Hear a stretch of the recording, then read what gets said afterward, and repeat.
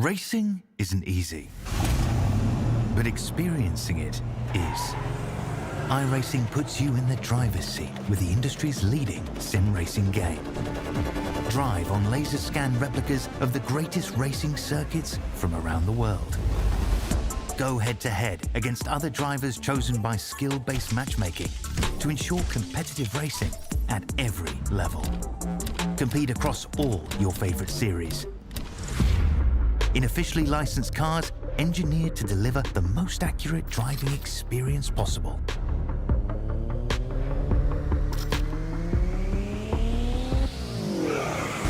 Join a race or host your own with players from across the globe. Race against the computer or in a league with friends.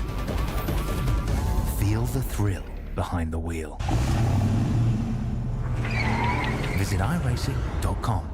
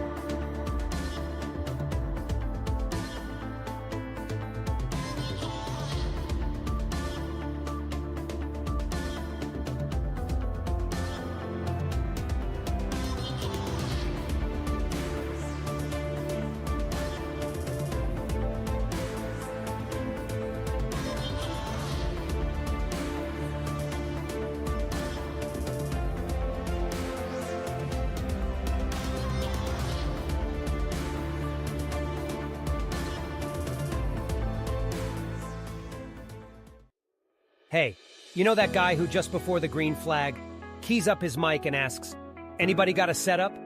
Well, this is him. This is Adam, and hey, Adam needs some help.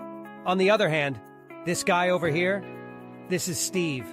Steve is a solid racer and he knows his way around the garage. Steve's problem is time. With a job and a family, he can't find enough time to build competitive setups and to race as often as he likes. But as luck would have it, Steve knows a secret. He lets the Majors Garage crew chiefs do the setup work, so he can focus on the racing. At majorsgarage.com, Steve can get setups for over 60 cars on the iRacing service. So no matter what series he wants to jump into, he is covered. Somebody, anybody, really should tell Adam. See you at the garage.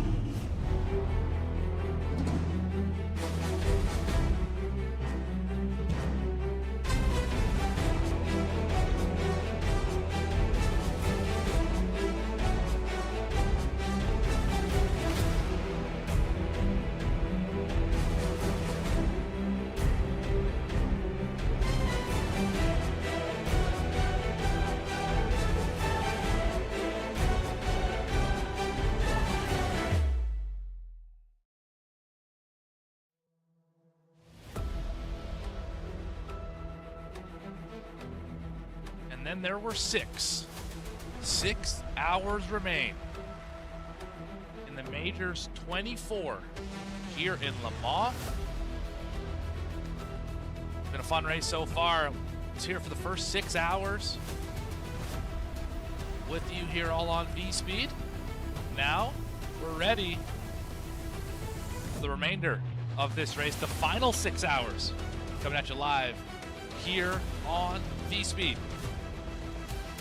I'm your host and producer, Morgan Cook. If you haven't checked us out already, at VSPEED Sim on X or VSPEEDSim.com on the World Wide Web. Let's get right into the racing action. No time to waste. We have action on the racetrack already. Here we are in Indianapolis. Remember, when we were here a mere 12 hours ago, it looked a lot like this. The rain puddles not quite as large as they are right now, but this racetrack is treacherous. Let's have a quick look at your field. Of course, a lot of things have changed since we saw you last. Namely, the leader of the GTP class is different. This would be High Caliber Autosports has taken over the top spot of the entire event. Hyperion Racing finds themselves in second. There they are. And third spot is REC Telemetry by Wizards team. They were the team leading when we signed off 12 hours ago. Big changes as well in the LMP2s. Their class leader, now 9th overall, is Fusion Synsport. We talked with them in that first stint. Maybe talk with them again. Frog Leap Juiced Racing Blue. That team is in second. 10th overall, second in class. And GazX Racing Team Nemesis. So you see the banana team spin. GazX Racing Team Nemesis finds himself in third in class at the moment. They were the leaders last time out when we were here about 12 hours ago. For the GT3s, Cracked Racing. They are leading the class. They were up in the top 3 last time. Banana Racing Team, we just saw them spin around. There they are. They're second in class. And Alka Black GT1. That team, there they are right there. They are third in class. You may have also noticed some slightly different graphics. Thought we would try something a little new here. The graphics package for the remainder of this Majors 24 here on VSPEED. And I already see people in the chat. Appreciate it, Darren. Good morning. High Caliber. Father of the driver. Love to see it. Let's ride on board here. Gotta work through some lap traffic as the race leader.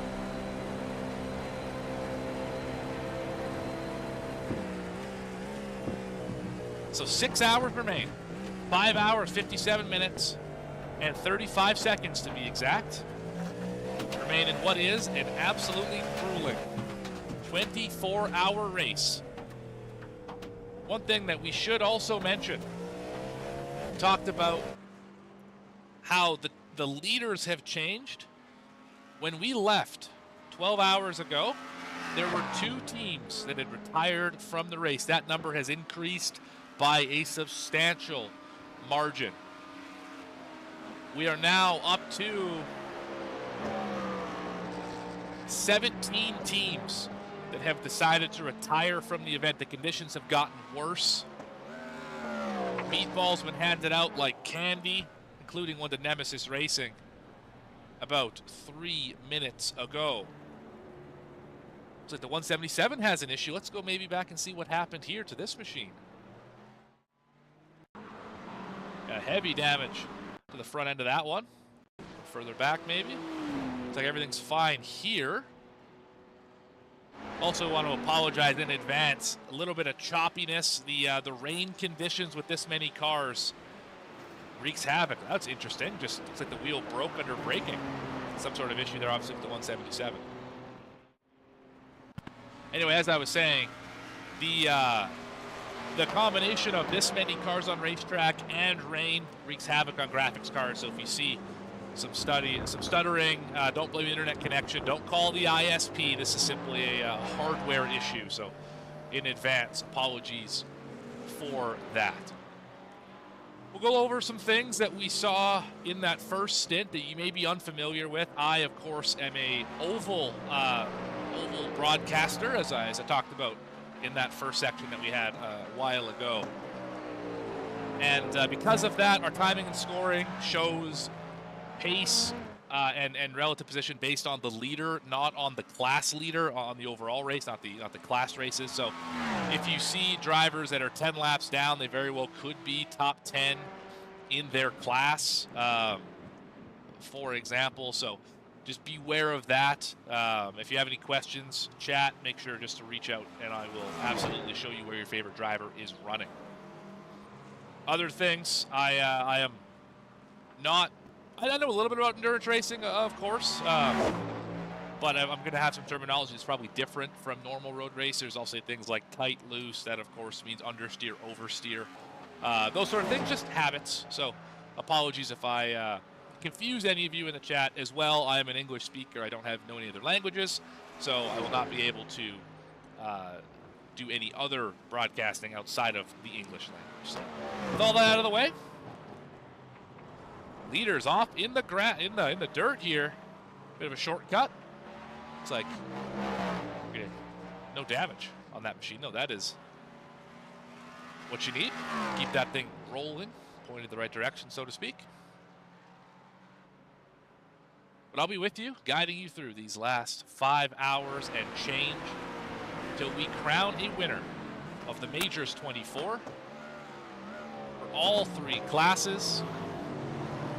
We'll have interviews with those drivers and those teams, should they be available, when the time comes. If you haven't already, now would be a great time to like the video, subscribe to the channel. You don't want to miss a moment of what we have upcoming. Let's have a look at some other drivers here. Obsidian Edge GTP. These drivers were quite quick earlier in the day.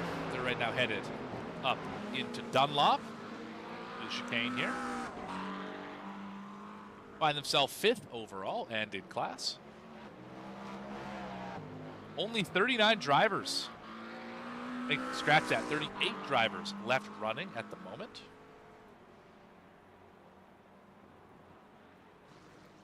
You see the track a lot less crowded than it was a few hours ago. If you want to know what happened to your favorite driver during the time we were off, unfortunately I do not have access to that information, so only way would be to ask them directly, which is going to be difficult in some cases. And again, we're having some issues with the frames based on the rain conditions. Hoping that this straightens out later. Seems fine with onboards though, so we might have to just roll with onboards for a while. This, of course, Obsidian Edge GTP. Steve Horns is the driver right now. Had a solid day. Up 1 spot from where they started.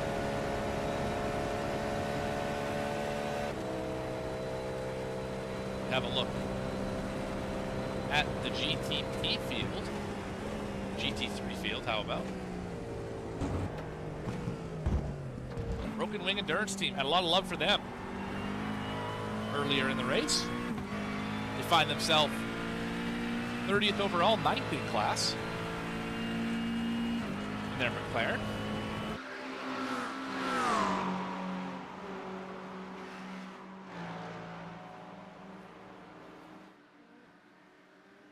Here working around another GT3 machine. And got a LMP2 passing up the inside here. This is the part of the race where things get a little interesting in terms of timing and scoring, because there aren't any drivers that are terribly close together. We're to the point where we have almost minutes separating a lot of these drivers. The only exception I can see on the racetrack is your 2nd place and your leader in the LMP2 class. It seems like Frog Leap Juice Racing Blue and Fusion Sim Sport are not terribly far apart. But again, most of the field is separated by a very large margin.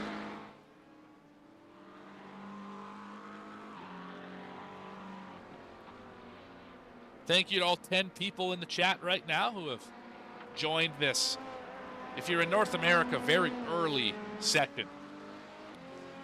1 a.m. Mountain Time, 1:15 now. The 3:15 a.m. on the East Coast, where I imagine a lot of drivers hail from. If you're in Europe or on the other side of the world, you're probably enjoying yourself in the afternoon, potentially.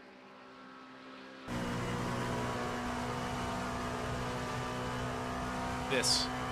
The Fusion Sim Sport machine leading the class, the number 19. Edward Shelley, the driver.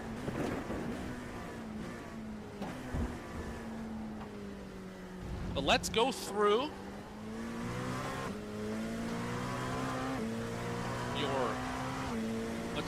the drivers right now who are in the race currently. Make sure that everyone understands it's exactly where we are in this race. So we'll start off with High Caliber Autosports leading the way in their 831 machine. Hyperion Racing in the second spot overall. REC Telemetry by Wizards team, they are in third. Those three drivers, only ones on the leader's lap. Adrenaline Motorsports Alpha, Luke Mann, the pilot of that one, they are in fourth. Obsidian Edge GTP find themselves in fifth. Impact Sim Sports Chrome, they are in the sixth position overall. Nemesis Racing, seventh. Team WP300 Lemon, they are in eighth. Sort of in the grass there as well, but they are running eighth spot in the GTP class. Turtle Pace Racing is ninth in the GTPs. 10th would be Black Flag Motorsports 81. We're going to go in their team chat here within this next 6-hour window. 11th in class would be Team DWR Simcoach Setups number 26. They are 11th. Scuderi Picard in 12th. AW Racing White is 13th. MTB Motorsports is 14th, and they are the first of the drivers out of the race in this class.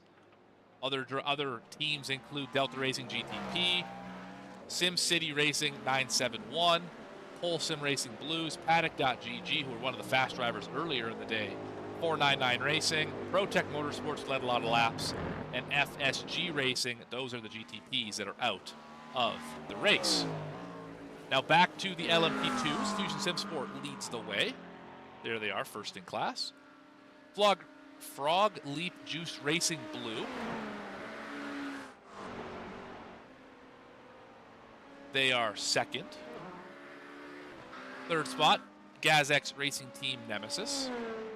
Team RedX.com SimSport 902 are fourth in the LMP2 class. Fifth, Yonk Racing. Sixth, Makeway Endurance. Seventh, Placebo International SimSport, who had issues earlier in the race. They have rebounded up to a top 7 position in class. They are the last running of the LMP2s. Other teams include AITT Revolution, E-Racing 240. They are 8th in class. A5 Endurance, 11th.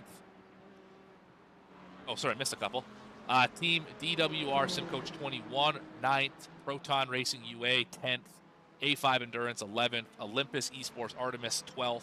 And 499 Racing, the 498, they are 13th in the LMP2s. And now on to the GT3 class. Crackdot Racing, your class leaders. Banana Racing Team second, been up at the front for most of the day. Balca Black GT1 led early in the race. They were the first leaders in class, and they have lost the nose cone. They did lose that piece of equipment. We'll see if we can find that one a little bit later.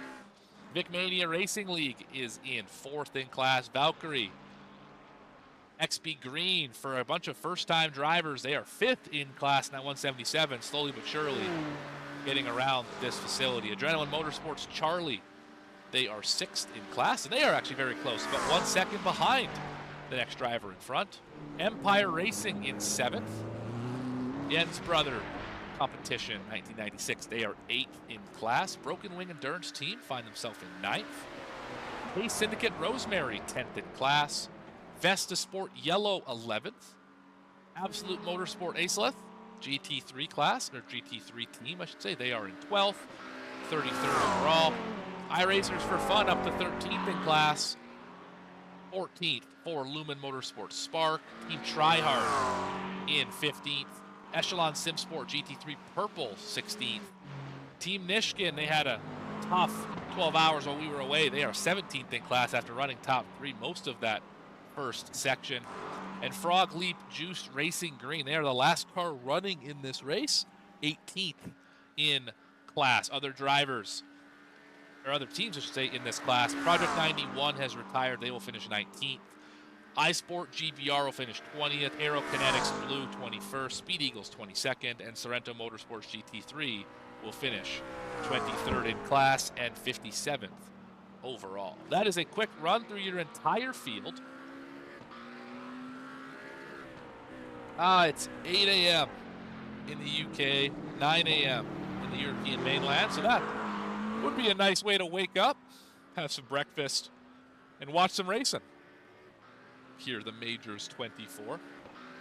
A global event, really, really cool to be a part of this, to have this incredible opportunity to be able to broadcast this to people all over the world here from our little corner of iRacing here on VSPEED. And this Majors 24 event, obviously, is massive. Over 10 splits of drivers, full fields, up to 57 in each split. Multi-class in all of these splits as well. The top 4 of them are broadcasted. It has been an incredible event to be a part of. I see Blend in the chat. That's a VSPEED regular. Nice to see you. Appreciate the kind words. As you can see on track here, for what you can see with working around these rooster tails, treacherous conditions, wet everywhere, very easy to slide a tire. So have a look down the front straight off of Dunlop Curve. See the rain, heavy rain here early in this race. One thing I also want to mention, everyone who watched that first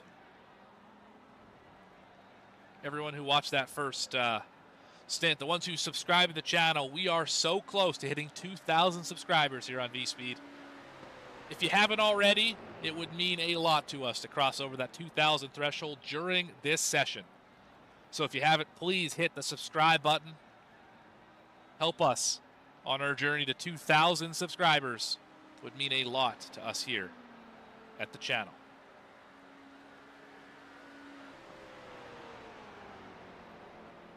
Definitely some foggy conditions.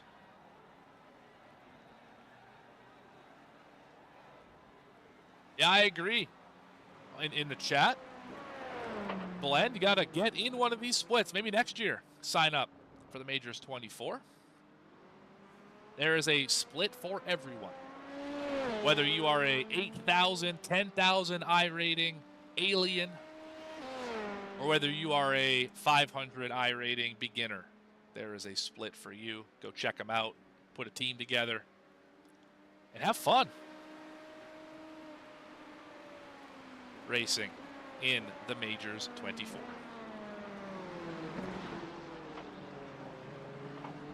Everyone minding their P's and Q's right now. We're going to bring up a little race analysis. We talked about it earlier. It's a 24-hour race. And here are some keys to the race. It is still a long one. We've got 5 hours and 41 minutes remaining until we throw the checkered flag, throw the white flag, I should say. Mistakes are going to happen. Every driver in the top 10, with the exception of one, has used their fast repair. Mistakes happen. Do not compound your mistakes. If you're going to make one, that's fine. Don't make it worse. And manage the changing conditions, of course. It is raining right now. It's raining cats and dogs, so to speak. When it dries up, don't make the mistake of dipping a tire off the dry line onto the wet line. That is not the way to win this race. Those are going to be your keys to the race.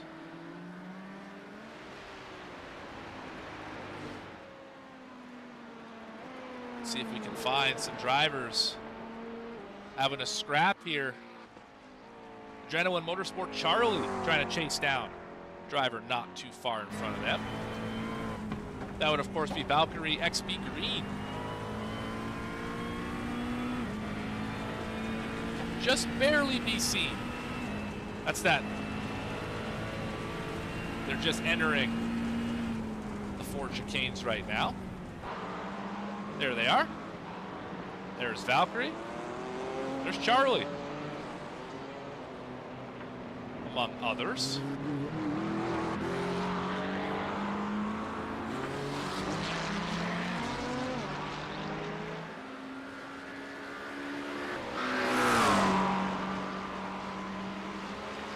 Some GT3 or some GTP drivers we haven't rode on board with in a while. How about Scuderia Car Racing?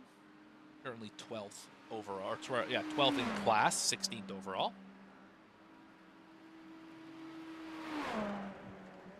Down the straight. Now into, I believe that is Arnage. Up through.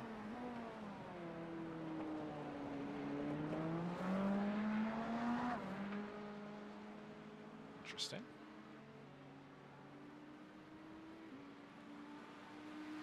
With the rain, it's hard for me to find my markers of where people are.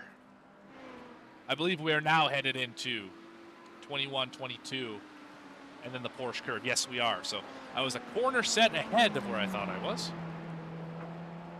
Heading into the double apex 24-25 of Porsche curves. A little bit of a wiggle there. Of course, whole track is wet right now, so the goal is just to stay off of the slick line. You want to stay off of that normal dry line.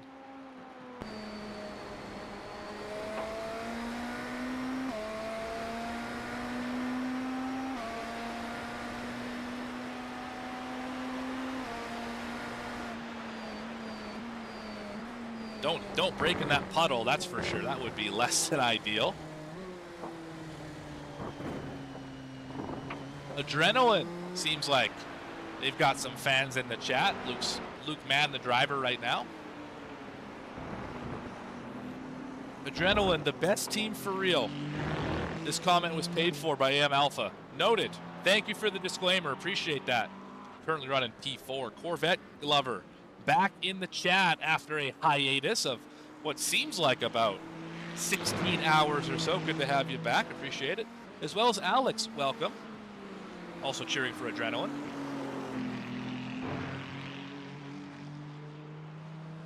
One of the Adrenalines, not sure if it's Charlie or Alpha. Regardless.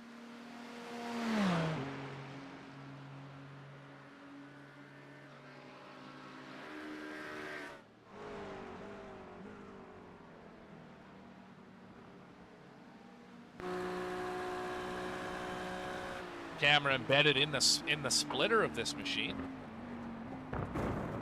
Really sketchy over that puddle. Oh man.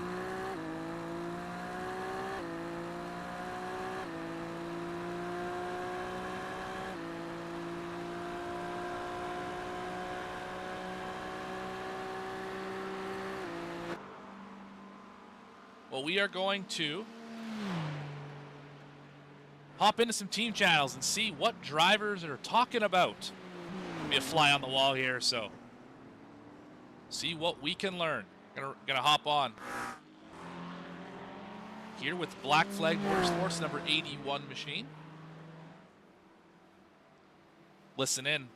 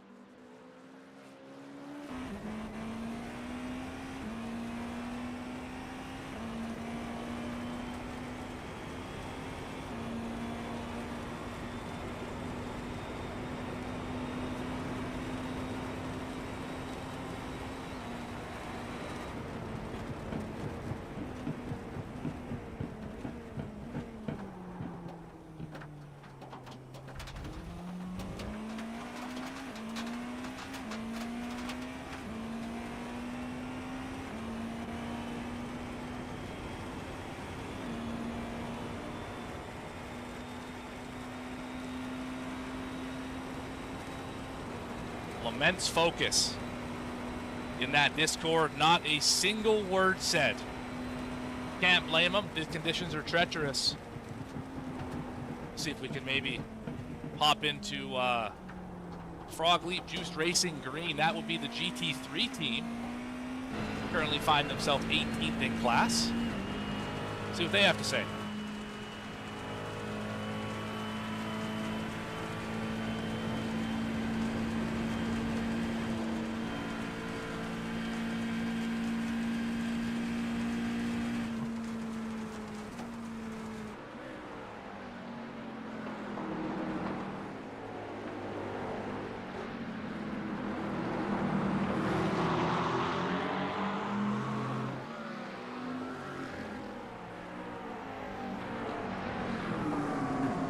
We'll get back to them in just a second. Had a driver go off track here, collect the meatball. That would be Team DWR, the 26, the GTP team. Let's go back and see what happened to them.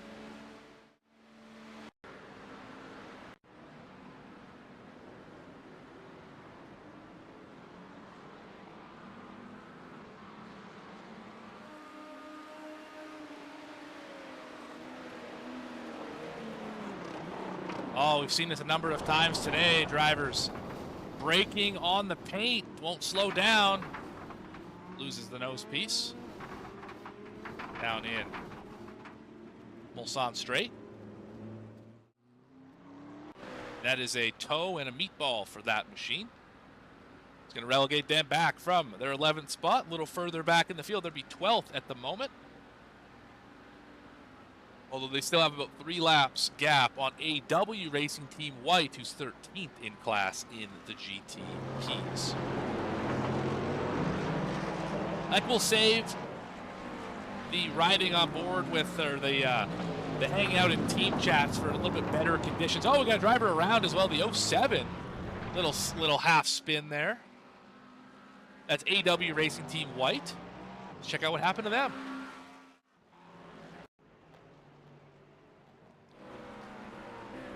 Gonna see it following into Indianapolis.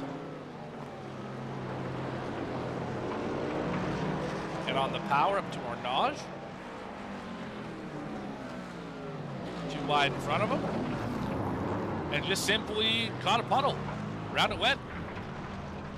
No damage, just a little track position lost. Back here to the live shot. We're going to wait to go into the team chats and kind of behind the scenes, behind the mic, if you will. We're going to wait to do that until the weather conditions improve. It's too difficult right now to be bothering drivers. I don't want to take anybody out of it. My presence, because I have that effect on people sometimes. AW Racing Team White can hit the pit lane here. Another meatball flag. Turtle Pace Racing with some damage. Maybe we can go back and figure out what happened here as well. It was a little while ago. There we are. Looking around. Oh, they caught the grass. Backed it into the fence. Boom. There goes the nose.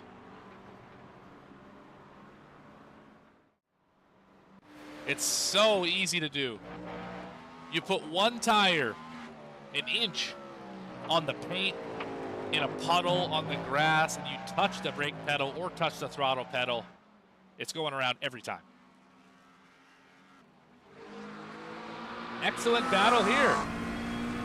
This would be 11th in class. Vesta Sport Yellow, Absolute Motorsport Acelot GT3. Trying to chase each other down. And don't look now. Malka Black and Banana Racing Team, Drag Racing, down the back straight. Couple good battles in GT3 class. Typically has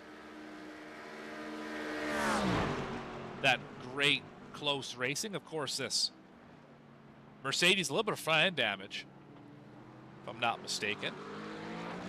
Missing that. Definitely missing the nose piece. Still a lot of speed in that car, though. Oh, he got into the quarter panel of him. Thought he was going to turn in there. Great driving by both those guys to not crash the car. That'll frustrate you. We still got over 5.5 hours left here to determine who's going to win each class, where you are going to finish in the Majors 24. Got 14 of you in chat.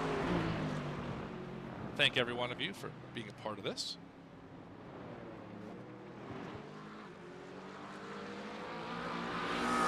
It is great stuff seeing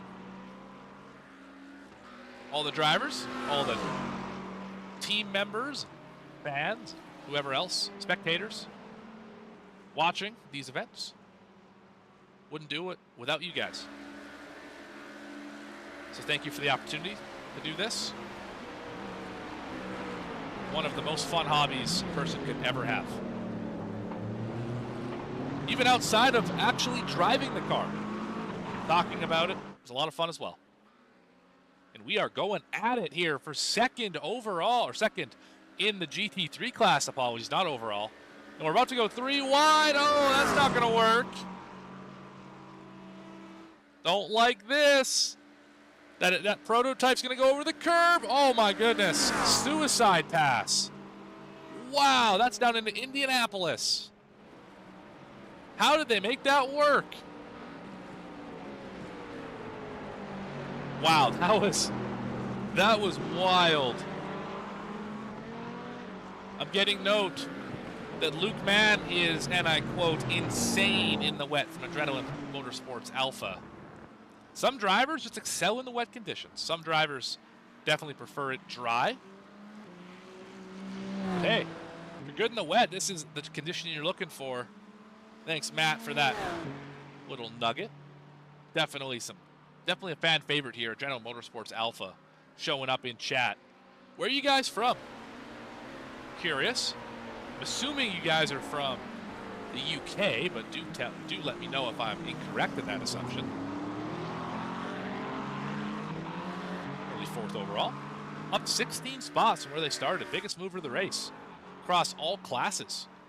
Few drivers who gained 16 spots, including Hyperion Racing in the GTPs and Empire Racing in the GT3s.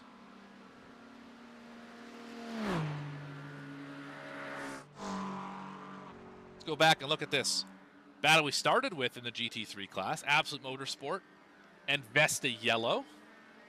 Oh, they're from the USA. Fantastic. So you guys are really burning that midnight oil.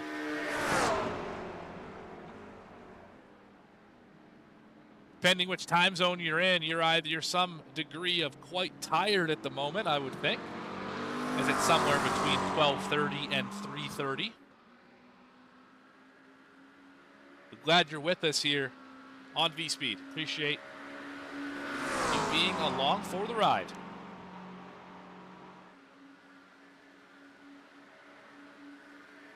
Still drag racing down the back. Closest battle on the racetrack, and it's not particularly close. Vesta Sport got past, so they're able to get back around that Absolute Motorsport GT3 machine. Doesn't look like it. Looks like Absolute has got this thing on cruise at the moment.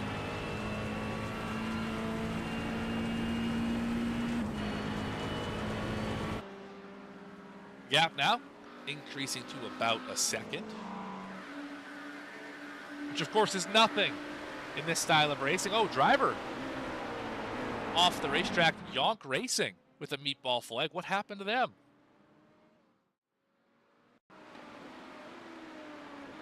Looks okay here. Oh, again, we see that corner, 14 and 15. Mulsanne corner. Bite another driver. We've seen it happen all day long. That is 5th in class for the LMP2s. Yonk Racing. I don't know if that damage is going to be all that bad. Of course, it is a meatball still, so you got to get it repaired. Don't want to get black flagged. A few other drivers who are really suffering with meatballs right now. Turtle Pace Racing been on pit road for about 8 minutes. 9 minutes for Team DWR Simcoach Setups 26. Both those drivers fighting the meatball flag at the moment. Trying to get those cars repaired and back out on the racing surface.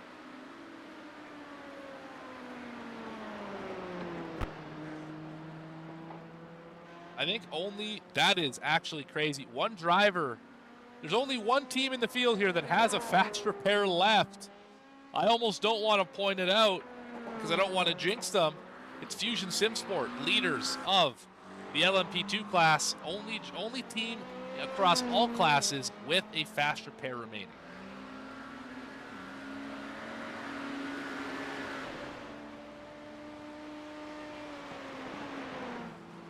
Crackdot Racing, pretty big gap, over a full lap. Back to second in their class. As we have a look here at this wet racetrack.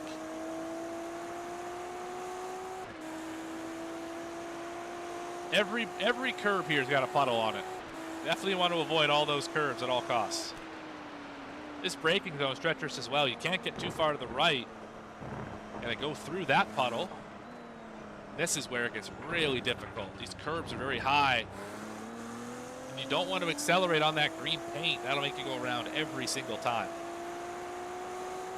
This, of course, the class leader, Cracked Racing. From on board their splitter. Into Dunlop.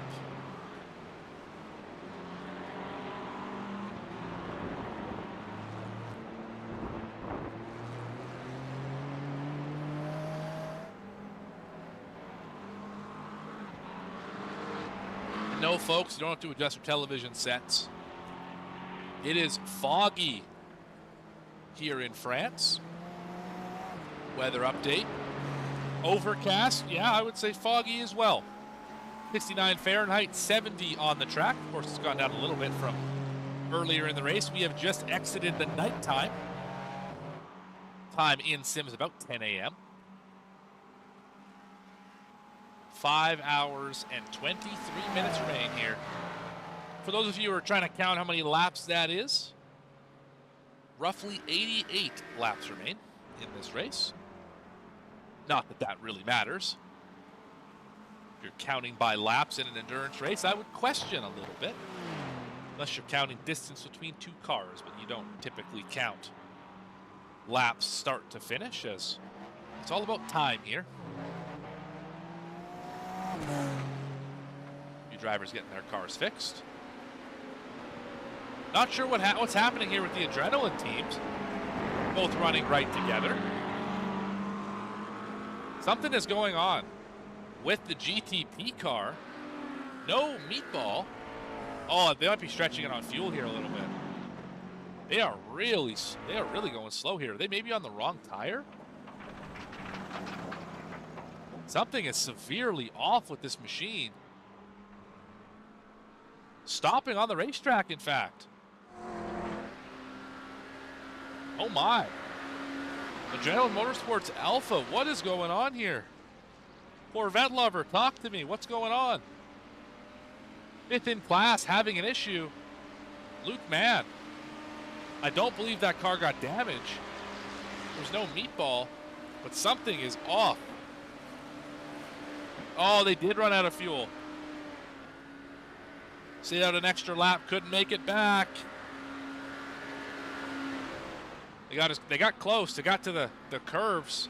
Not quite enough to get back. That is the look at the tire compounds everyone is running on. Although I have my doubts that the leaders are on slick tires. Could be, but I would doubt that a little bit. Gonna be good in the rain. Oh, contact with the GT3. Around goes the overall leader. No damage, happened in a slow corner, but got to be frustrating nonetheless.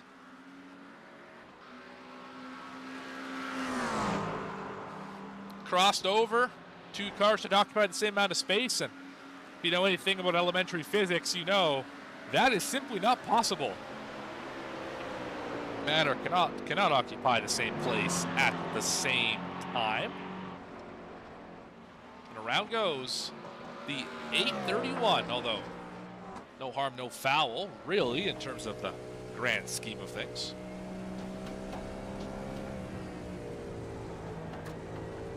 .5 seconds now. Back to Hyperion Racing. We see here your leader headed into 4 chicanes, Hyperion Racing. Now heading into the chicane, so it is, the gap's close.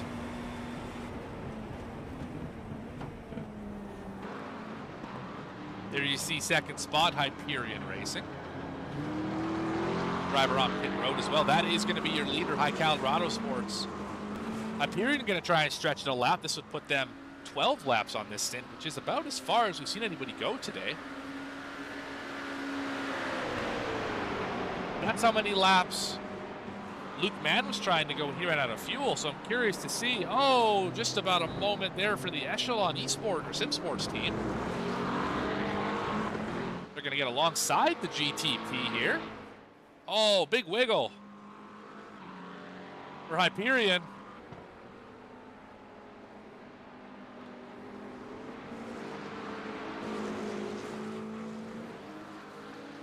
Let's ride on board here. Let's see if they can make it around this lap.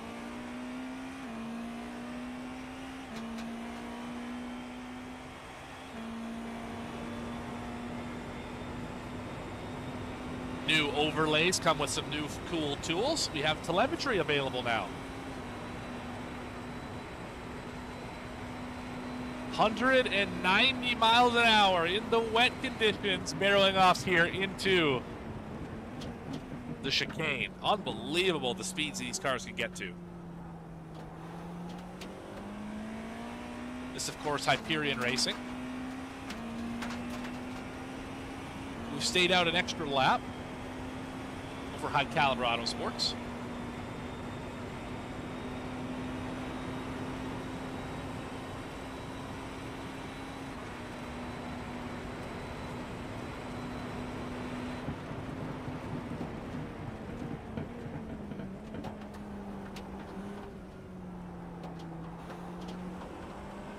Catching up here to a GT3, who's a little bit squirrely out of the chicane.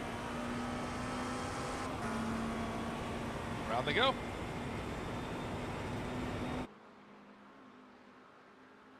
Barely see that car with all the spray.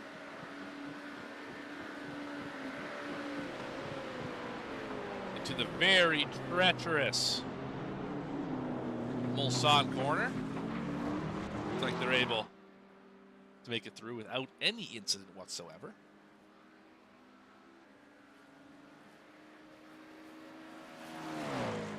Looks like Turtle Pace Racing is back on the racetrack. That is great news. 10th overall in class for the GTPs after a lengthy 16-minute repair of damage. After, I believe, their crash was in Indianapolis, if I'm not mistaken, or potentially into Porsche curves, one of the two, I don't recall exactly. See a lot of incidents today, a lot of drivers putting a tire ever so slightly wrong and catching a fence somewhere, or another car, mostly a fence though. 16 people hanging out and chat with me. Appreciate every one of you.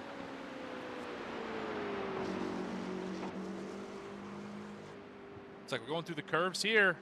For your leader, are they able to make it back to pit road? Only a few 100 meters more to go. Through Porsche into Corvette, should be able to make it back here. Should not be an issue. How does this cycle out? High Caliber Autosports, who are currently working into Indianapolis. The very treacherous Indianapolis. The big puddles on the bottom of the racetrack.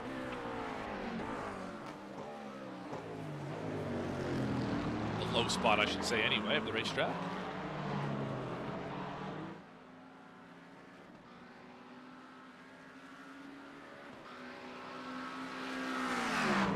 We'll see how that shakes out after the pit sequence. Fusion SimSport continues to lead in the LMP2s.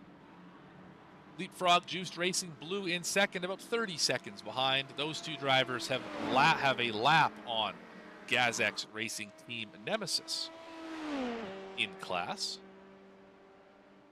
Cracked Dot Racing leads in the GT3s, ahead of Balka Black GT1 by over a lap, as it looks like the rain has stopped around most of this racetrack.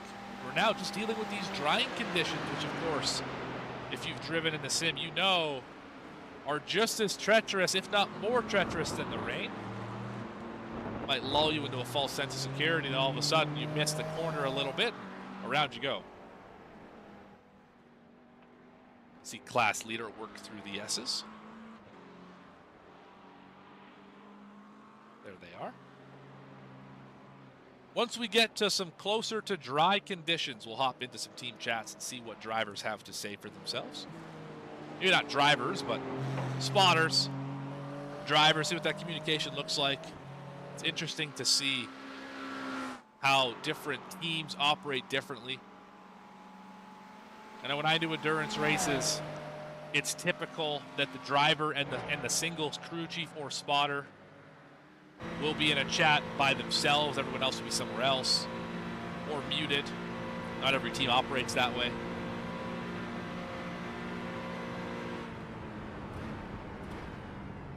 Crack.Racing leading the class, 21st overall, in their 20 machine.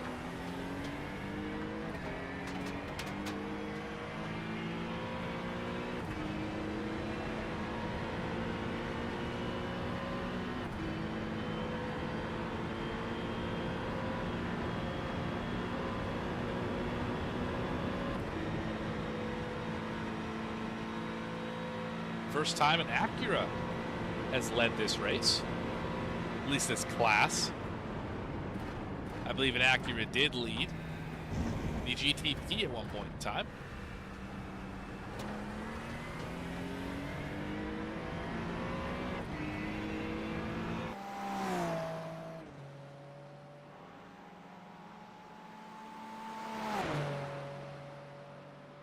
Up to 18 people in chat.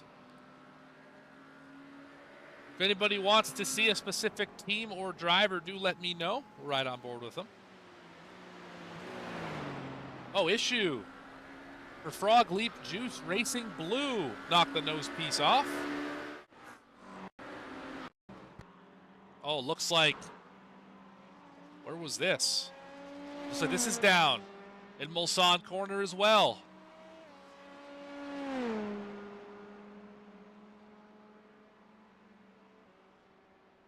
Potentially Indianapolis.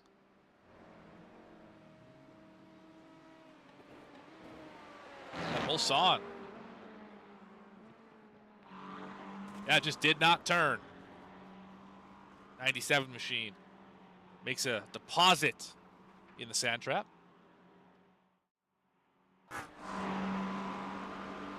On pit road with the meatball flag. Will that take them out of the second position? That's the question. GazX Racing Team Nemesis now about 2 minutes behind. I do imagine the damage repair will take more than 2 more minutes. So, move GazX Racing Team Nemesis up a position.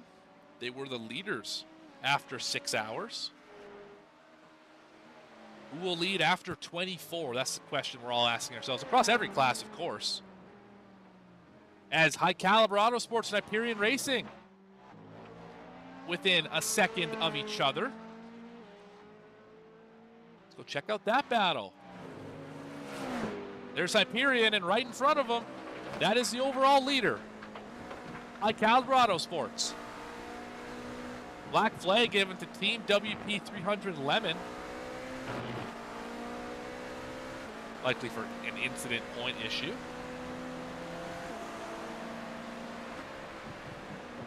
Battle for the lead. Here we are. Right in the tire tracks on this drying racetrack.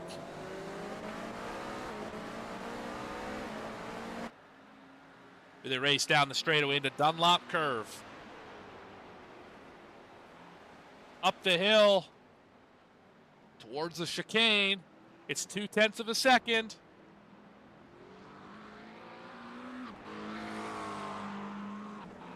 Now over the most picturesque part of the racetrack into the S's. Still, 2 cars right together. Oh, Hyperion lose a little bit of front grip.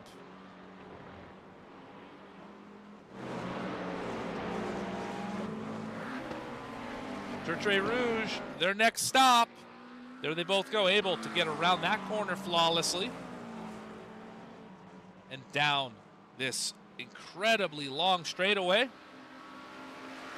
GT3 car in the middle could prove a little costly. Both drivers able to clear him with no problem.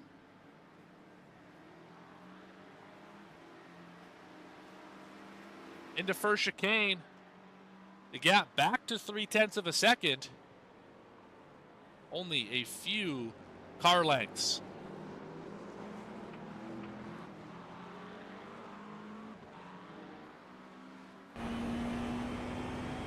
Stalking them. Hyperion doing everything they can to go get this overall lead. Into chicane number 2. They're going to be side by side. Into the heavy braking zone.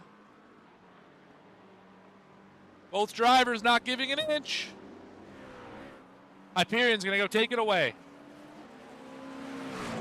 And they will, at least for the moment, gap High Caliber Auto Sports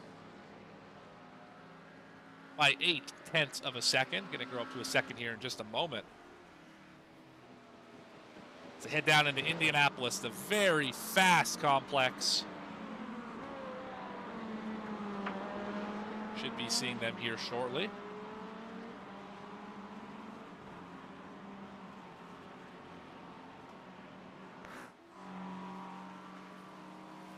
A little ahead of myself.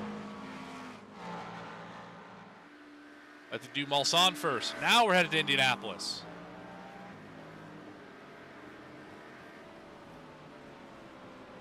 There they are. Overall leader, overall second place. As the puddles are slowly receding here in Indianapolis. Arnage.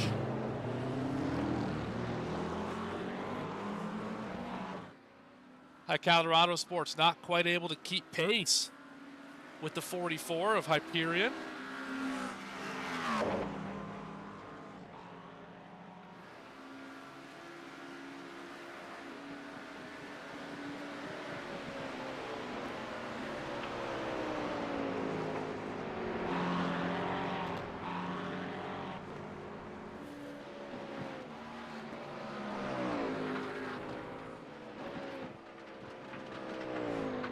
I want to thank every single one of you. We have crossed over 2,000 subscribers here on VSPEED for the first time ever. A large part of it due to the Majors 24 crowd that we've gained today, so I want to thank every single one of you sincerely for helping us get to this point. Big milestone for our little broadcasting company that could. Sincerely, from everyone at VSPEED, thank you, all 2,000 subscribers of the channel.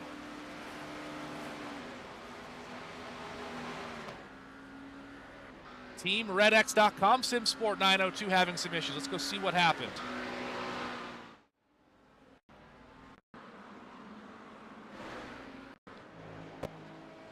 Here we are. Down into one of the chicanes. Chicane number 2, it looks like. Oh, hit a puddle. And backed it into a tire barrier. There goes the rear wing. No downforce. Oh, and they lost the rear tire as well. Tough break. No drive in that machine. That tire's like that. Unfortunate.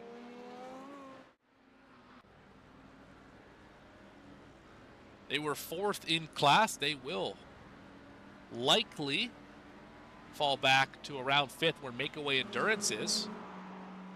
Currently 3 laps behind. I don't know if they'll fall back that far. That would be a 12-minute repair. I'm not sure how much damage is on that Team Red X machine. Although Frog Leap Juiced Racing Blue had not quite a hard a hit as that on the front end, they've been on pit road for about 8 minutes.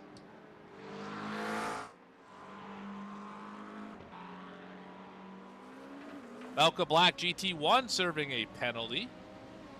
Drive through.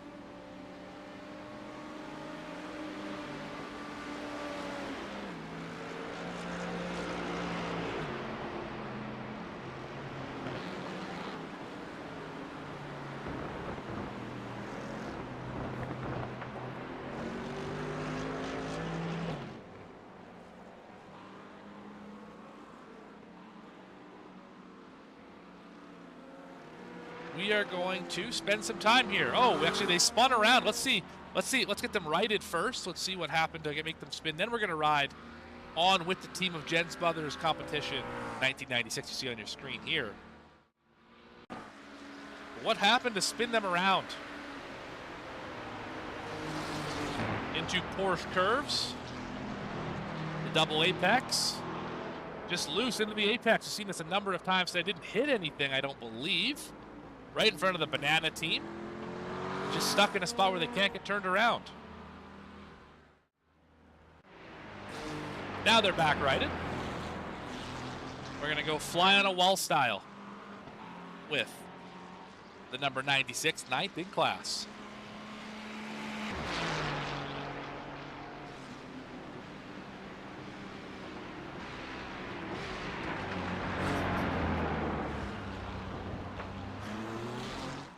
So gehst du jetzt auf Slicks.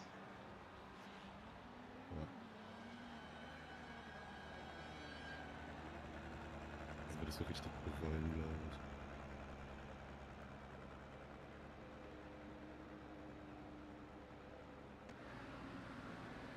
ich. Nur, glaube ich, nicht der Einzige, der es gleich macht. Good morning, Morgan. Hello, team. How's it going? Quite mixed feelings. I'm just going out of the car now. Very tricky conditions always. Definitely the rain. Not easy. Not easy at all around here. Yeah, we will take now the risk and go already now on slicks so that we don't have to short pit. Stop it? Kannst du mich muten? Yeah. I will just mute the driver so he can focus. Yeah, understood. I will gladly just stay here on mute if that works for you guys. Just be a fly on the wall, see how a race team operates during a major 24-hour race. Yeah, of course. I mean, we are a German team, so most likely we will speak German, but nothing wrong with that. In the heat of the battle. Yeah, thank you very much for joining in. You bet. Yeah, appreciate you guys having me. So David is muted. That's correct. Yes. We can talk about the race. Okay. Yeah, I mean, it is a mixed feelings race. We were like already in the night P2, and then unfortunately we had to take the fast repair because our one driver had an incident, and then my friend, who is like one of the fastest driver on this car, had a really good stint, was pushing again to P2, P3, but then afterwards he had an incident, small issue in the Porsche curves, and then we had 11 minutes repair time, which bring us back to the roundabout top 10. So now we are trying, or David is trying to survive on the slicks. He's trying. He is definitely trying.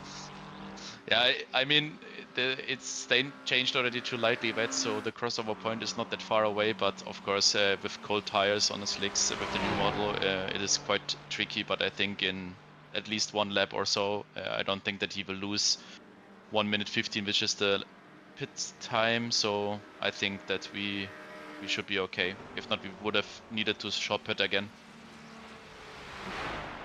Right, and I'm glad you bring up the tire model. Changed about a week ago. How much time do you guys put into this race before it starts? How long have you been working on this setup and practicing this racetrack? So,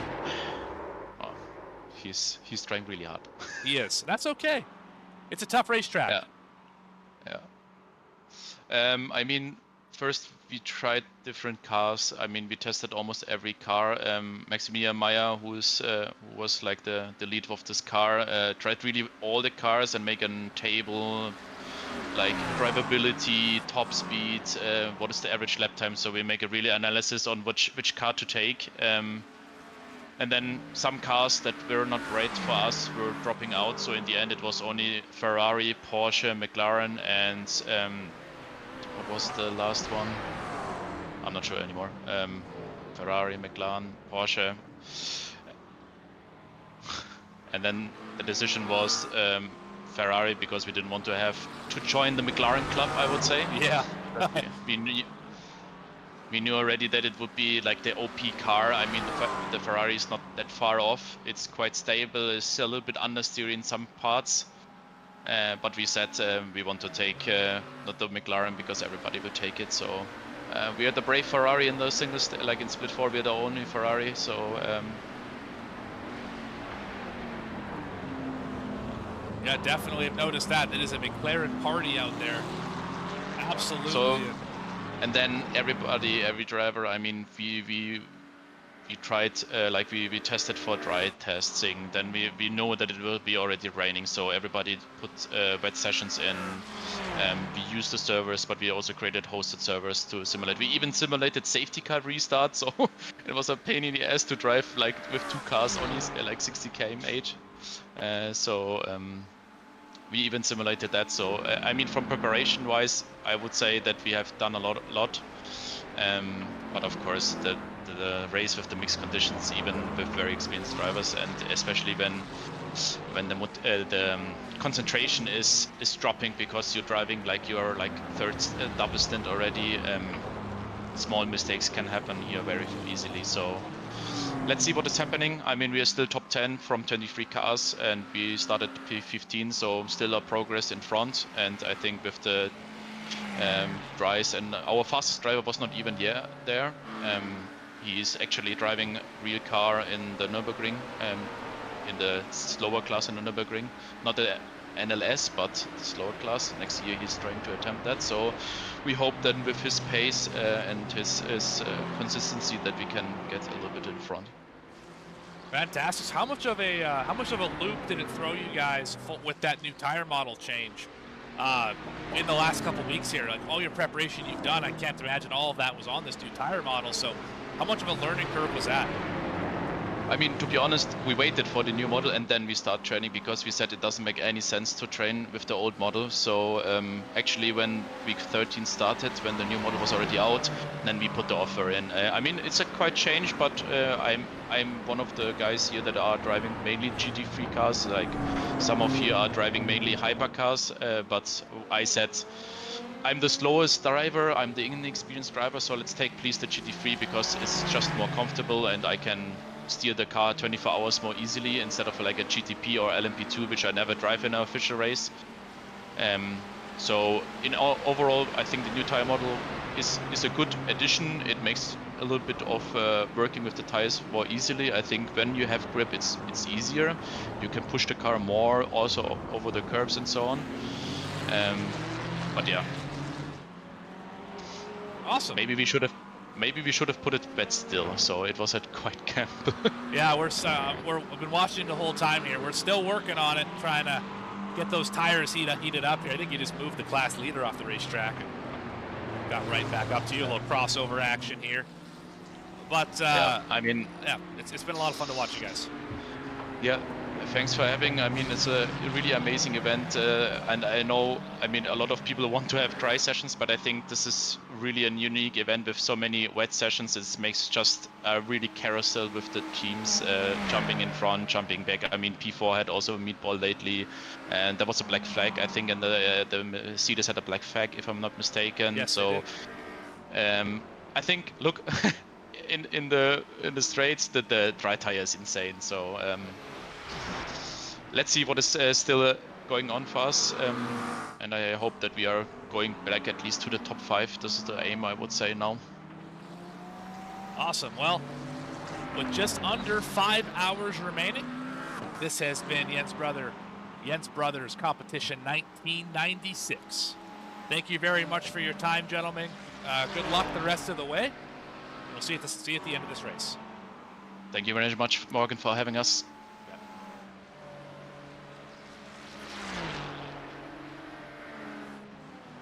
Good conversation there with that team. Of course, they're trying different strategy, trying the dry tire strategy. Can be very effective with the crossover point, as they mentioned. Unfortunately, it seems like they missed it by maybe a lap or two.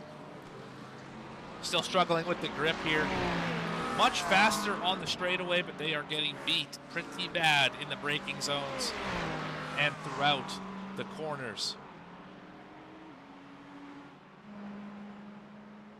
Every car on the racetrack except for TeamRedX.com still working on their 12.5 minutes so far of repairs. Probably going to end up having more than that, somewhere probably on the 15-minute mark.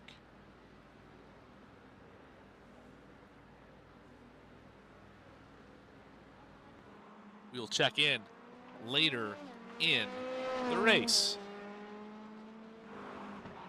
Up to 20 people now in the chat. Appreciate every one of you for watching this. Drop us a comment here. Where's everyone watching from? And what are you doing to stay awake if you are in the wee hours of the night like I am? Here, 2 a.m. Mountain Time.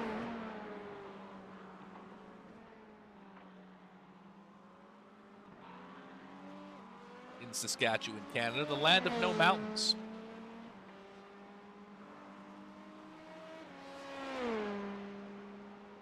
This, of course, Fusion Sim Sport, class leading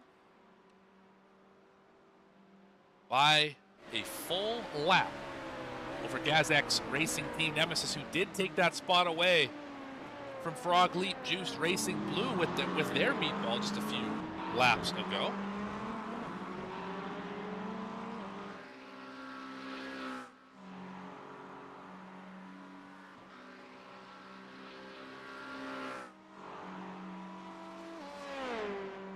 Let's go ride on board with Fusion Sim Sport.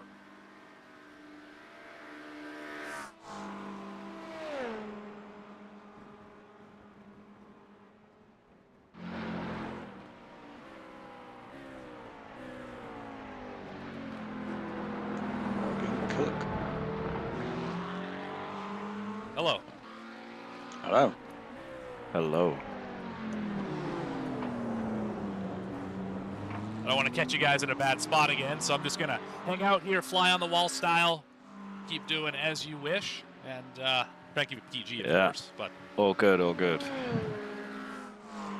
This is the bit where we say something smart, right, about the strategy? Yeah. absolutely. All right. Bring it on. Everything we'll say, we'll just make sure you understand and that it's very clear, okay? So, sorry, didn't want to talk to you in there. Yeah, it's not ready for slicks yet. It's going to be close. No. And if the rain doesn't get here before the end of the next stint, then I think we will be coming in early to put slicks on, but it's just not quite ready there yet, and there's no point in risking it, right? So Yeah, the only strategy now is super conservative, so yeah, Yep. I agree. We can afford the extra stop to change again.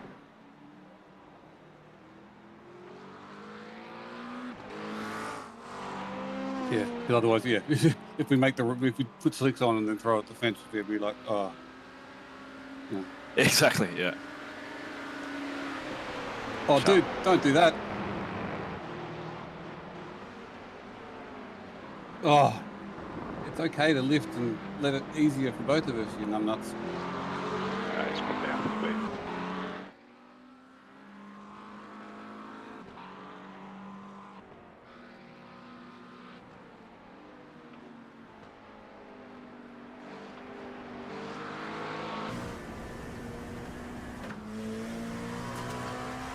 But yeah, putting slicks on and then having an accident. You'd just be like, oh, we could turn back time. Yeah. Okay, so you're good on fuel. You're gonna keep these wets on, right? So you at least have Yep. the same set.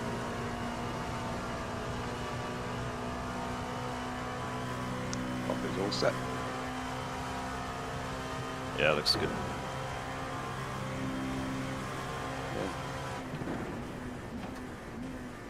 In the middle of the second stint, though, these tyres will only be happy when it rains. Yeah.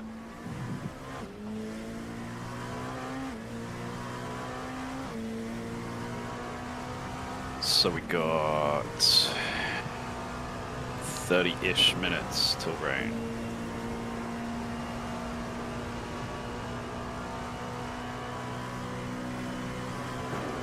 Is it looking heavier, lighter? You can't see anything yet. Nothing on the radar yet. Because otherwise we might all be living in a yellow submarine again if it gets heavy again.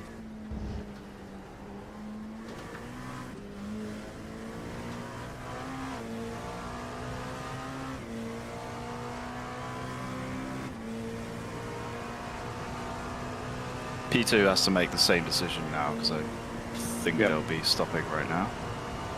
No, they're doing 11.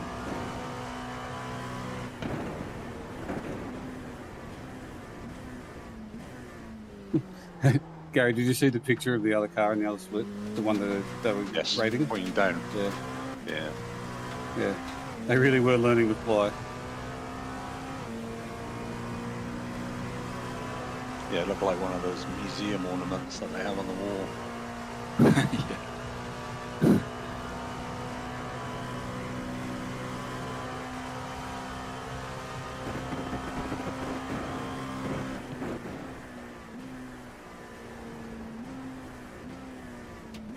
I can see Jason though just going, here, take my picture. Yeah.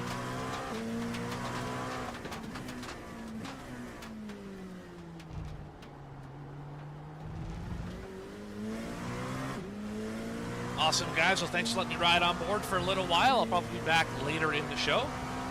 Good luck. There you go. Sounds good. Thanks.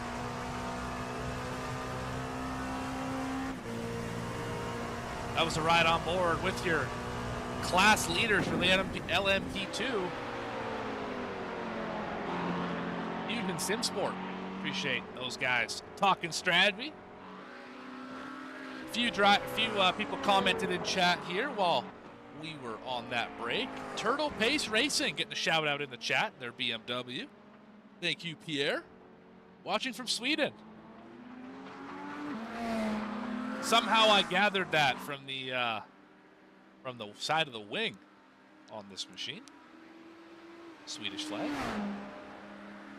Fantastic. Glad for you to join us. Appreciate that.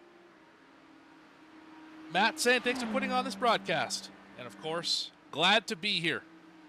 One of those opportunities that simply does not come around every day to broadcast the Majors 24 here on VSPEED. So wanted to make sure we were able to get this thing done, and of course, here we are, getting it done. Can we get some on board with Eden Bilal? Well, what do you know? We're here right now. There you go, Pierre. If only our other producer, or one of our other producers, Santa, was here, he could say something like, making your dreams come true, or some other shenanigans. Instead, you're stuck with me for the next 4 hours and 46 minutes until the end of this race. And you know what? Since you asked so nicely, how about some telemetry as well? See what the car has to go through. The speeds that these drivers are able to do some of these tight corners in is really mind-boggling. I know for me, being here in Canada, a lot of the speed limits are 100 kilometers an hour, which translates roughly to 60 miles an hour. So the fact that these drivers can do a corner like Indianapolis at 60 and over 60 miles an hour is unbelievable, considering what my road car can do. And then to go 190 miles an hour down the straightaway, Mulsanne is just absolutely mind-boggling as well. Here through the curves, Turtle Pace Racing, Eden Bilal. You see the track is drying. But as we heard in our last onboard segment with Fusion SimSport, rain on the way here in about half an hour. Should be right around that 4-hour mark remaining. We should see more rain. Not sure if it's going to be heavy or light or what the situation is there, but That could absolutely change things.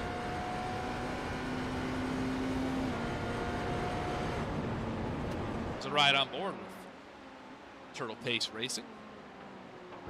How about the Adrenaline Ferrari? I imagine you're talking about this Adrenaline Ferrari as the other Adrenaline machine is a McLaren. And I also learned that Forza means go, so look at languages. Fantastic. Currently running P5 in class and overall. Austin Cobb back in the car. That 42 machine, seen a lot of him today.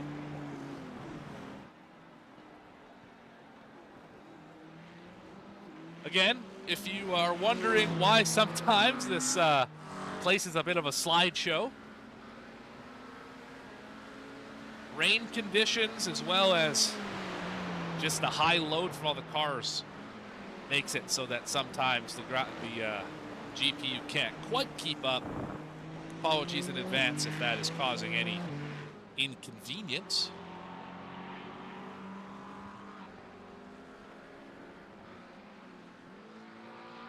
Should be seeing driver come through this corner shortly.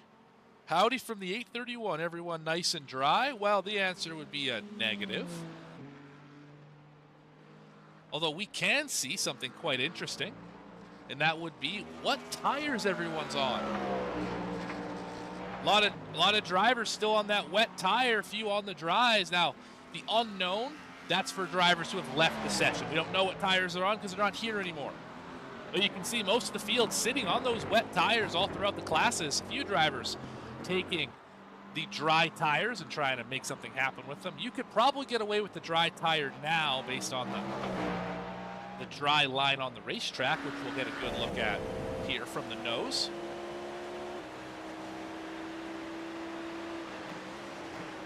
You can kind of see it here, how there's a lighter part of the racetrack and a darker part of the racetrack. You want to stay on the light part, which would be pretty close to the racing line. See it really well on this lighter asphalt.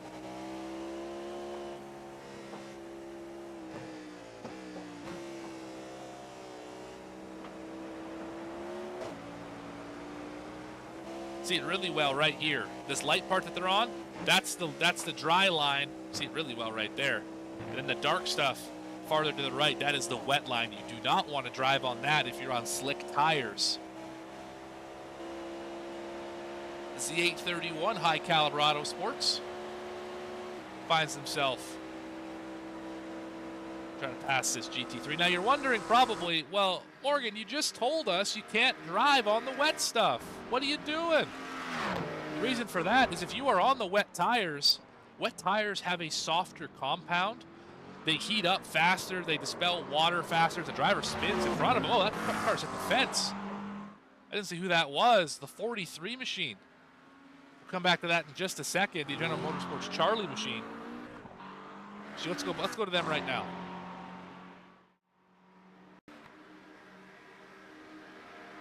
Come back to why you would want to drive in that part of the racetrack in just a moment here, but into the chicane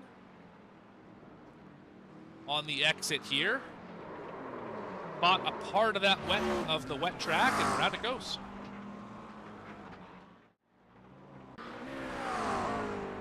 Anyway, back to what we were talking about just a minute ago.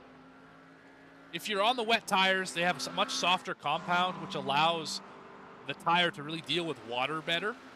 What it does not do, it does not handle dry conditions well. It gets very hot, and if you know anything about the iRacing tires, heat is the problem you face. It's not necessarily tire wear, it's tire heat, because once they get hot, it's very difficult to get them cooled down.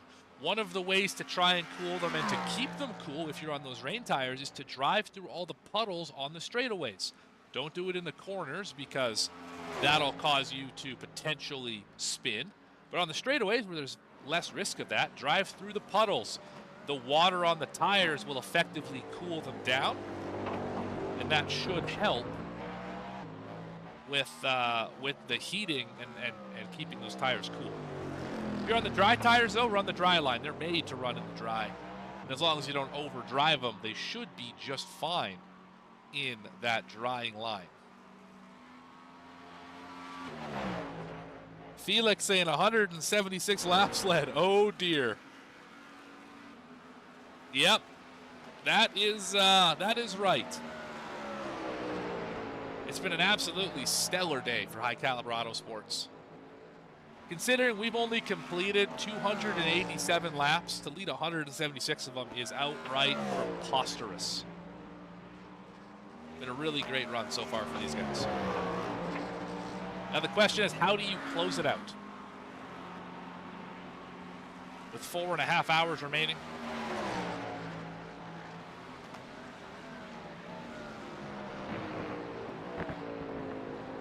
Will we stream the 24 hours in Spa coming up, 11th to 13th of July? That is a fantastic question. If we're talking, I'm not sure about that one. If it's a majors event, maybe put a good word in for us, Pierre. If it's a iRacing official event, I'm not sure how that looks for getting those kind of broadcasts. But if it's a majors event, I would absolutely love to come back and do another one. But it's going to require a little bit of fan support. If you want to see us back, make sure to let the people who organize the events know that you want to see VSPEED do some shows. A lot of fun to be here. I've really appreciated every moment of being here. Hopefully you guys all have as well. I mean, this is such a fun event. It only happens once a year. There's only one shot at it here in Le Mans, France. Just an absolutely stellar, well-run event. iRacing event. Good to know. Well, we'll see about that. Pierre, maybe if you want, we could broadcast your split. Just gotta let us know where you're gonna be at. Drop me a Discord message, Pierre. Let's have a chat about that.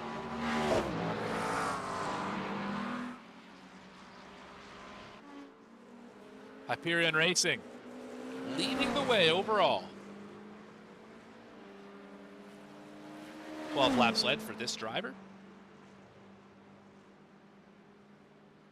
21 seconds in front of High Caliber Autosports. Let's have a look a little further back. Nemesis Racing must be on a wet tire, driving all the way down to the puddles in that 425 machine. 7th overall.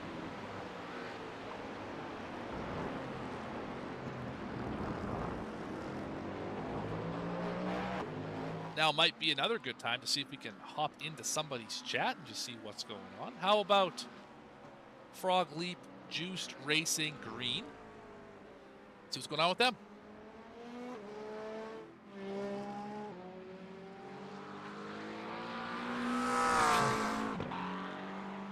So if you take the dry, you're going to be running on a dry track for like 15 minutes.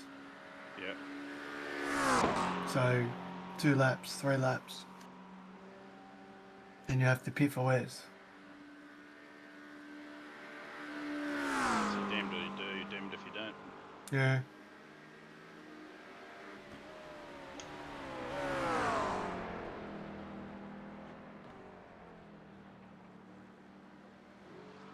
I don't know. What do you reckon?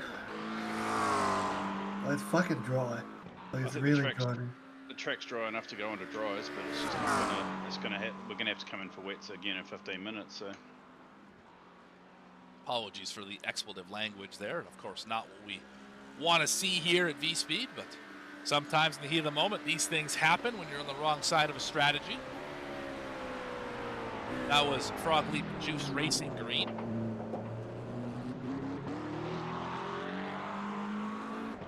For a moment, Empire Racing had a shot at Jens Brother Competition 1996 drivers we spoke to earlier in the show.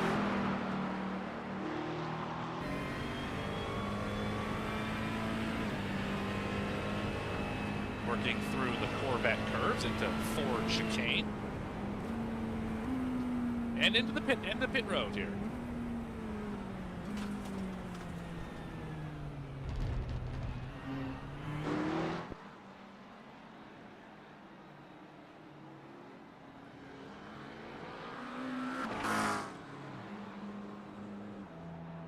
Placebo International Simsport also hitting the pit lane here. They have done a wonderful job of rebounding. Remember, this team, and if you remember back the earlier stream that we had around that 3-hour mark, they had a bit of an issue in the Porsche curve, collected 2 GTPs. They were at one point dead last in this race. They have rebounded all the way up to 7th in class in that number 90 machine, doing a great job persevering. Yonk Racing right in front of them. They are 6th in class. Saw them a bit of an issue earlier. Love the livery on this one as well.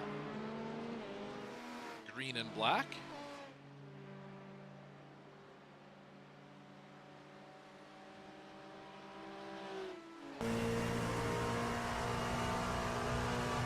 Is it? I don't know if it's starting to rain or that's just. I think it's just spray from the 177 in front of them. Definitely just spray. Santa's here. Santa has joined the chat. Oh, fantastic. One of the producers and commentators here at VSPEED deciding he can't sleep at what is probably 3 or 4:30 a.m. for him. Yonk Racing having a decent run here. Exactly where they started, in the 6th position.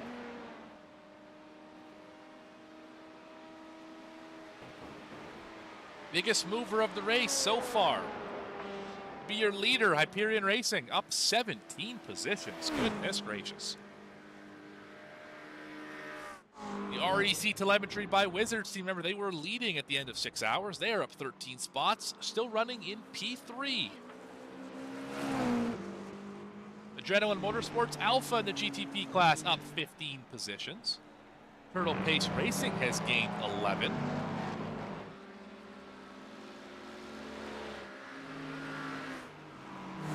Cracked Out Racing in the GT3 class has gained 10. Valkyrie XB Green in the 177, they're up 12. So is Adrenaline Motorsports Charlie, both GT3 cars. Empire Racing plus 14. Those are all the drivers who have gained 10 or more positions so far in this event. Appreciate that. Santa wants to come hang out here on this VSPEED Majors 24 closing stream. A lot of words to say right there, but glad to say them, glad to be here. I mean, I still am pinching myself, partially to stay awake, partially because it's just so unbelievable to be here.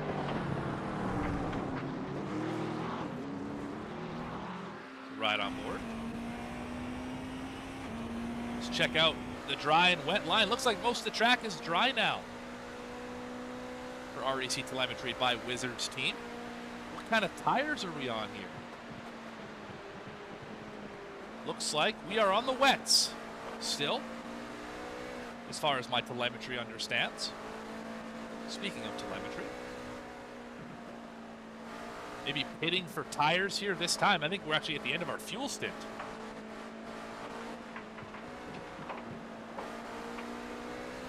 Probably hitting pit lane here in mere moments. Put on some dry tires. Should still be about 20 minutes away. There we go. Could be about 20 minutes away from the rain coming back.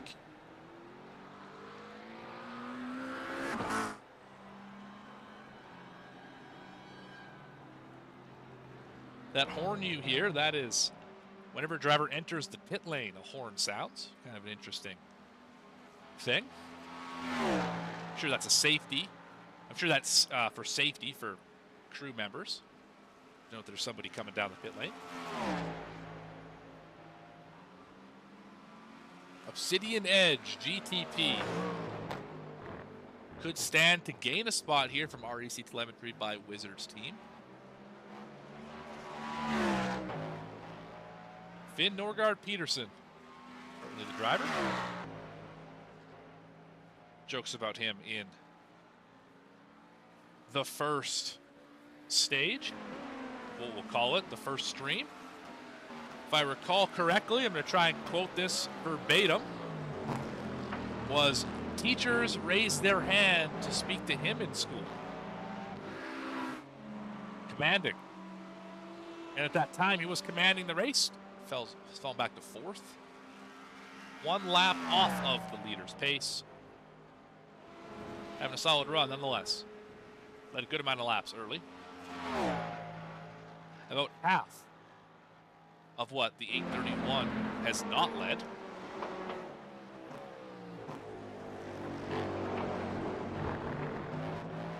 Should see Hyperion Racing hit pit road in a matter of laps. Tires they find themselves on. They're on the wets as well. Only driver in the top 6 on the wets still.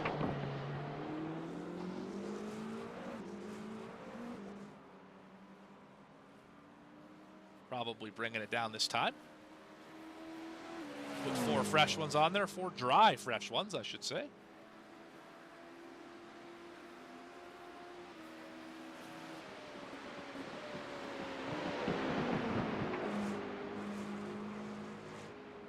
Into Porsche curves, double apex, 27, 28, into Corvette.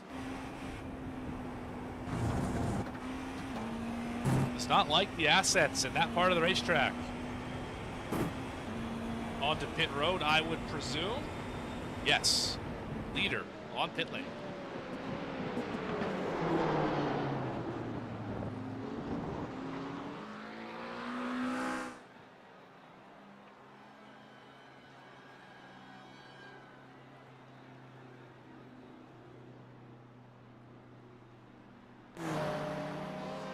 Leader of the GT3 class, Cracked Out Racing. As with 4.5 hours left in this race, we're going to take a quick commercial break. Don't go anywhere.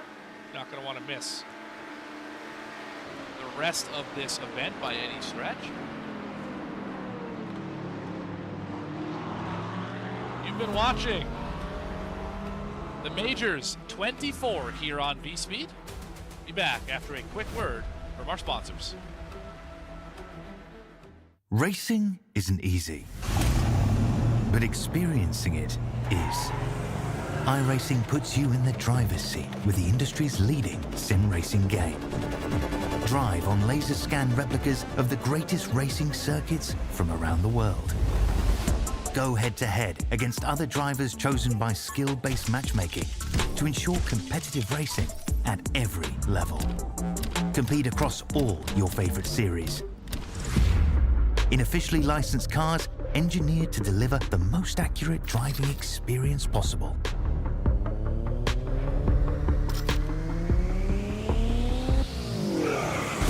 Join a race or host your own with players from across the globe. Race against the computer or in a league with friends.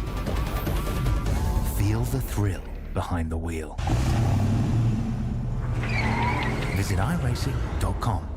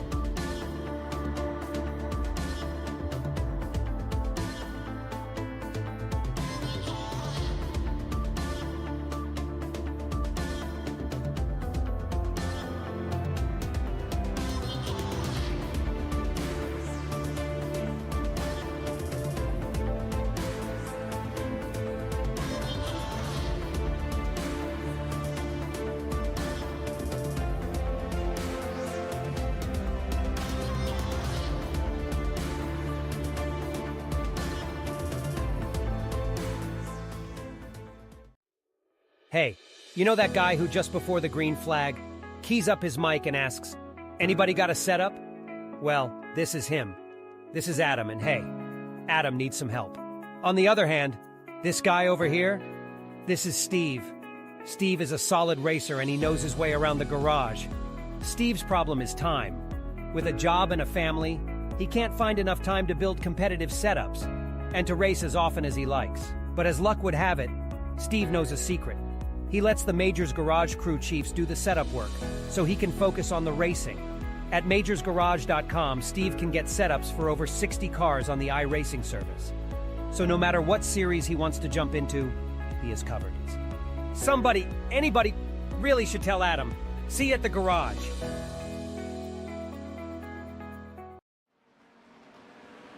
Back here on VSPEED for the Majors 24. Looking at your leaders. Just whip through Indianapolis. This is the battle for the lead.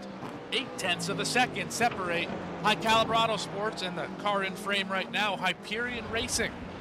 Been swapping the lead back and forth here for the last couple of stints. Well, they spread out just a touch.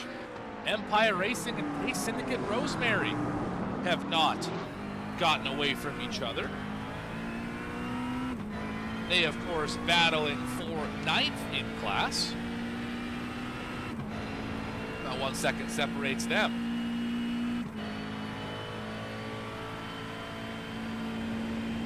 Team Nishiken suffering a meatball, been on pit road here for about the last 10.5 minutes. Massive damage on that machine as the racetrack is almost entirely dry now. Would expect to see everybody on the dry tire at this point. There are still a good number on the wet tire.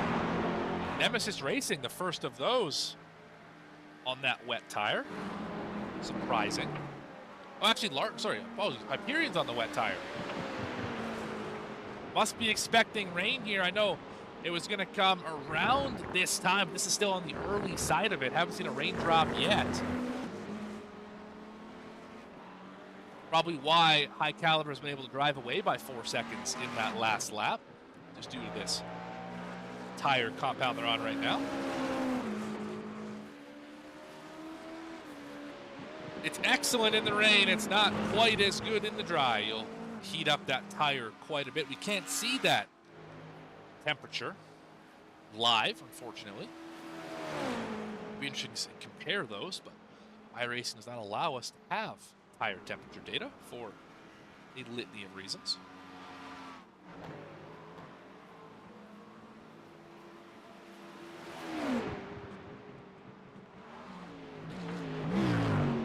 Some various sections around this racetrack. This one coming out of Indy to Arnage, outside the curb.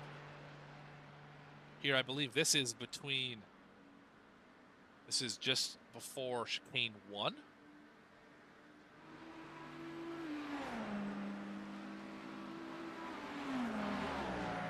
The driver's in the wet, hitting that puddle, trying to keep those tires cool. Exit of a chicane. That's your leader, Hyperion. Or second place, Hyperion. On the edge of a safer barrier. Some sort of wall of some sort.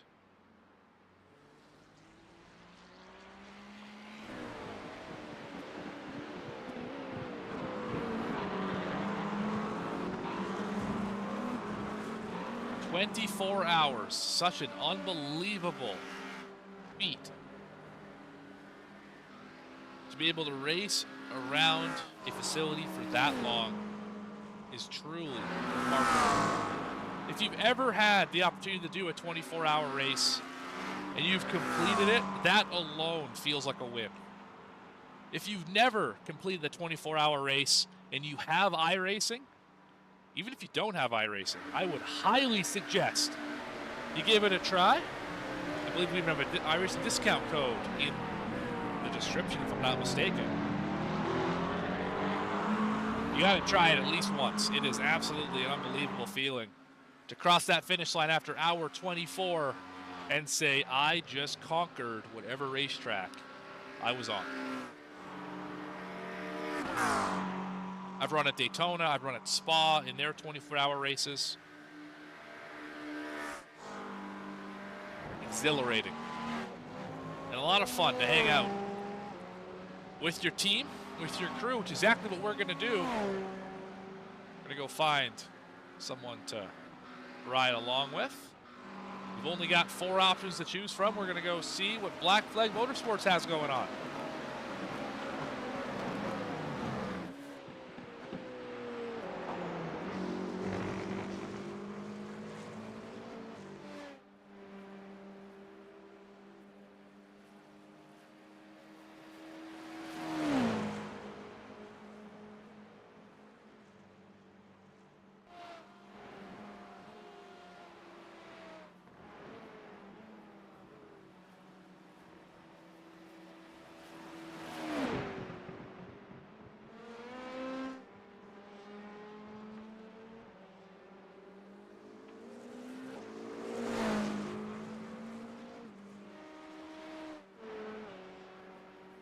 I have no idea if this works or not, but I hope it does.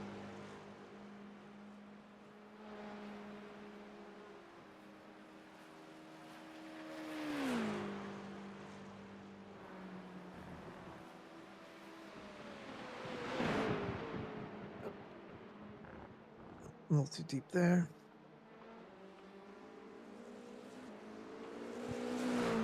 Okay, so it looks like rain is just about hit.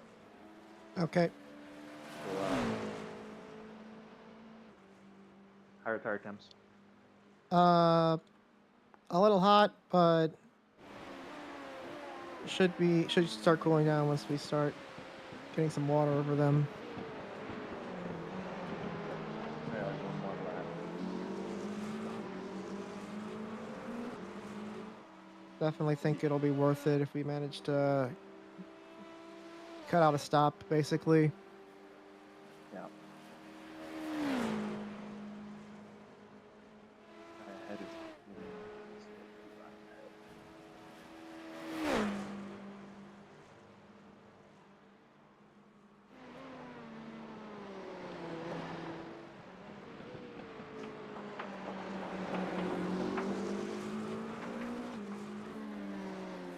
There's the rain. There it is. Right there.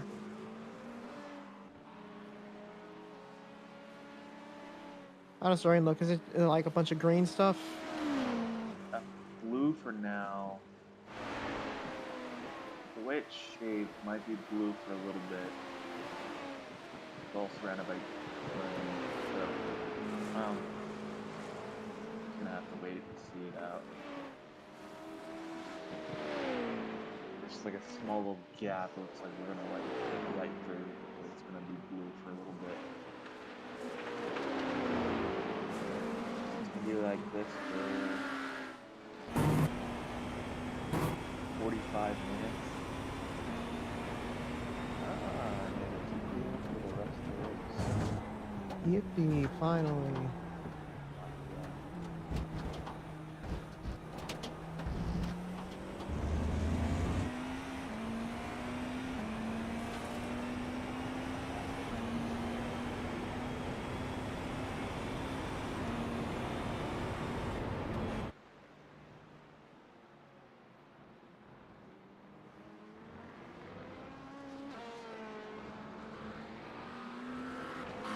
That a ride along with Black Flag Motorsports, the number 81 machine in the GTPs. They're currently 9th in class, just talking over their strategy.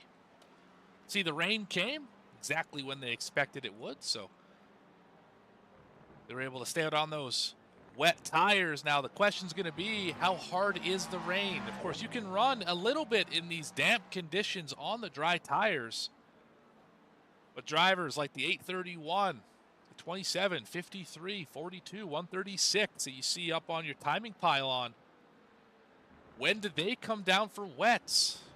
Do they stick with when do they come down for wets? How long do they stick with the dries? These are the questions we've got to ask ourselves at this point in the race. Every decision could be make or break to the end, as we have just over 4 hours left. Any single mistake could be the one that takes you out of an opportunity to win the Majors 24. This being the 4th split here on VSPEED.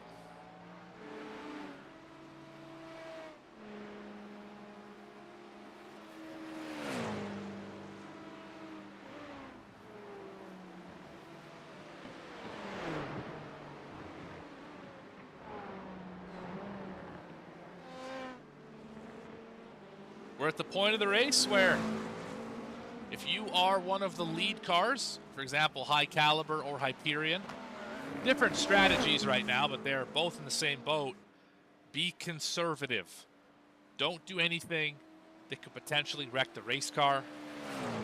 If you're anybody else in the field who is not a class leader, like Fusion SimSport, GazX Racing, they're the class leaders in LMP2, Crackdot Racing, or Balka GT1, they're the leaders in GT3.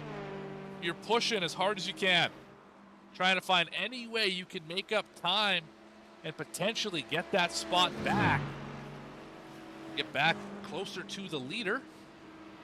Of course, everyone wants to win. Everyone wants to win this race, of course, but only 3 drivers can actually win this thing, 1 per class.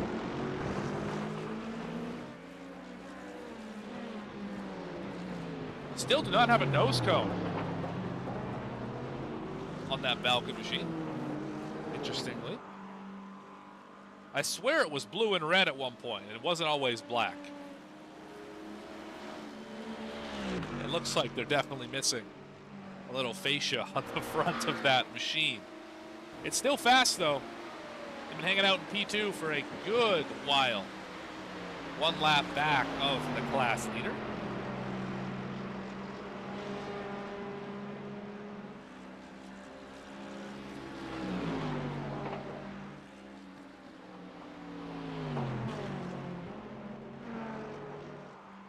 Jens Brothers catching up to Broken Wing Endurance Team. Broken Wing on those wet tires.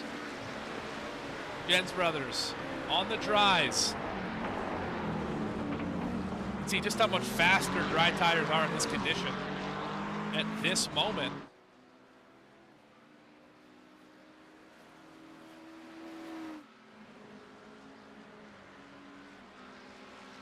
You can see that McLaren behind him gets smaller and smaller.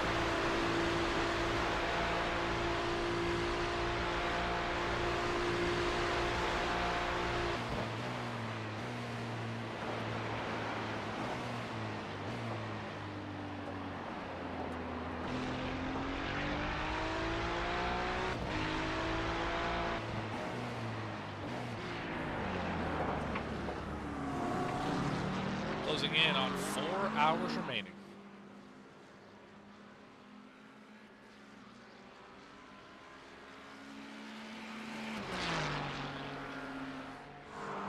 Turtle Pace Racing up 11 positions from where they started in 21st.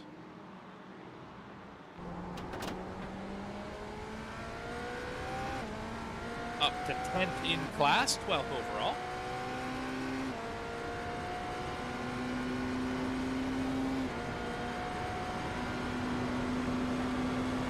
Working through a little bit of GT3 traffic here.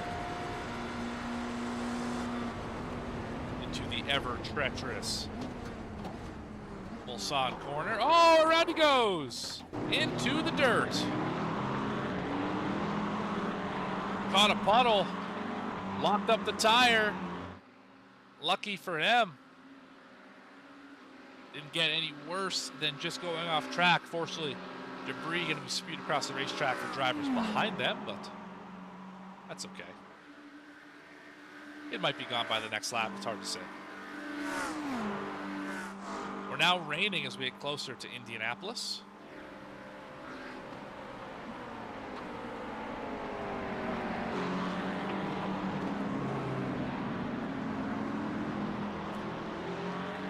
The puddles have been there since about hour 2 in this race. The very first rain, they have not gone away. All throughout the night they've been there. Throughout the day they continue to be there. Drivers trying to stay to the left side of that line, at least how we're looking at it, the left side of that center line. Don't want to cross over too far and get yourself in trouble. We've seen it happen a bunch today. All throughout this race, drivers have pushed that line a little bit, found themselves in the wet, and then once you hit the brake pedal, it just spins around. We've seen probably 5 or 6 meatballs because of that. And if you don't know what I mean by meatball, A meatball flag is a black flag with an orange circle in the middle of it, indicating that you have suffered too much damage. You got to fix that car, or iRacing will not allow you to continue. Typically, meatball flags are undrivable conditions, although there are exceptions.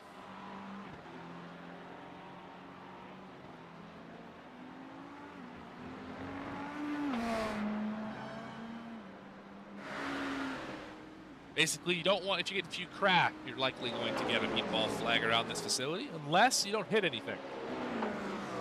Then you just get lucky.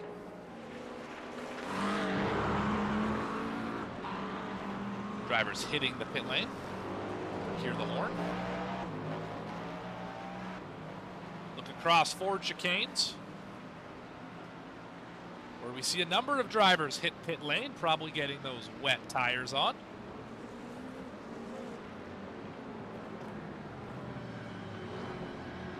Good amount of drivers hitting that timing line right now, triggering the horn.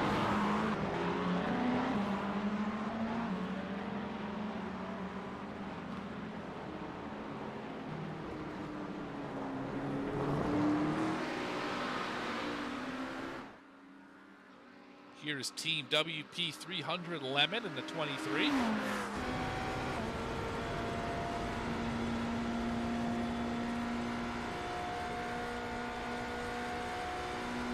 Currently 8th overall, on 4 spots where they started in 12th. To chicane number 1. Turn 11, or Forza, as I've learned it's called.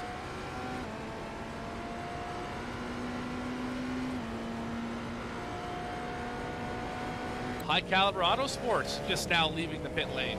Going to fall back to 2nd in this sequence. Hyperion goes back and takes the lead away.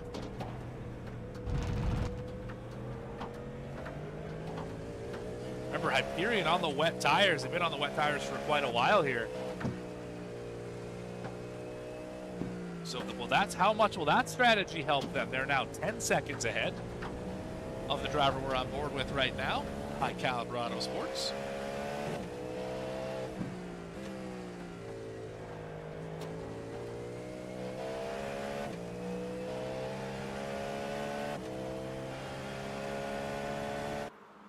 Into the first chicane. Should see Hyperion Racing shortly if they haven't passed already. There's Hyperion, that blue prototype. There they go, flashing by. And in about 11 seconds, we should see the 831 as well. There they are. That's the gap on the racetrack. Now the chicane the other way.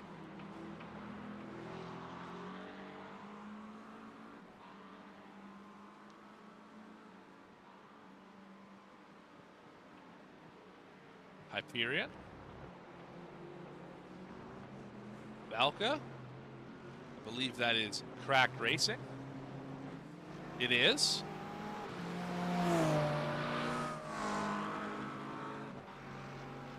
As we approach 4 hours remaining in this race, let's have a quick look through your field. Hyperion Racing is the leader after the sequence. High Caliber Auto Sports finds themselves in 2nd. REC Telemetry by Wizards team is 3rd. Obsidian Edge, GTP on pit road, but they're in 4th.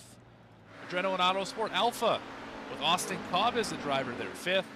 Impact Sim Sport Chrome in the 6th position. Nemesis Racing in 7th. Team WP300 Lemon is 8th. Black Flag Motorsports 81 going for a bit of a slide. They are 9th in class. Turtle Pace Racing 10th in the GTPs. Scuderia Picard Racing 11th in the GTP class. The 07 of AW Racing Team White is 12th. 13th. Team DWR SimCoach Setups 26.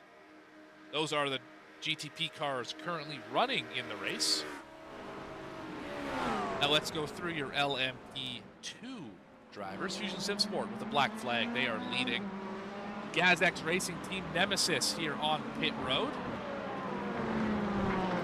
They are second in class. Third in class is Frog Leap Juiced Racing Blue, the 97. Makeaway Endurance is fourth. TeamRedX.com SimSport 902. They are fifth. Yonk Racing is sixth. Placebo International SimSport seventh. Those are the ones running in the LMP2 class. Only 7 of those drivers still on the racetrack. And now for your GT3 field. Cracked Out Racing are the leaders of the pack. Volca Black GT1 in second. Banana Racing Team currently in the third position. McMania Racing League is fourth. Valkyrie XB Green in the fifth spot. Sixth, Adrenaline Motorsports Charlie. Jens Brothers Competition 1996 find himself in seventh.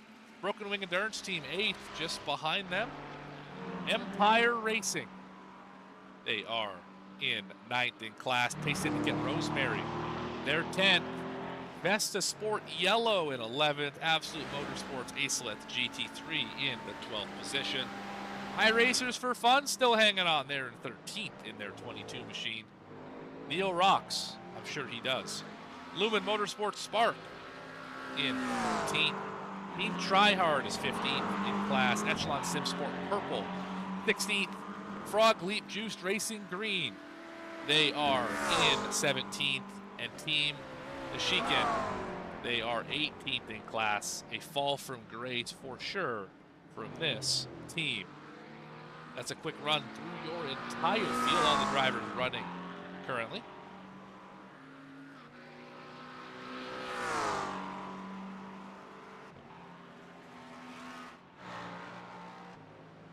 Let's see, now that the rain's here, what are some of these teams thinking?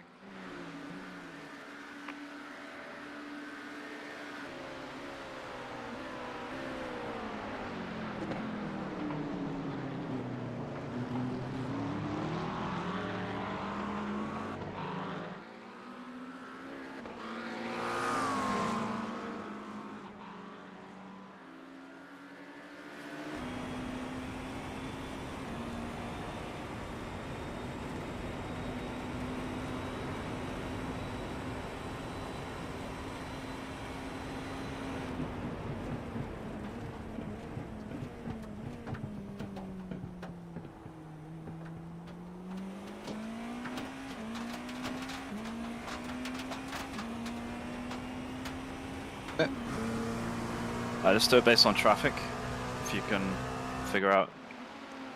Okay, hang on, let me have a look. I've been talking. Come this up. On your right, maybe, no.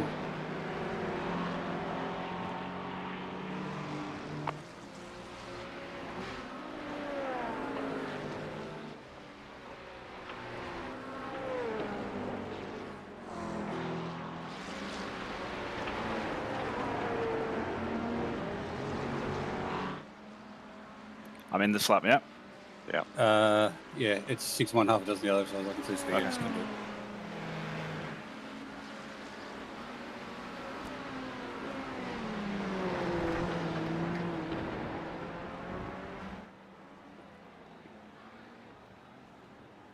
And I'm stopping for 15 seconds, no subs. It is a hole. And there is nothing ticked. Don't touch anything in the black boxes. Just stop and let it time.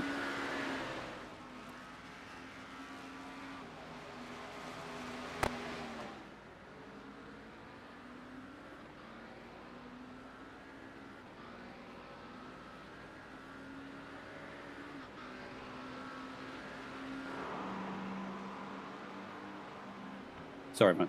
That was That's fine, it's fine. random. I'll take it. Okay, the GTP got to go screaming past, and then you're clear. Yep. So still coolish tyres because you did sit there. So yeah.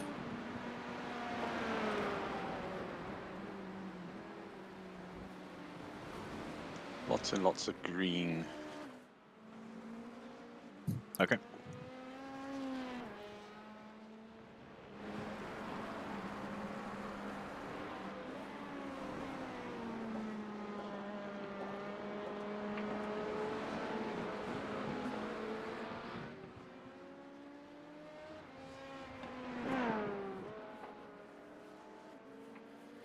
So this is the last shower band for the race. So yeah. Once we're through this, and it will end with a little fog just to really top it off. Yeah.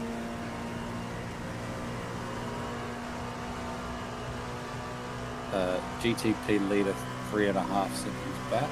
Okay.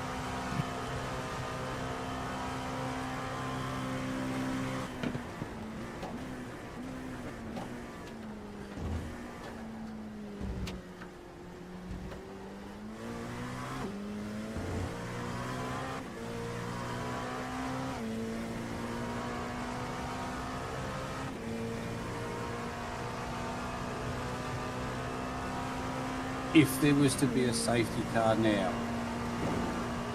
it'll depend on where the overall leader is, but yeah. A full service stop, they could get back in front of us and get their lap back, so we would stay out. Car on the left. Far up on the left. Oh, he's gonna. Oh, he stopped. Thank fuck. I thought he was literally just going to drive out with it. Mike is still in. Oh, good. Too. He must be. He might have. Again, apologies for the language. Fusion Sim Sport. Again, heat of the moment there. That was just about a race over situation. When you see, I believe that was General Motorsports Alpha. Maybe. I think that's who had spun. Let's go back on a replay and see if that's who it was.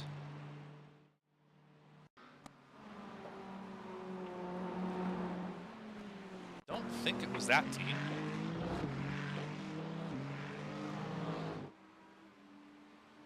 There's a driver off in the back behind them as well. Really slippery in that corner, so I have 2 drivers just about go off. That was not the driver I thought spun. That is the hazard, occupational hazard, if you will, of jumping into voice chats. You never know, you never quite know what you're going to hear. Unfortunately, sometimes it's a little less than savory, so again, apologies everyone who's offended by that. A lot of drivers here getting close together in the GT3 class. Broken Wings caught up to Jens Brothers competition. Empire's caught up to Rosemary, and Absolute Motorsports has caught up to Vesta Sport Yellow, as well as Echelon catching up to Team Tryhard. Through the mist. In the McLaren, back to another McLaren.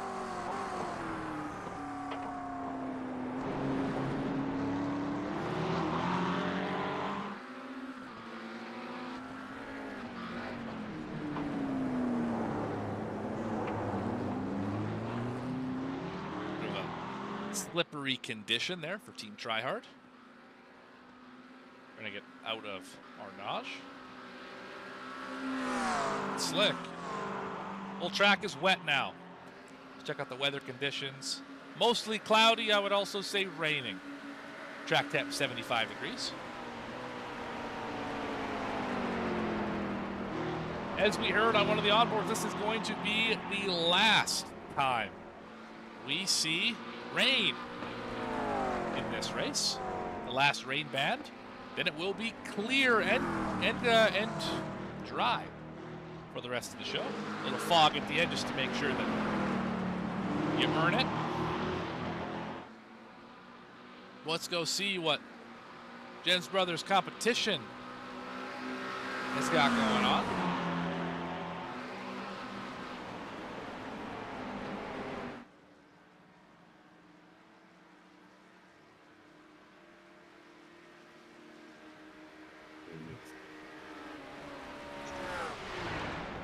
Hi Morgan.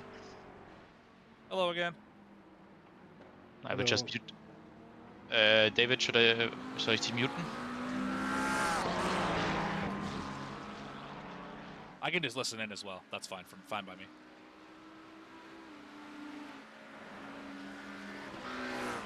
Oh, good. Yeah. I mean, coming back to our strategy, we were the fastest car in the mixed conditions. Now with rain, we are quite okay.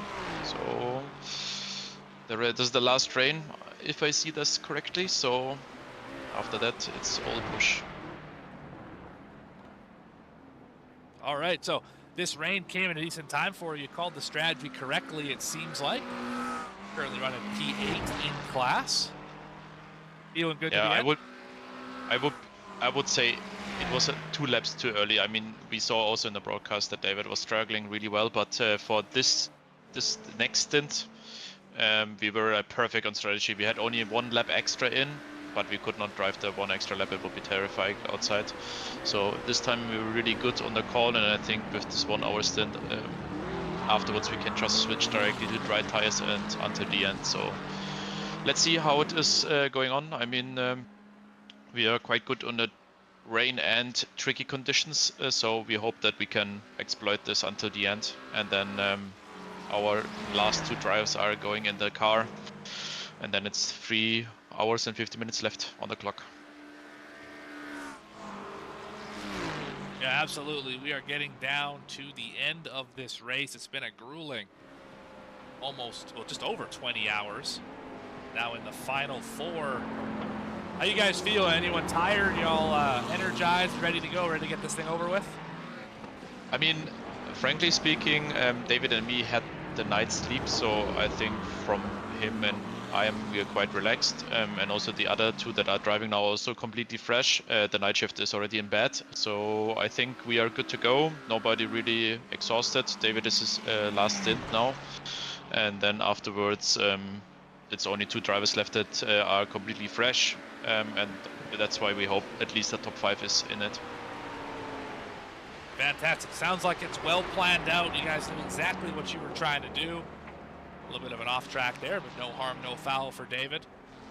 Up in this very difficult Porsche curve. We've seen this section of the racetrack claim a good number of cars today. What is it about this section that's just so difficult to get a handle on?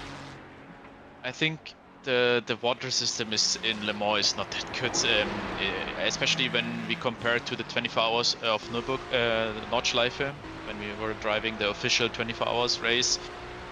The water was not standing that much like it is here. It's crazy how much puddles and how much rain is at the curbs. So in the Porsche curves, you cannot aim at all in the curbing section because there's so much standing water. And the issue is, especially maybe it's a Ferrari only issue, is the more you go outside, the more you struggle with the rear. So it's a balance between you sprint the front tires through the standing water or the rear tires because you have no grip. So it's a really tight line between the Porsche curves, and that's why I think all of the cars are struggling that much in the Porsche curves. It makes a lot of sense. I mean, all these cars have slightly different characteristics, and there has been a lot of water, especially down in Indianapolis. I've seen some of the biggest puddles all day. If you go a little bit offline there, obviously just massive, massive lakes. It almost seems like in that section of the racetrack. What are you telling your drivers in terms of places to go, places not to go? Where are the kind of parts to watch for on this racetrack at this juncture of the race? So we have here a little bit hypercar action. You're right about that. Yeah, so especially when new drivers are coming in, like not that are never driven like in the conditions, we are telling them what is the dry line or like what is the best line to go. Most of the time, even they're jumping into a test drive session with the similar conditions. Dennis, our last driver, also asked what is the conditions from 1400, so I gave him the air temperature so he can simulate what is the conditions, so he's right and ready for going into his stints. And yeah, it's just especially this was a little bit too much curb. Oh, nice.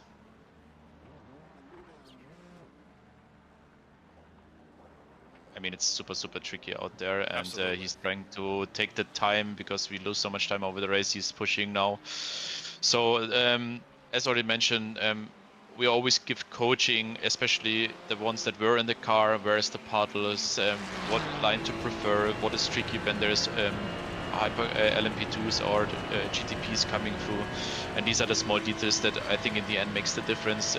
Sometimes slowing down the driver to say, even if it's like switching from wet to dry, don't be overconfident, because especially the whole race, except of the start, it was always maximum very little wet, so there was always still puddles in on the curbs and so on. So just, yes, we have to push, but on a confident level that we are not throwing the car into the wall.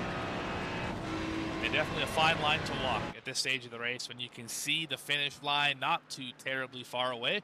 By our count, about 67 laps how much the leader will run until the end of this race. Well, I'm going to leave you and your team alone again for a little while longer. It's great to catch up with you, Raphael and team, here for again, Brothers Racing 1996. I will be back probably in a couple hours. Not congratulations. Good luck the rest of the way here. Currently running P8 in class. Thank you.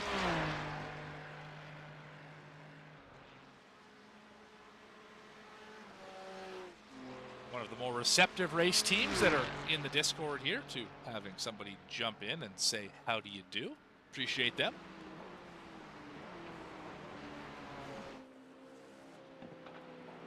Maybe they will be able to get that top 5 if they're able to work the strategy just right. Such as Hyperion has, they have gained a 20-second advantage and falling over High Caliber Auto Sports. Now it's about to stabilize. Nonetheless, the 831 definitely trying to work through this Porsche curve section. You can see that standing water that the GT3 team was just talking about.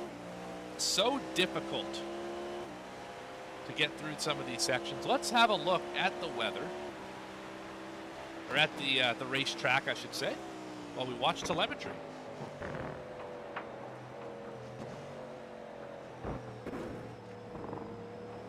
A lot of standing water right around these curves. Very easy to make a slight mistake and find yourself into the sand trap, wall, or grass. Here through Dunlop, completely saturated. Fortunately, that curb does not hold water, neither does that one, so no worry there about hitting a puddle. We've seen a lot of water down here at Tertre Rouge.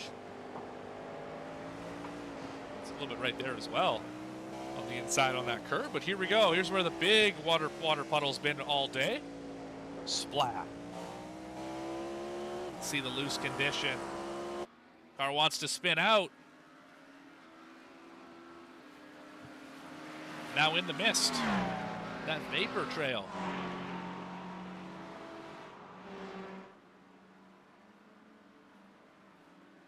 Trying to chase down the leaders. Hyperion leads, High Caliber Auto Sports in second. RAC Telemetry by Wizards team still holding tough in third spot. That is for the GTP class for your LMP2s. Fusion Sim Sport first. GazX Racing Team Nemesis still running second, and Frog Leap Juice Racing Blue in the third spot in class. And for your GT3s, nothing changed here either. Cracked Racing first, Balka Black GT1 in second, and Banana Racing Team in the third position in class.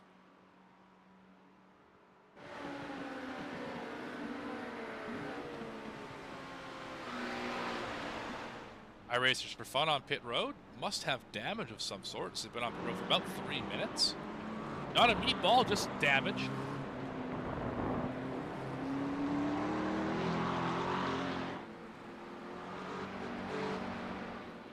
While we look at Team Tryhard, running 15th in class. I'm going to remind you, if you found yourself here on VSPEED's YouTube channel, might as well subscribe to the channel, hit the like button on the video, notification icon so you give us a moment of the great racing action that we have here. Typically an oval series production team, but we are dabbling outside of our comfort zone here on the Majors 24. It's been a lot of fun having Morgan Cook, your lead and producer. Hopefully you've enjoyed the show to this point. We had another 3 hours and 45 minutes of me before you can get on with the rest of your weekend wherever you are in this world.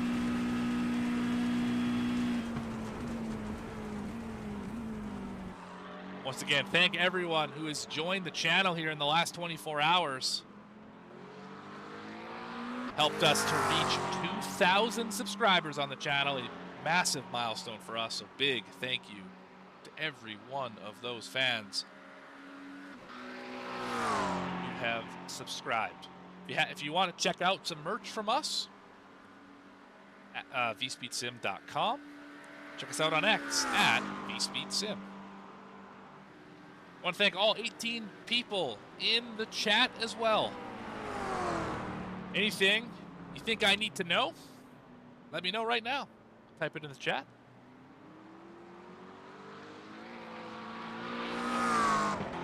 It's like having a mailbag on a broadcast. Bit of a unique interactive experience that a lot of mediums don't necessarily allow. How is the 177 doing? Currently 5th in class. Vaniel Bertin. Let's ride on with the 177 for a few laps.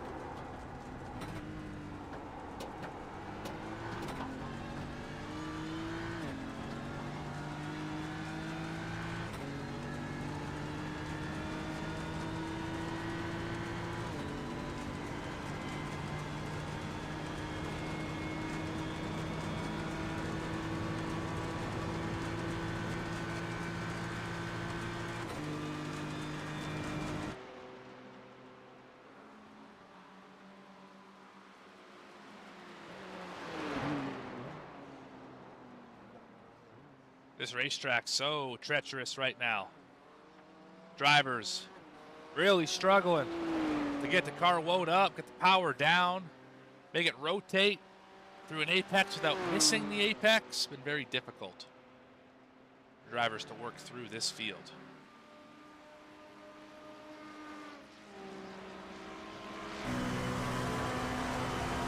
Frog Leap Juiced Racing Blue.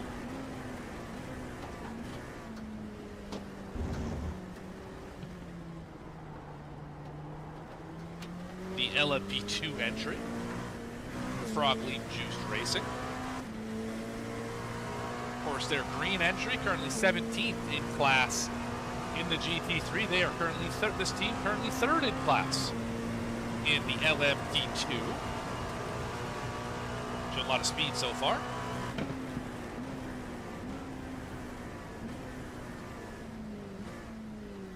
And into the very tricky soft corner.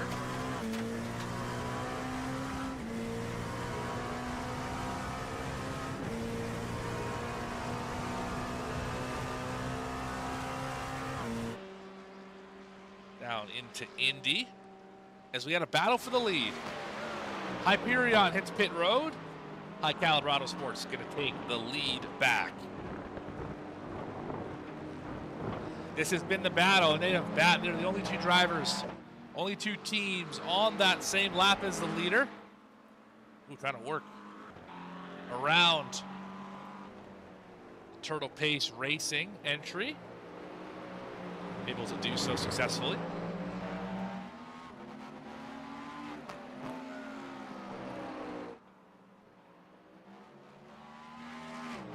Through Tetra Rouge.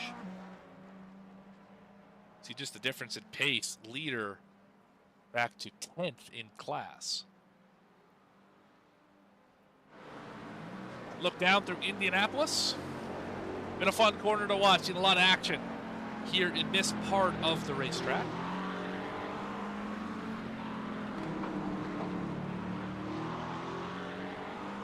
Now with only 38 drivers left, teams left in this event. We've had almost 20 drivers, 19 have retired from the session with some form of issue, whether it be a meatball. Well, actually, I think they're all meatball flags, actually. Drivers using the faster car and wrecking the race car. Still, a single team remains with a fast repair in hand. That would be Fusion Sim Sport. There they are, leading the LMP2 class.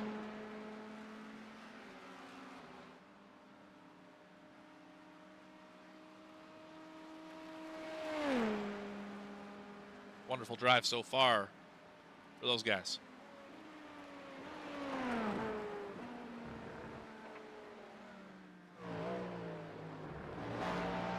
Look across the forward chicanes.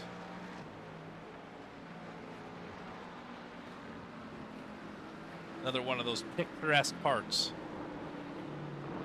of this 24-hour circuit here in Le Mans.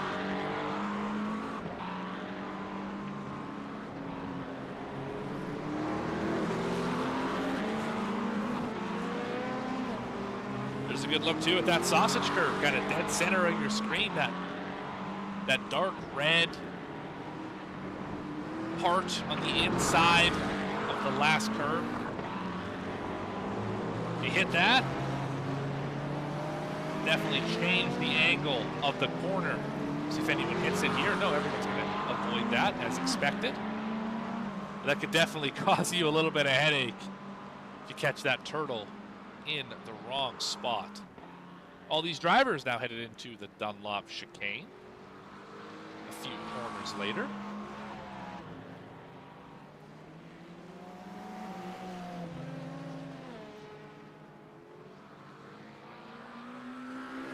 Now 3:30 Mountain Time.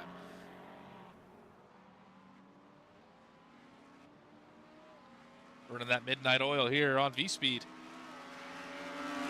Gonna bring this great racing action to you. Again, 18 people in the chat. Absolutely troopers here for sticking with us through these minor technical difficulties with the frame rates, as well as the fact that here in North America, it's very early or late, depending on how you feel about it.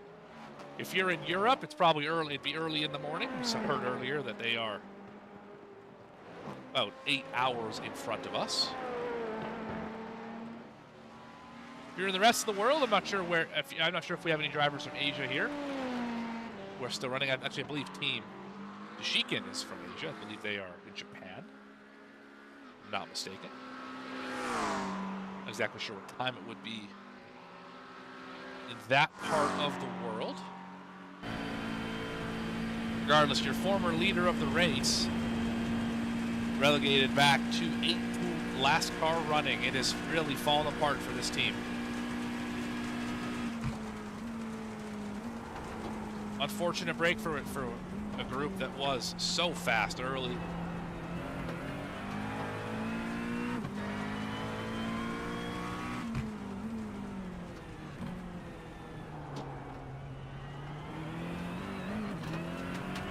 Right now, just trying to navigate these very difficult conditions.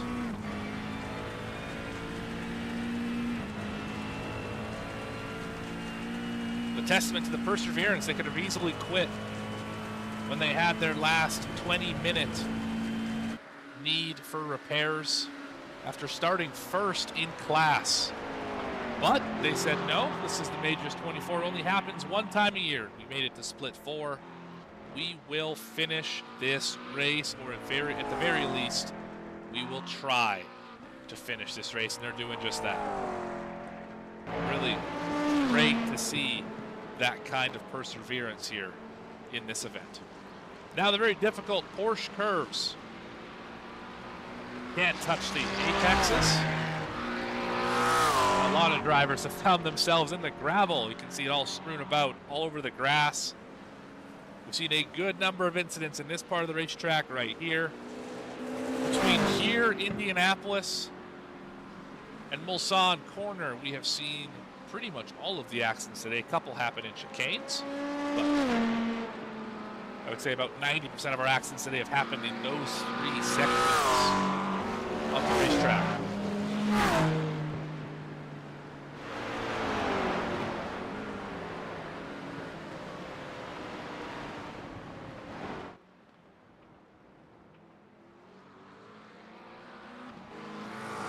The to and fro battle between Hyperion and High Caliber has really been exceptional.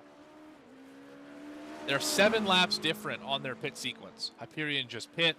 High Caliber has been out for 8 laps. The gap is 43 seconds at the moment, but once the pit cycle flips, it flips the other way. So it's really going to be about which driver, which team is able to hit the strategy properly. Of course, we're going to go back to dry conditions to end this race. We already know that from what the radar, from what we learned from Jens Brothers, 1996, the German entry. We know that we're going to end under dry conditions, so who can hit the strategy right to end up on the slick tires at the right time?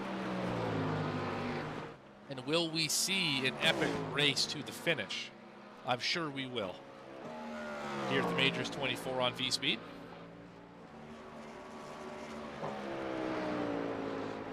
May still have 3.5 hours left. We are really getting down to it here. The pay window is very slowly starting to open.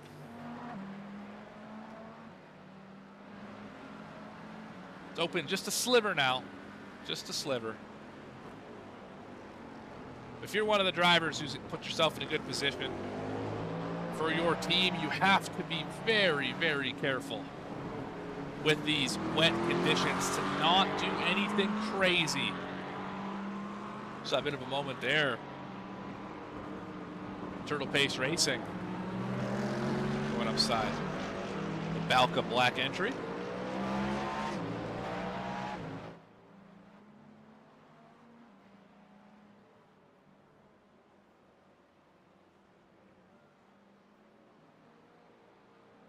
Race leader just all by their lonesome through the S's, probably exactly how they'd like it.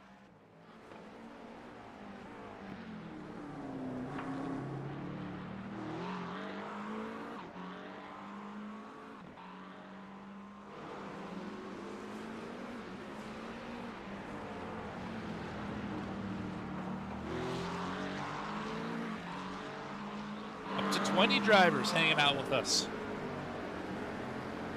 in chat on the YouTube video, this live stream of this event. Hope you're enjoying what you're seeing.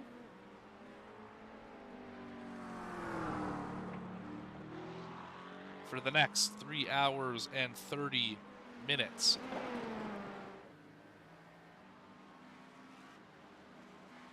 Haven't had anyone really put a wheel wrong too bad in this last hour or so. Pretty much everyone keeping it on the tarmac. One driver on pit road one team on pit road, that would be DWR Sim Coach Setups, the 26. They are 12th in the GTP class. Scheduled pit stop, I think.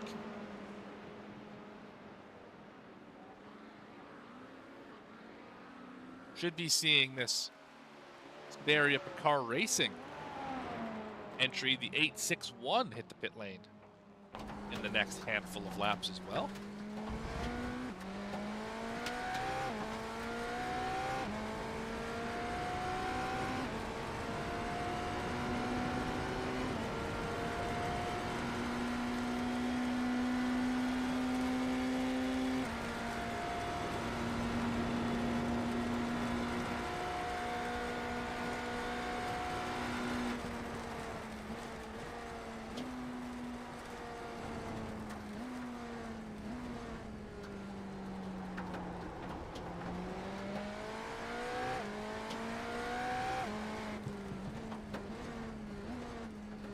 Such a difficult track condition. You can see tires sliding at only 40 miles an hour. Had that wheel locked all the way to the right, trying to get to turn. Still slid the tires just a little bit on the wet.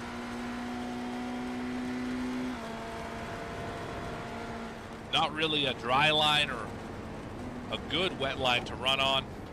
You're just trying to make do with what you got.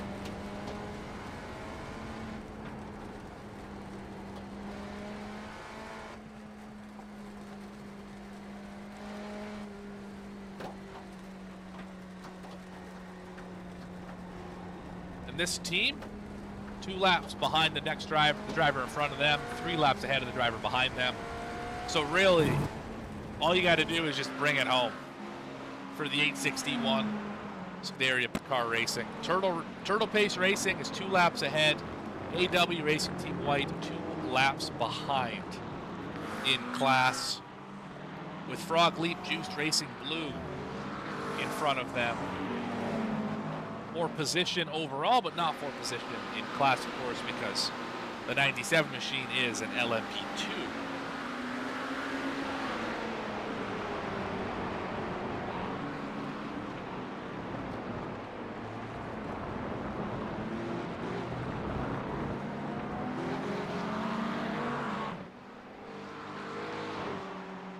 Have a look here at Echelon Sim Sport GT3 Purple.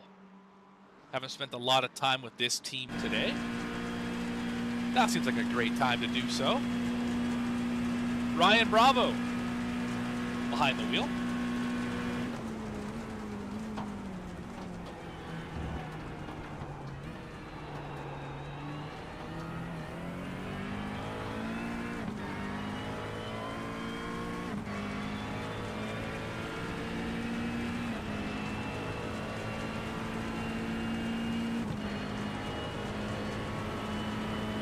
Started 11th, so probably started 4th in class, down 11 spots. They're 15th in the GT3 class.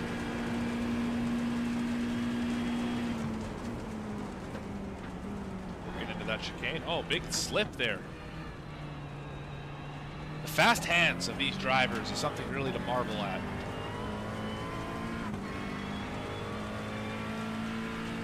See how quickly that wheel twitches back and forth when they get into a braking zone. Really impressive to be able to catch some of these slides so quickly. I'm sure we'll see one down here.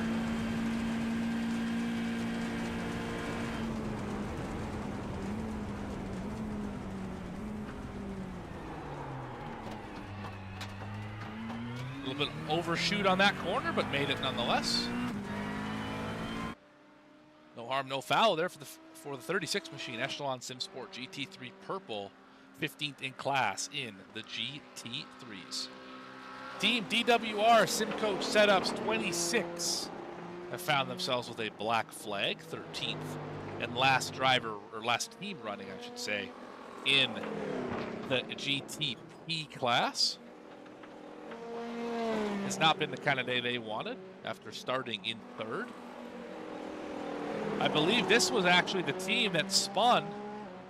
They got spun off the nose of another team on lap number 1 in Dunlop chicane. Remember back to that wild first lap on the original stream. You had the pole sitter spin.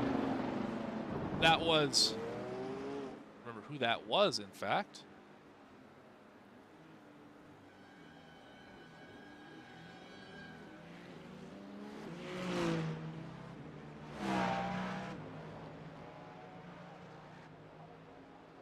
I don't see who the pole sitter was. Oh, it was MPB Motorsports, spun on the very first corner in Dunlop. And then we saw this 26 machine of team DWR Simcoe Setups. We saw them spin off the nose of another car in the Dunlop chicane on lap number 1. It was a very eventful first lap, as it always is in these endurance races. They have yet to see the lead since then, and it has not gotten a ton better. They're currently sitting in the 13th position. Just hit the pit lane for a drive-through. Now back in the racing action. Team WP300 Lemon is on the pit lane. There they are.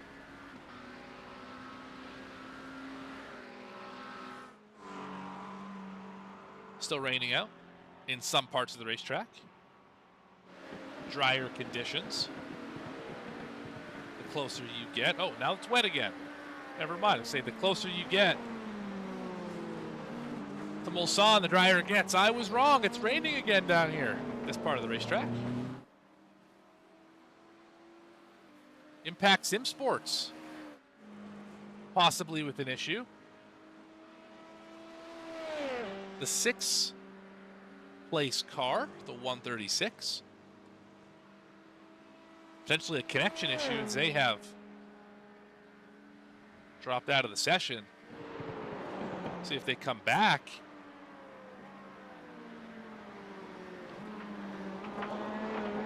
They are on pit road. So maybe go back and see something happen to that machine.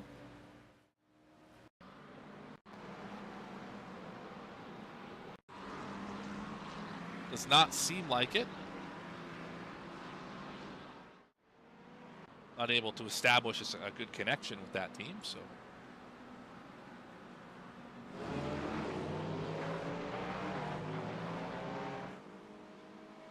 The fog is really starting to pick up here. Can barely see down the end of the straightaway. See what it looks like across Indianapolis.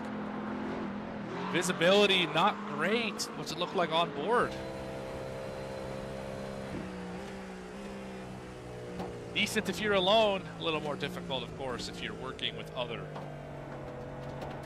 cars, especially with that spray that you're going to see here, because it's still raining all around this racetrack.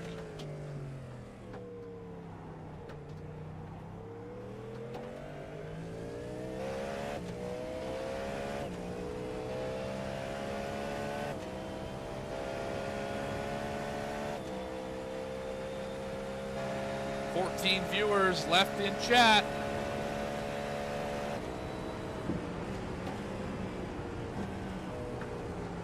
What's happening with your race team? Who are you cheering for? Oh, look at the debris there. That is not helping City and Edge GTP get through this section of the racetrack. Currently 4th overall.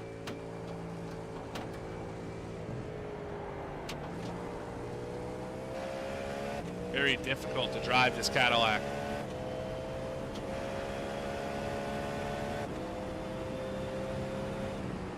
For those keeping track of the manufacturers,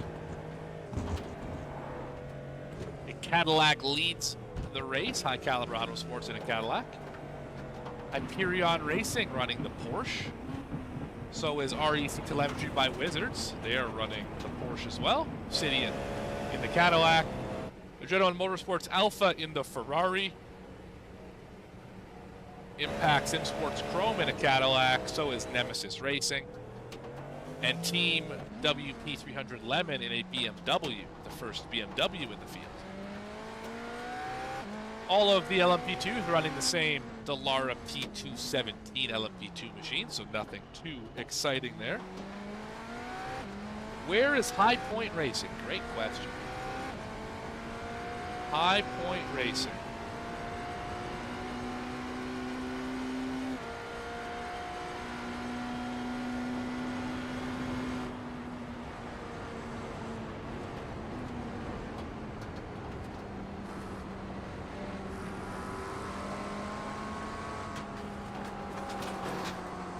Contact here.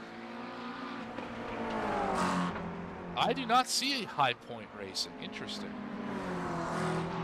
I don't remember calling them out at any point in this broadcast either. Could be mistaken on that, but don't know where that team is. This is split number 4, by the way.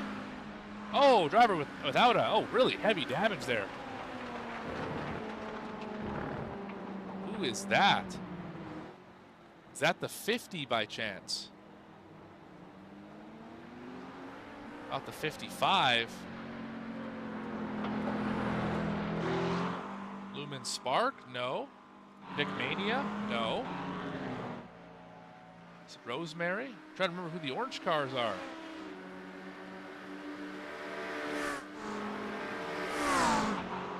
Someone absolutely had an issue. Find out who they are. Oh, it's the Jens brothers. Oh no.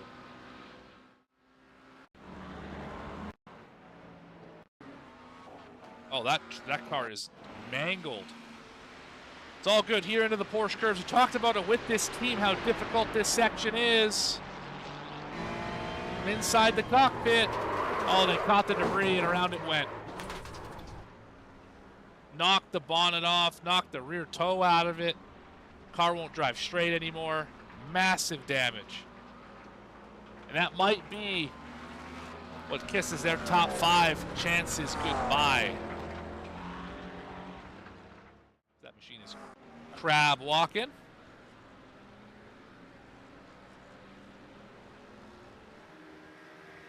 Hyperion Racing currently leads. High Caliber just hit the pit lane. They're running second now.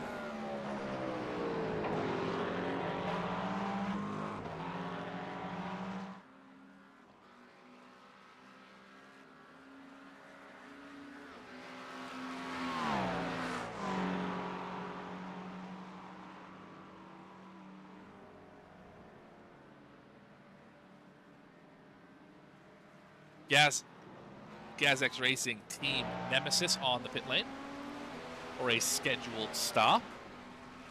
Team DWR SimCoach 26, the GTP, they are off of the pit lane.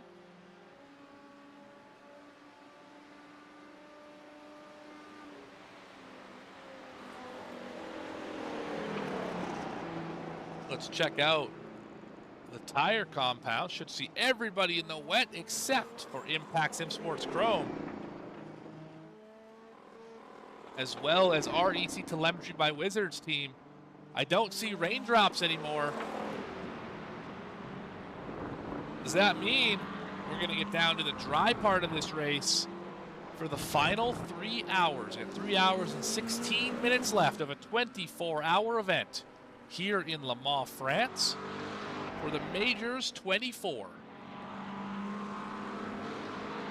Yonk Racing with a black flag, 6th in the LMP2 class. That black and green machine. There, Delara.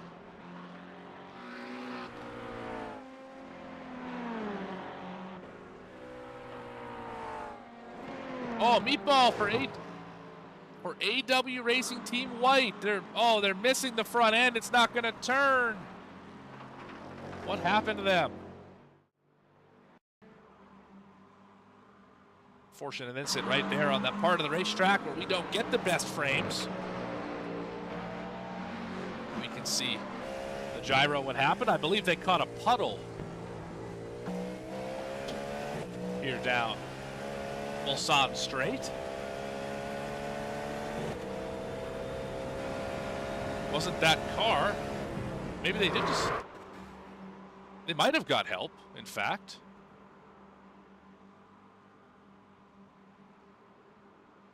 See, maybe from the gearbox if they got some help. We're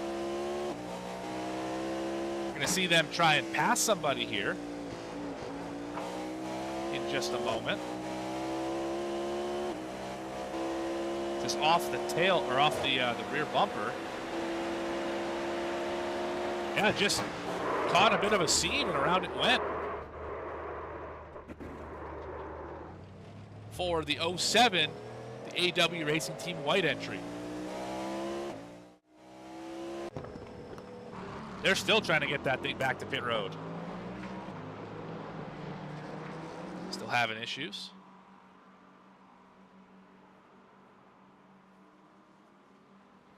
Now the High Caliber Auto Sports drivers on the dry tire. Is this what they needed to flip the script on Hyperion Racing?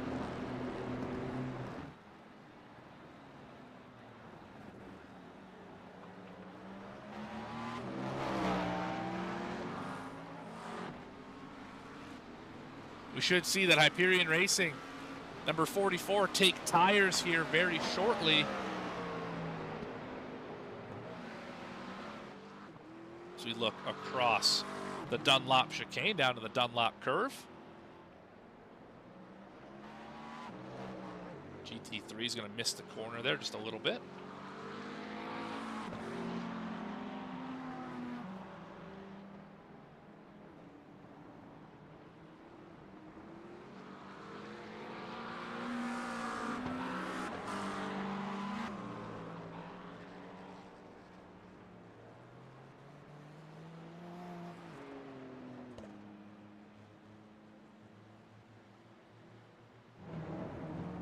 Safety car. This is going to change things. Safety car is out.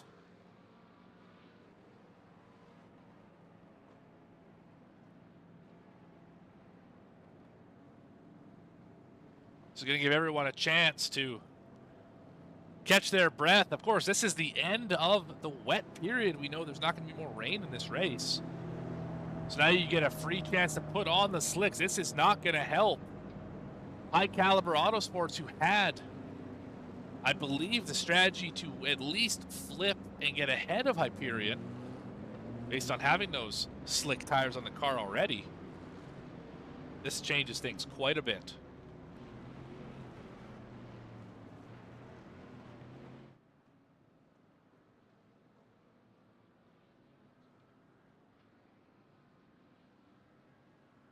Let's see if we can find a team to hang out with for a minute. How about Fusion Sim Sport?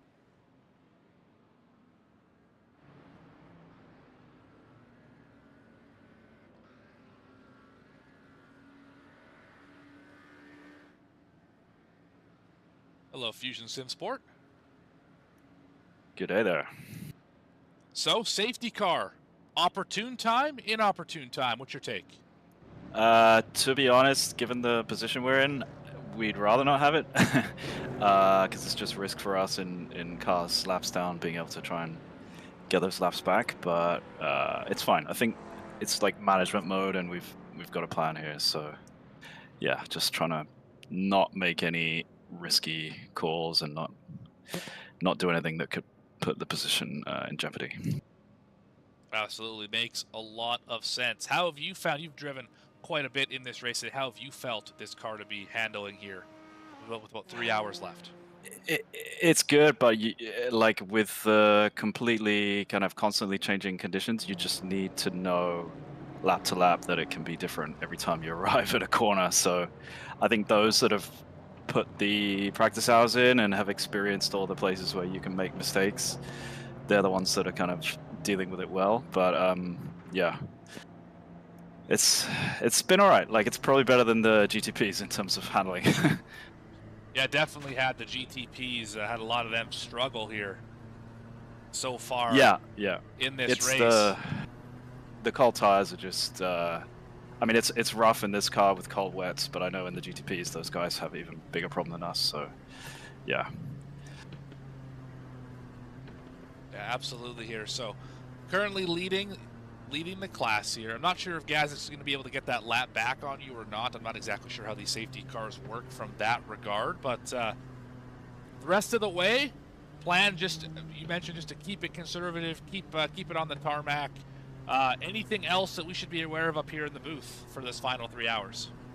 I mean, I think it's gonna, obviously we're gonna have dry running to the end once this wetness is gone, so I think you can see people pushing hard. The guys that are laps down are gonna do everything they can, so we see a lot more aggression now, I think, in these last few hours, but for us, obviously, it's not about that, it's just about like keeping it sensible. Absolutely. Well, I appreciate the time, and while we got you, where's your team from? Oh, we're all over the world. I'm based in Berlin, Germany. We've got Australia, we've got UK, we've got some guys in the US. So, yeah, it helps us cover the night shift and the weird time zone issues when you got somebody in every part of the world. Yeah, fantastic. Well, thank you for your time, Fusion Sim Sport. We'll let you navigate this safety car in peace. And thank you. Thank you for watching on VSPEED if you have at some point throughout this race. Yeah, thanks for the coverage as well. You bet. I'll catch you guys later. That is Fusion Sim Sport. Edward Shelley specifically was the driver talking to me, and he's in the car right now. So kind of him to chat with me while he's piloting this automobile. Again, I want to apologize to everyone for some of the choppiness you've seen on the stream here as of late. Just some bugs we haven't quite worked out with our multi-class package. We have lots of work to do to become much better in that regard. So I appreciate everyone sticking with us and hanging out with us. So we are new to this. If you haven't noticed, the multi-class part of it, we've done plenty of oval races, plenty of oval leagues. If you enjoy that style of racing, this is absolutely the place to be. Check us out here on YouTube. Subscribe to the channel.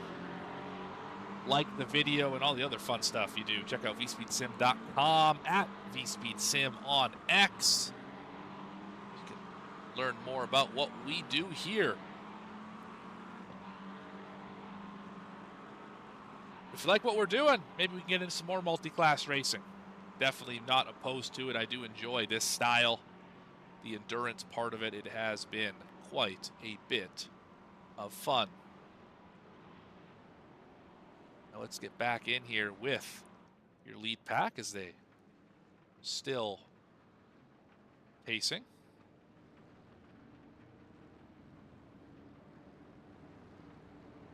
I think we're going to take maybe a quick commercial break. See where we are on the track here. Yeah, drivers still up. Sorry, apologies. Drivers just heading into Indy.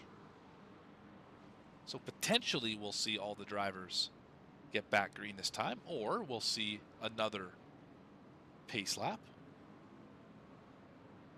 Have to stay tough here.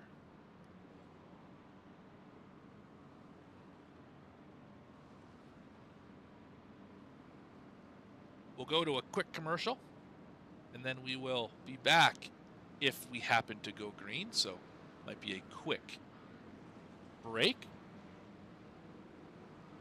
But you've been watching the Majors 24 here on VSPEED. Appreciate everyone here who has made this happen. Michael Ouellette from Majors. Also want to thank everyone at VSPEED, Bradley, Eddie, Adam, all the other producers and commentators.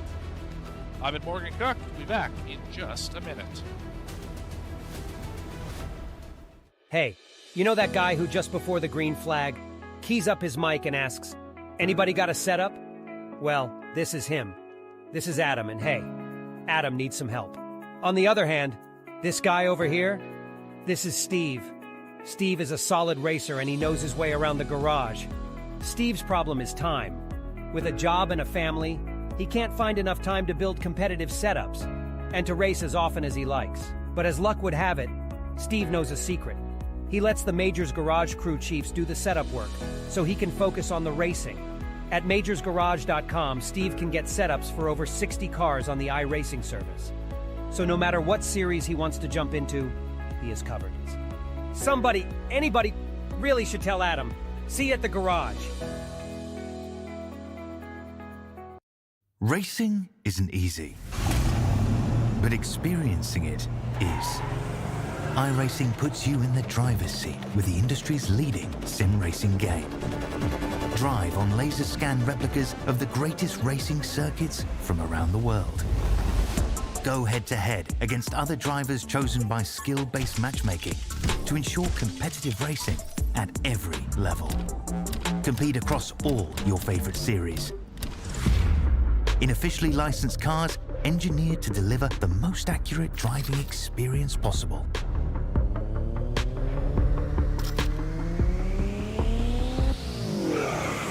Join a race or host your own with players from across the globe. Race against the computer or in a league with friends. Feel the thrill behind the wheel. Visit iRacing.com.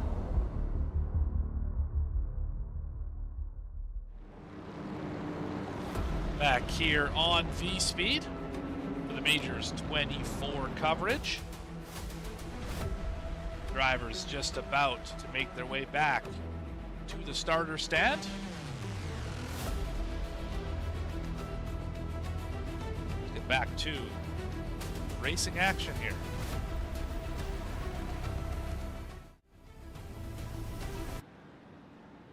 Should see the field very quickly make their way into the Ford chicanes.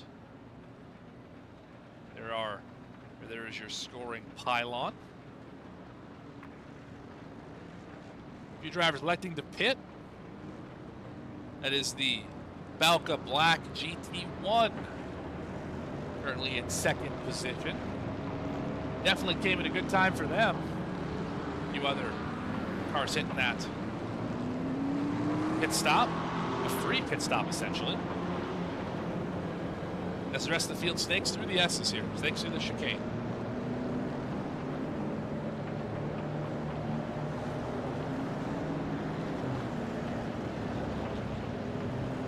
Hours and 3 minutes remain in the Majors 24.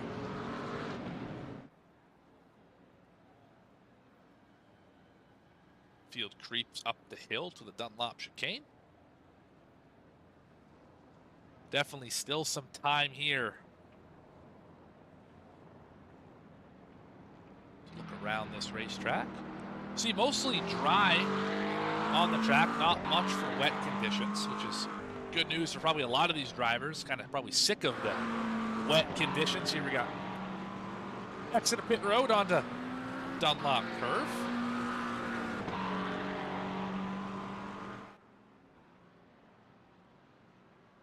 Here through, I believe this is the Corvette curve, if I'm not mistaken.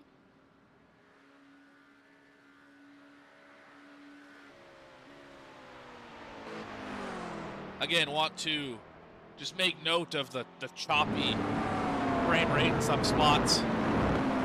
Simply too much load on the GPU here. Computer can't keep up. Got some tweaks to do with our package to try and streamline some things. So thank you all for sticking with us and not immediately turning this off. The 13 of you left in the chat. Should be getting back going racing here shortly. Things will spread out and be better. But until then, we will have to deal with these technical difficulties. A few puddles left, not many. Should see most drivers on the dry tire. A few on the wet still. Unknown just means that driver has left the session. You don't know what tires are on the car because the car's isn't here anymore. So a good amount of teams still on that wet tire. The 831, the High Caliber Autosports team, the first on the dry. So are the 136, the Impact SimSport Chrome. They put the tires on first. The slicks, will that pay dividends? We will find out.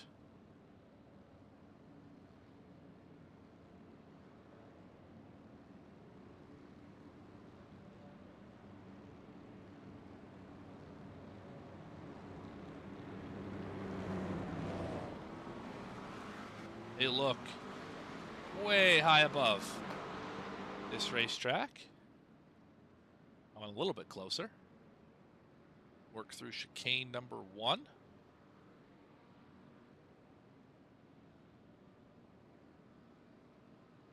And in 5 seconds, we can say hello to 3 hours left in this race. Oh, we're gonna get green, going green here in just a second. Driver's able to speed up a little bit, go from 50 to 100. Should see Hyperion Racing, High Caliber Autosports sail it off into Dunlop in just a few moments. Currently, drivers weaving back and forth here. This is the second chicane. Getting the tires warmed up, making sure everything is looking good.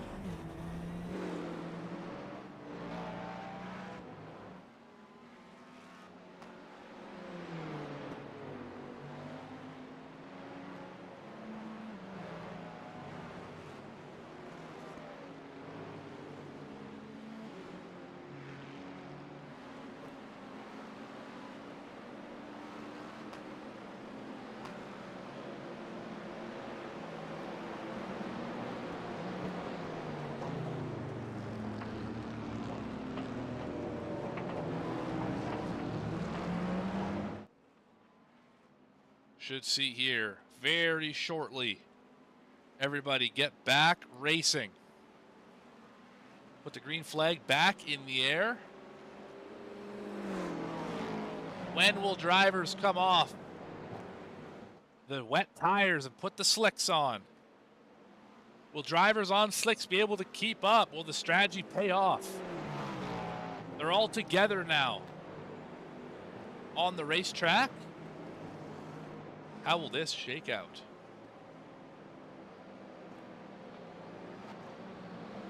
Through Indianapolis.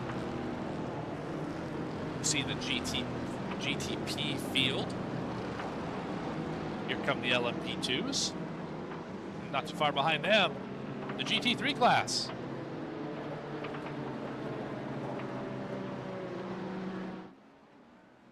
Now out of Arnage.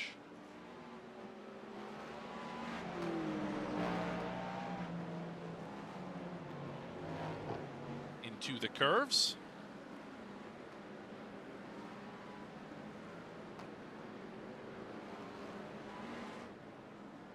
You're on the double apex on that safer barrier.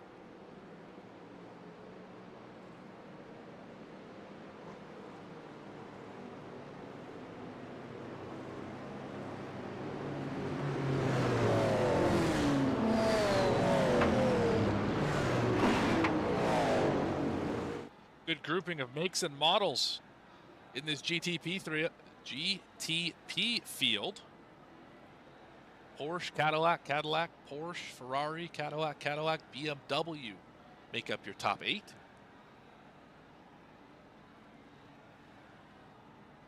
First Acura in class, currently running in 12th. That is Team DWR SimCoach Setups, their 26 machine.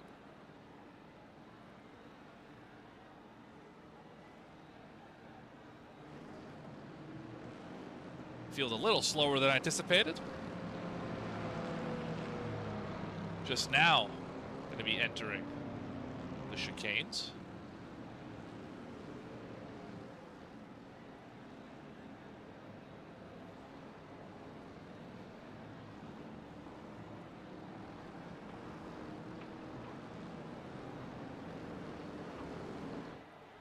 From Barney's perch, been holding that green flag for a while.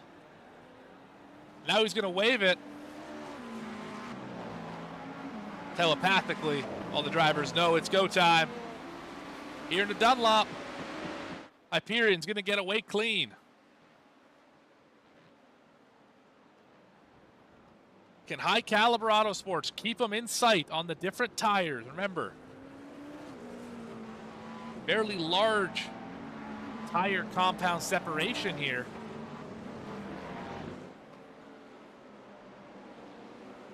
Some teams choosing to stay on the wet, some on the dry. You just saw that purple machine there. Team DWR slide back a little bit. I think they are on. Let's check it out here.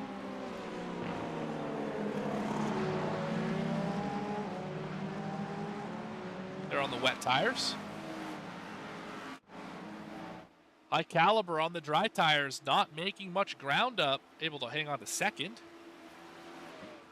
in terms of track position. Pretty great battles.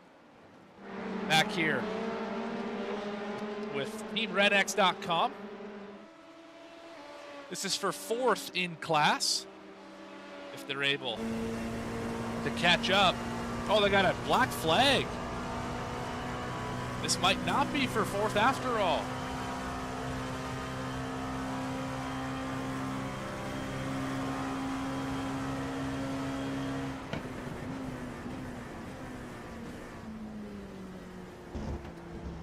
Still right to the back bumper of Make Way Endurance. A little further back, Broken Wing Endurance team making a move around Adrenaline Motorsports Charlie.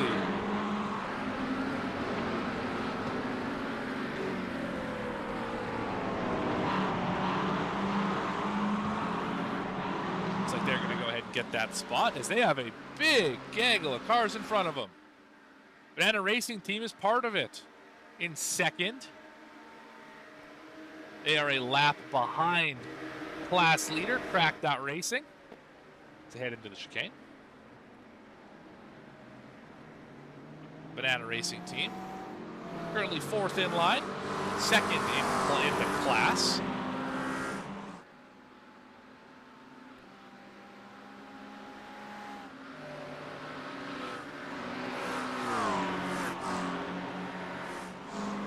REC Telemetry by Wizards team, battling Obsidian Edge GTP. This for 3rd podium in class. Oh, and a driver off the top. That looks like that is Turtle Pace Racing. Unfortunate spot to catch him, though. That is about the worst place to catch too wide traffic. Gonna lose all the track position here.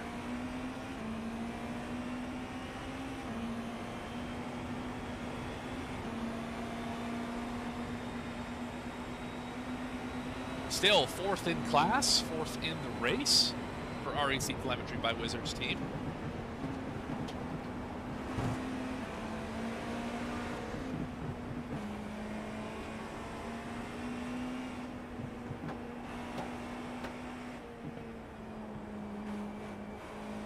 Still can't touch the curbs. This part of the racetrack. So very, very slick.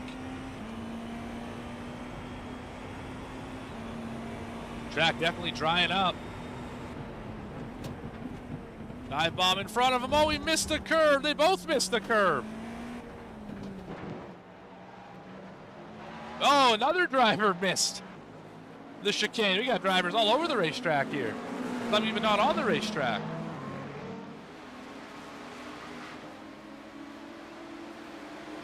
That's the 861 that missed the chicane twice.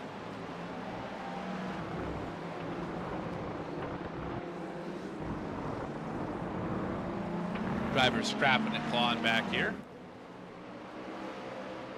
Trying to keep their race alive. Make Way Endurance. Gonna get back around TeamRedX.com. Remember TeamRedX.com with the black flag.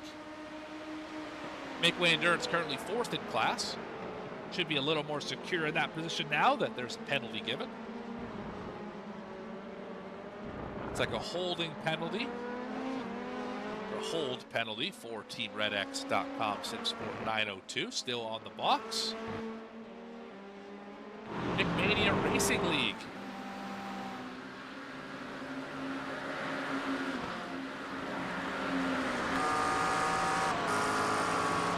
Valka Racing.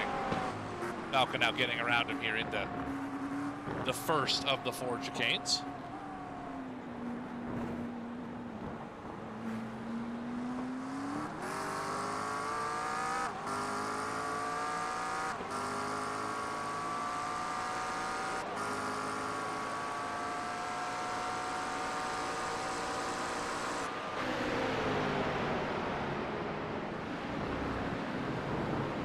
Just about to a drying track state.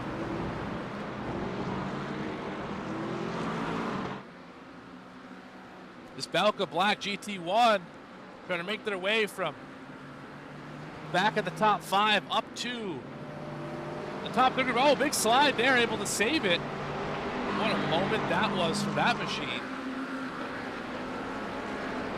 Tire compound. Are they on? 23rd overall. I'm assuming they're on the wet tire. They're on the wet tire, yes. Making a lot of time up right now as they have a LMP2 trying to get around them through the puddles. The 902 machine easily going to clear. That's the Red X machine.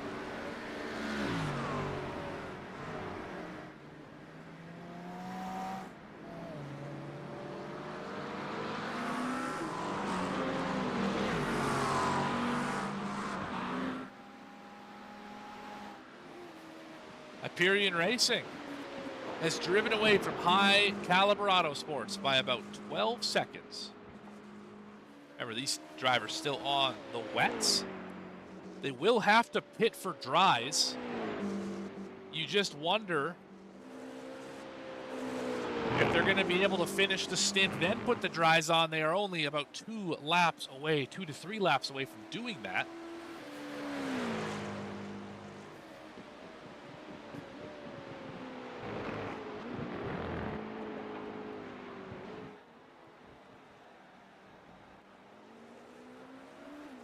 But while we set up for this final dash to the finish,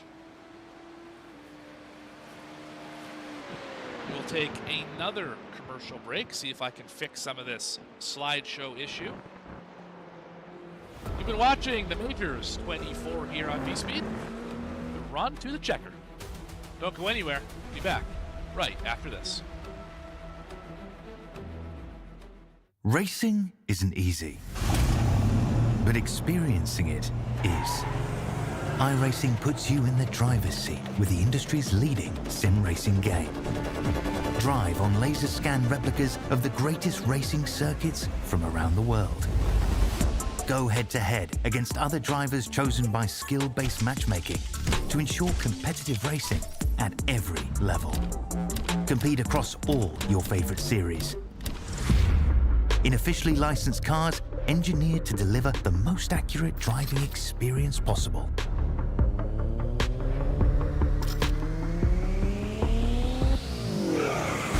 Join a race or host your own with players from across the globe. Race against the computer or in a league with friends. Feel the thrill behind the wheel. Visit iRacing.com.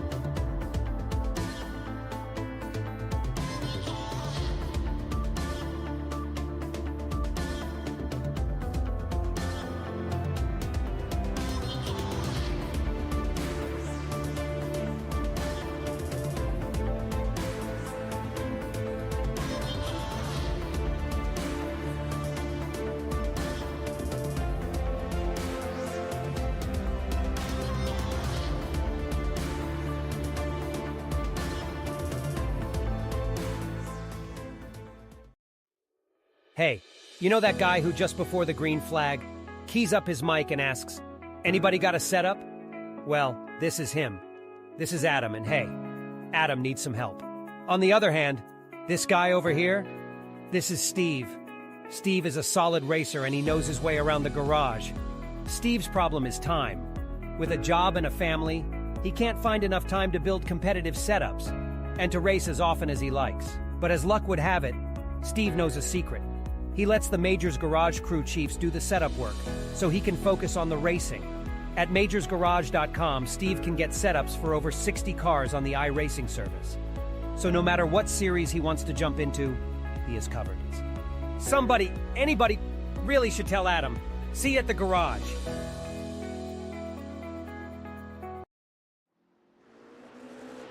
Back here live on VSPEED. I think we've got some of these issues with the technology fixed. One driver who's definitely got their stuff figured out, Hyperion Racing.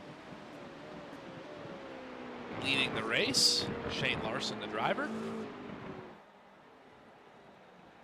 Up 17 spots from where they started. They will have to make a pit stop here in the next handful of laps. And they will probably be putting on the dry tires. As currently the only one of these lead trio on the dry tires are High Caliber Auto Sports, who are on pit road right now. What's going on here with the 831? Another driver behind him. Is that Obsidian perchance? No. We did not fix that issue with the slideshow-esque shots. Apologies for that, everyone. Something about this racetrack It's Adrenaline Motorsports Alpha is on pit road. A lot of drivers actually hitting pit road right here. Interesting stuff. Team WP300 Lemon not hitting pit road. They're still on the racetrack.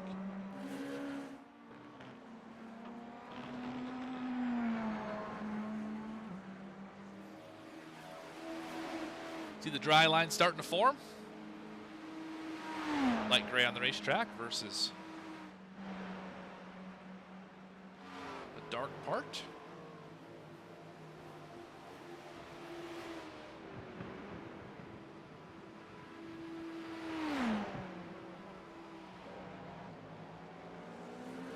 Under 3 hours remain. 2 hours and 42 minutes left until we crown a Majors 24 winner here in 2025.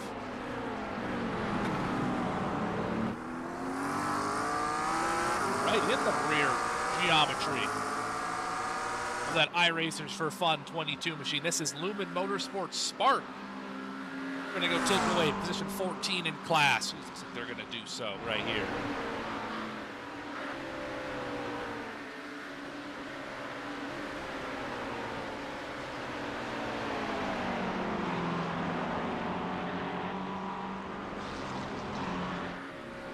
Take that spot rather easily.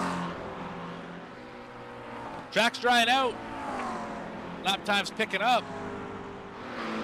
We're still about 20 seconds slower than when we started.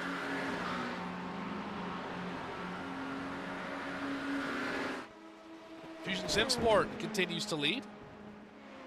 Their lead now is under a full lap, but it's still pretty close to that lap. GazX Team Nemesis, the one trying to chase him down, and they are actually just in front of the leader in class. Tail end of that lead lap.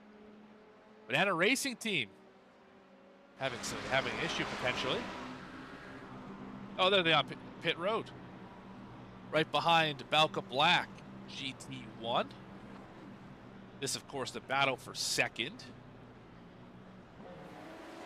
The REC telemetry by Wizards team, 4th overall. 3 seconds back from City and Edge GTP trying to chase them down.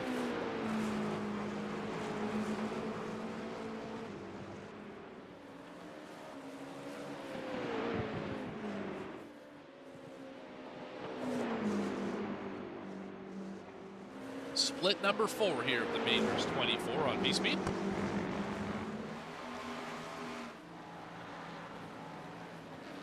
Oh, contact! Moved him out of the way. I believe that was Impact Sim Sports Chrome. It was not. Regardless, some driver just moved the REC telemetry by Wizards team up out of the groove. Going to pit road anyway, so no harm, no foul. High Caliber Auto Sports hits the pit lane. Hyperion Racing continues to lead. I imagine we'll be seeing dry tires here very quickly.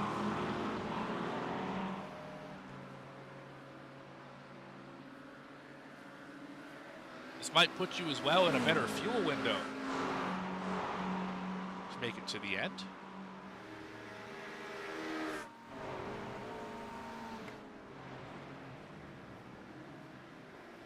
Two and a half hours left. Ficmania Racing League trying to chase down Valkyrie XP Green, who has gained another position at 177 slowly but surely. Continues to chug along. Done a fantastic job keeping out of trouble. Fantastic job outlasting their competitors.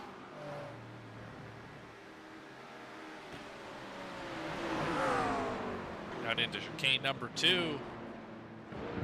Holding tough right now.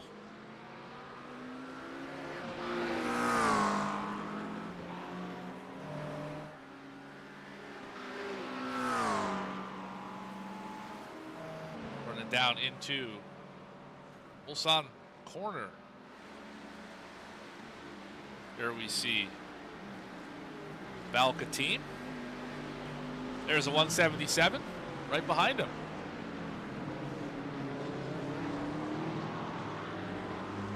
Oh, WP300 Lemon with a big issue. They're on pit lane.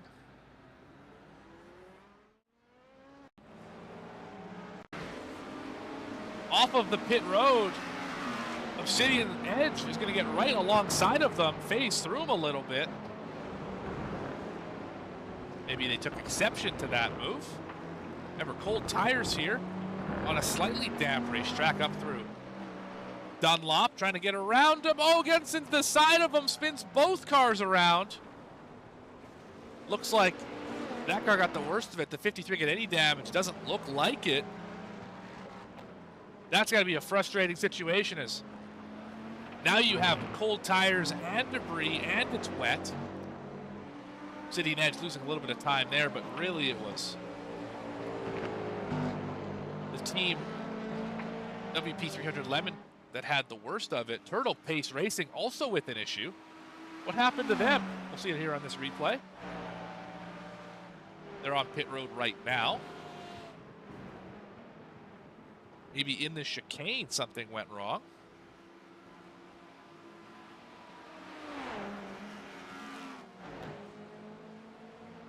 So far, so good. Oh, loose condition, almost had it saved. Oh, but they hit the tire barrier right where it starts. Knocked the front end out of it. Oh, and they wrecked the left front tire as well. Hate that for that team. McMania Racing League still trying to chase down Valkyrie XP Green.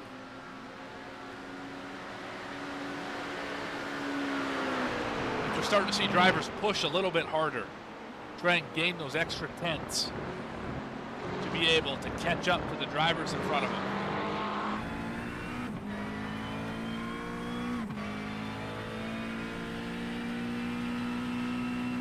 Jack Tunks driving the Big Mania Racing League number 151.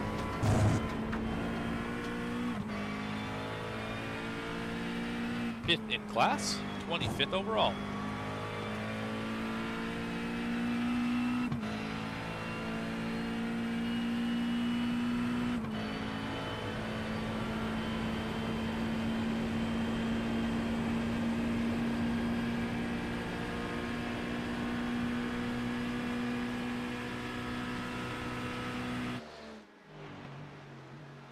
The battle for the lead. Hyperion's on pit road, just now exiting the pit lane. Here comes High Caliber Auto Sports. What's it going to look like? There's the battle. There's that blue car. Should be an easy pass here on the warmer tires. Into the Dunlop chicane, now into the S's.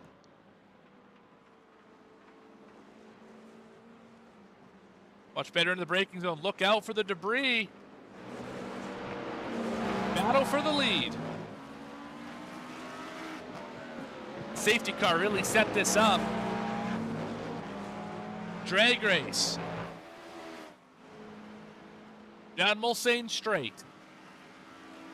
The section before the first chicane.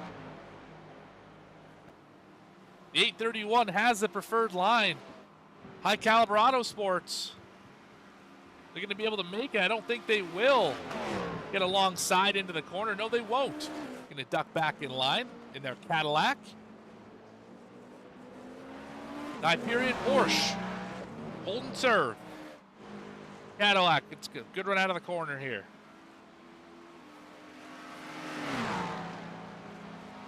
Now gets alongside again. Now on the opposite side of where this next chicane goes, but the Porsche with so much less drag, able to pull ahead again. Crossover, not quite enough. Only gonna have a couple more shots at this before the tires are warm on the Porsche in front.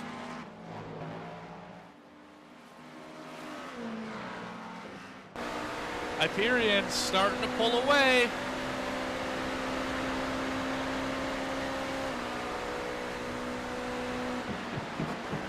High Caliber Autosport sails it down in the Mulsanne corner. Going to get right up close. Now the run to Indianapolis is not too far behind them. Obsidian Edge trying to get their lap back as well. That would put 4 of your GTPs on the lead lap. REC Telemetry by Wizards team also on the lead lap in 3rd, hanging on to the podium. Down into Indy. Still no move to be made. Down to Arnage. It's all about the exit here. 44 gets a good one.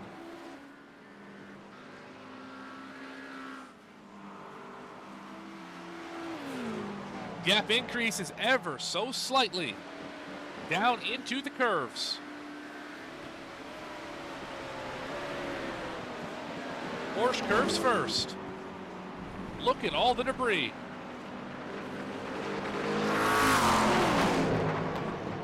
Not going to phase these drivers as we work through traffic. That's going to put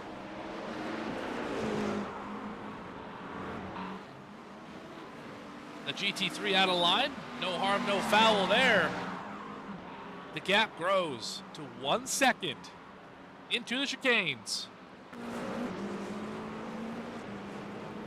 The opportunity has been relinquished by Hyperion. They had cold tires for a lap. They're up to temp now. High Caliber Autosports had their shot. They squandered it.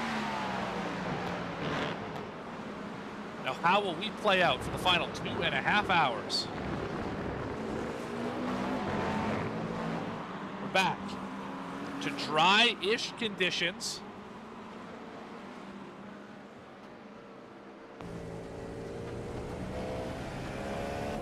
Can the 831 get there?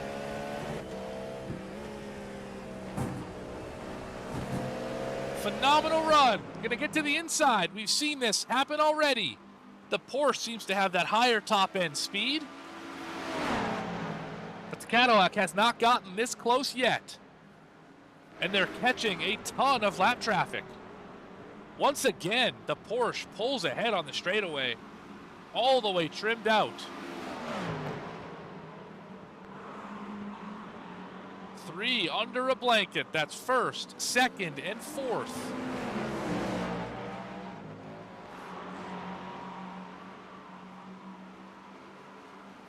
Will this pass happen? Where will it get set up? Look at all the GT3s in front of them. Now the Obsidian machine wants around. Trying to get their own lap back. They're going to get by.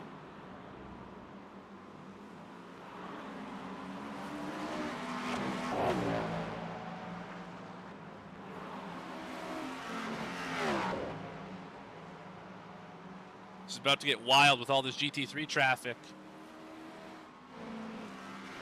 Although the 53 is going to have to get around the 44 for that to be an issue.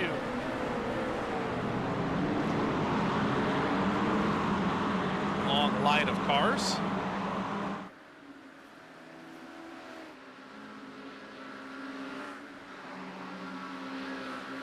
Working left, working right. Aggressive move, 3 wide through traffic. It worked. Through the water into Indianapolis. Don't want to get off in that puddle. They didn't. The big loser out of this sequence has absolutely been High Caliber Autosports. They went from about a second behind. They are now mired in traffic.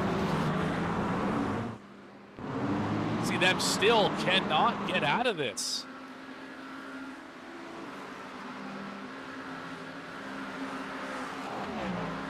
Driver with new car crashed here. Team DWR with a meatball.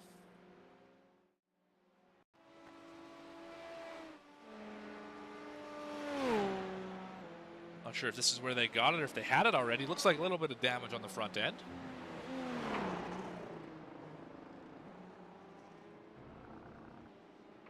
If it's a meatball, it doesn't look like it's too bad of a meatball. All the parts of the car still on the car.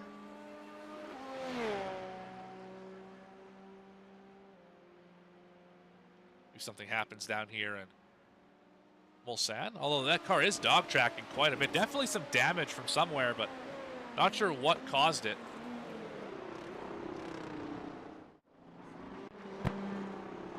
Still having some.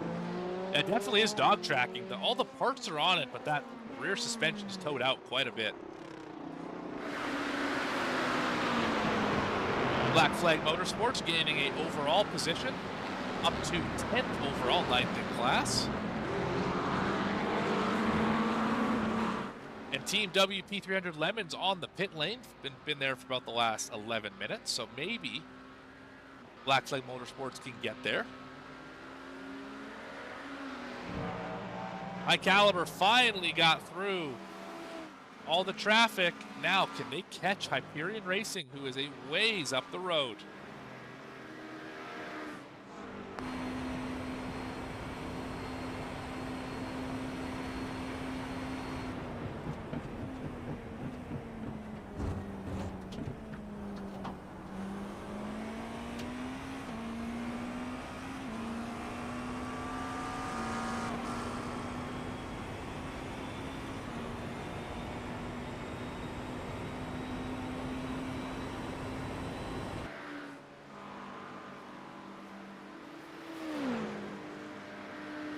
Hyperion Racing led a lot of laps here in the last few hours.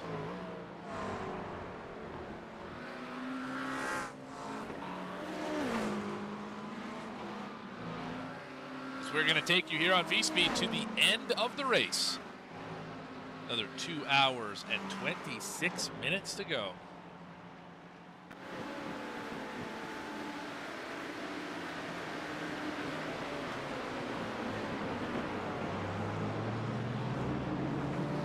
Drivers now pushing for all it's worth. The lap time's getting very close now to the fast laps of the day. We're now within about 7 seconds of those fast laps.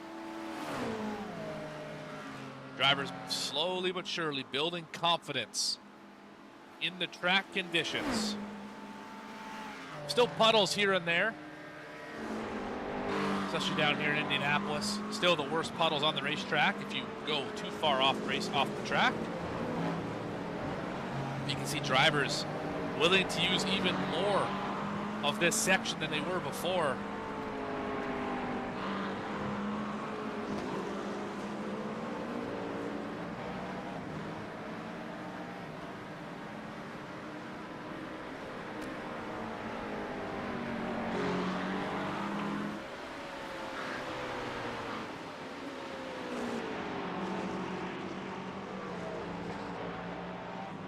I think now would be a good time to go quickly through your field.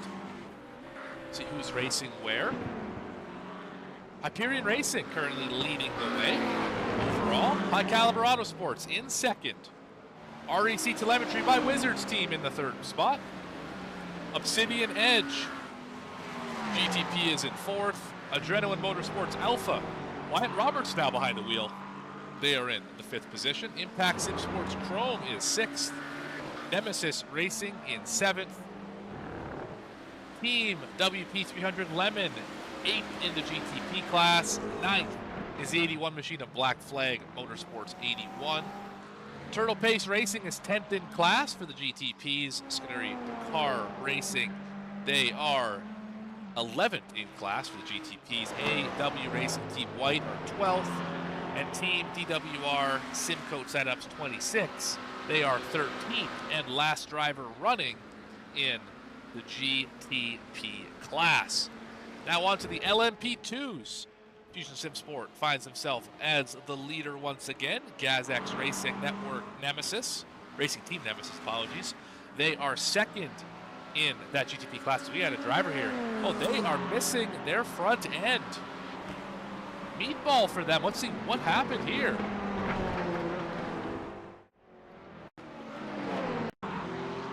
Looks like they're still missing the front end. Indianapolis catch another one. Sure did. Lock up. Slow impact collision, but it took the nose right off. They were second. I think they will keep second here for at least a little while. That is GazX Racing Team Nemesis. Frog Leap Juiced Racing Blue. They are 12th overall, 3rd in class. Makeway Endurance, 4th in class. TeamRedX.com SimSport, 5th in class. Yonk Racing, they're 6th in the LMP2 class. Placebo International SimSport, they are 7th in that class. Last driver running as well in the LMP2s. Now on to all of the GT3s, which are running together. Cracked Out Racing, they are 1st in the GT3s. Belka Black in 2nd. Banana Racing Team still holding tough in 3rd. Valkyrie XP Green in 4th. Vic Mania Racing League, they are 5th. Adrenaline Motorsports Charlie in 6th. Broken Wing Endurance Team 7th in class. Pace Syndicate Rosemary, they're 8th. 9th be Empire Racing. 10th, the Ends Brothers Competition 1996. They got that thing repaired. Remember, heavy damage about an hour ago. Vesta Sport Yellow in 11th. Absolute Motorsport Acelift GT3 is 12th. Lumen Motorsport Spark in 13th. Echelon SimSport GT3 Purple in 14th. iRacers for Fun in 15th. Team Tryhard in 16th. Frog Leap Juiced Racing Green 17th. And Team Nishikin, they are 18th after what has been a tough last 16 or so hours for that machine. That is a look through your field. Those are all the drivers currently running in the race. There are 19 drivers who are out of the event. Have been for quite some time.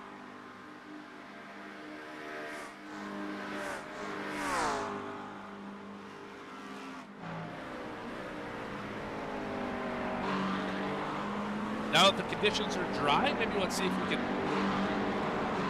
see what another team is up to.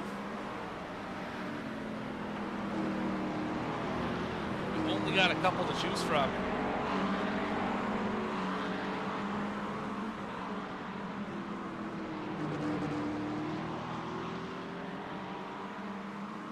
Go see what Frog Leap Juiced Racing Green's all about.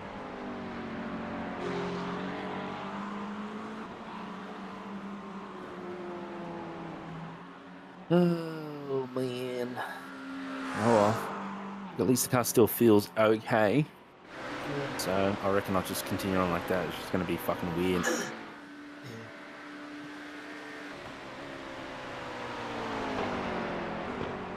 Okay, well, there's not a whole lot of steering power. Again with the expletives. Sorry, everyone, for that. Currently running in the 17th position.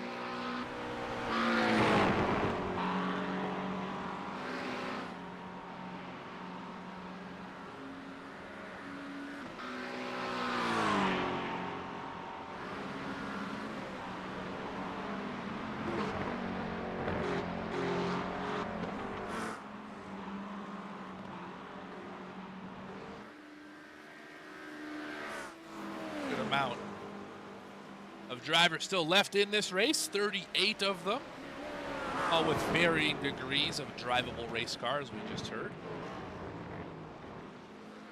Some drivers have definitely had some very difficult days.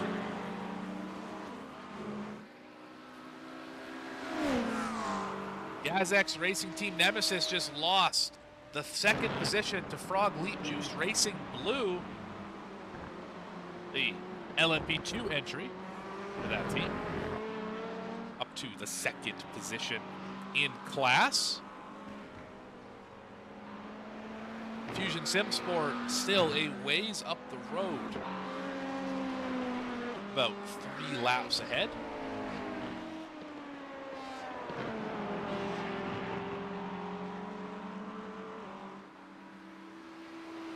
$18 and change minutes away from the final 2 hours. Unbelievable. This race has gone by so quickly.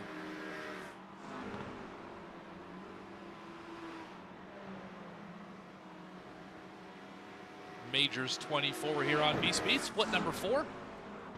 Our first time covering this event, hopefully not the last time we cover it. If you like what you've seen, that'd be a great time to like the video, subscribe to the channel. Check us out, VSPEEDSim.com or at VSPEEDSim on X. I've been your host and producer, Morgan Cook. These drivers are endurance racing. I'm doing what I like to call endurance broadcasting. It's been a solo effort for me today, working on hour number 10 in this 24-hour period. Did the entire first stint, that's 6 hours from hour 1 to hour 6 solo. Have done the last 4 hours by myself as well. We're going to try and finish this thing out strong with just over 2 hours remaining. So the least you can do, I think, is hit that like button on the video, subscribe to the channel, and maybe you'll see more of VSPEED and myself around the Majors Racing Series.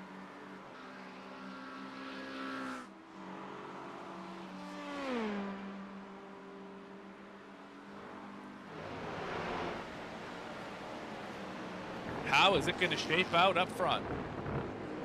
Hyperion out to a 12-second lead over High Caliber Autosports.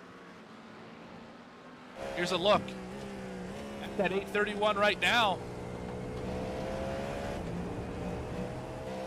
Currently second overall. The track is pretty dry.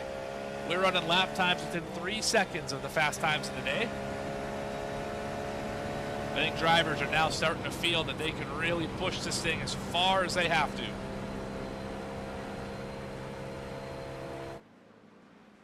As close to the limit, I should say, as they have to. Still, Fusion Sim Sport has the faster pair in the back pocket. You'd have to think any kind of damage sustained here to the end is going to require that faster pair. Not required, they would elect to take it is what I meant. But you're never required to take a faster pair unless the car is too damaged to continue. Then you must take the faster pair, of course. Leaders have completed 321 laps. Unbelievable.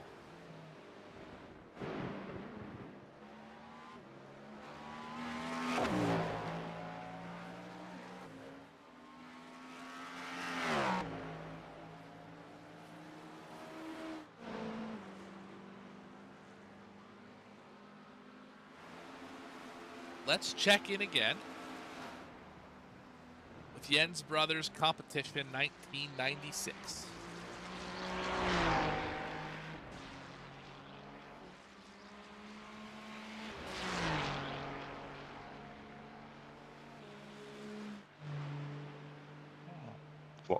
Welcome back. I'm back. So now with a huger amount of team members. Hello, everyone.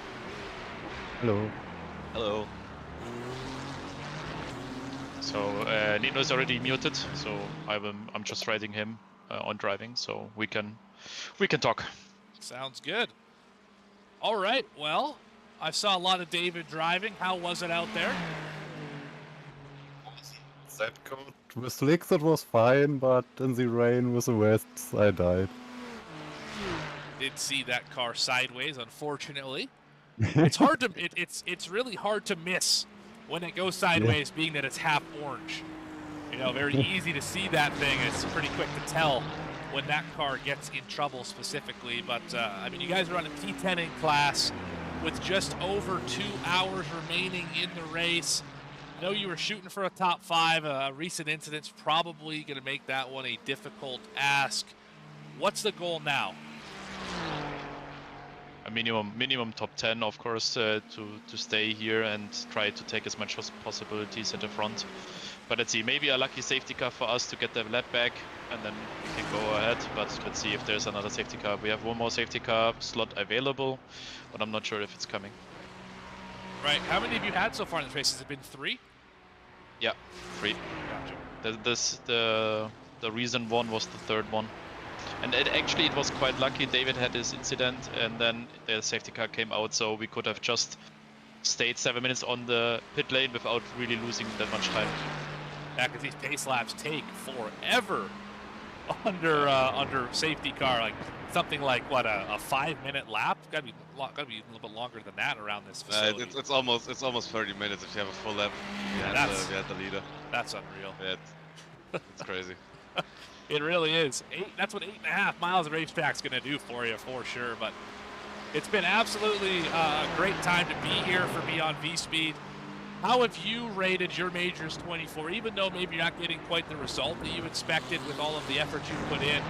How has this been a fun event to be a part of? Yeah, it was really fun.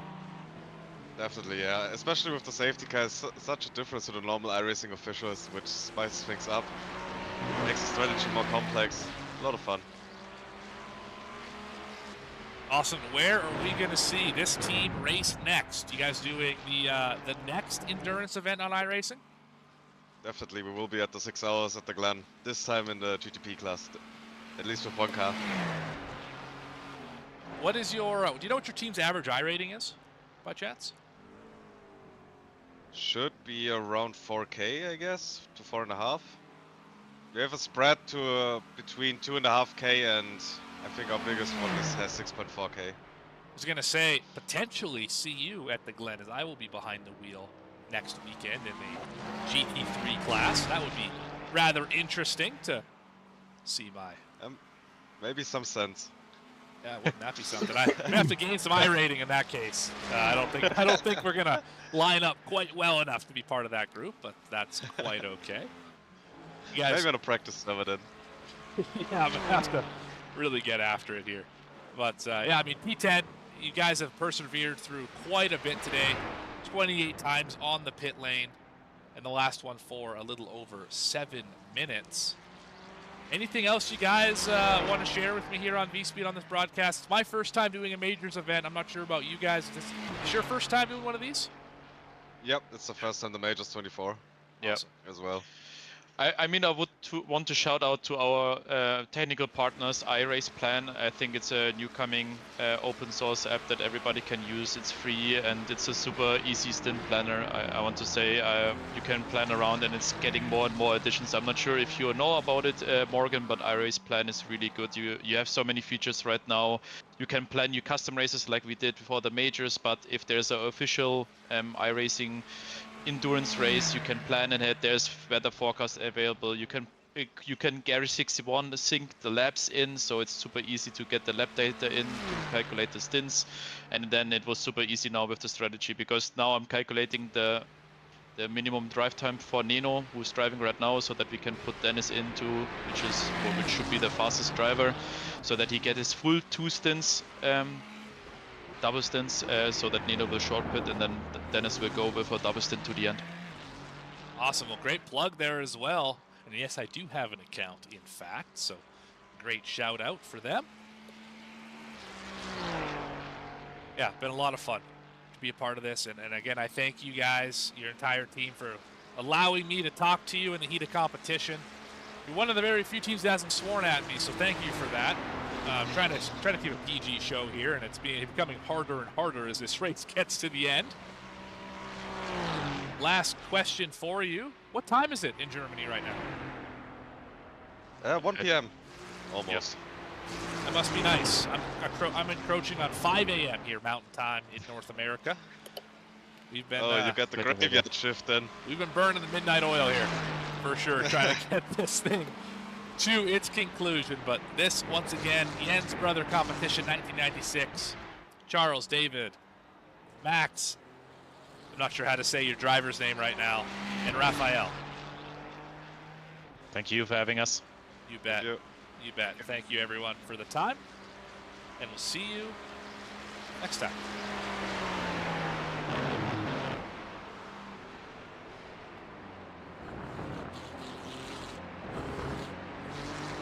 Been fantastic sports in this race. I've harassed them a number of times. Definitely been very kind to me up here in the VSPEED booth. 2 hours to go. Can you believe it? 24 hours comes down to just 2 hours. And Obsidian Edge has just about caught up to REC telemetry. This is something I did not have on the bingo card. Remember, Obsidian Edge, they just unlapped themselves not that long ago from Hyperion and High Caliber. They're now right behind.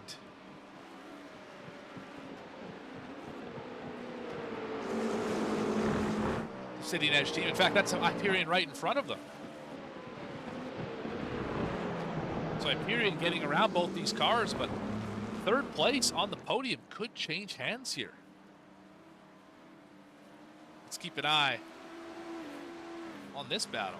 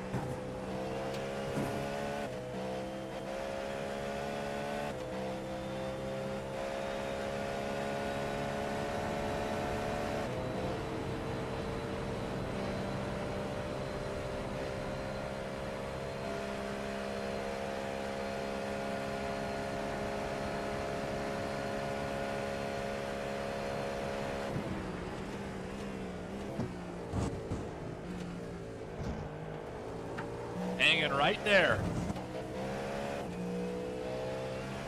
Can't quite close in. But oh so close to that driver in front of him.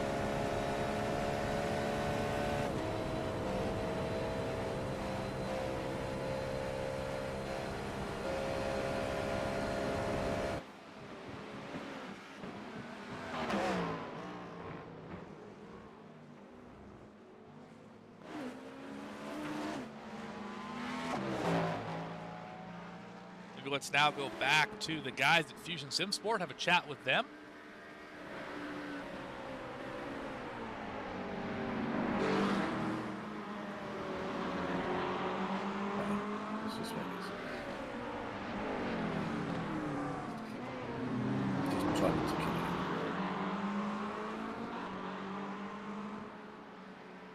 Mr. Morgan.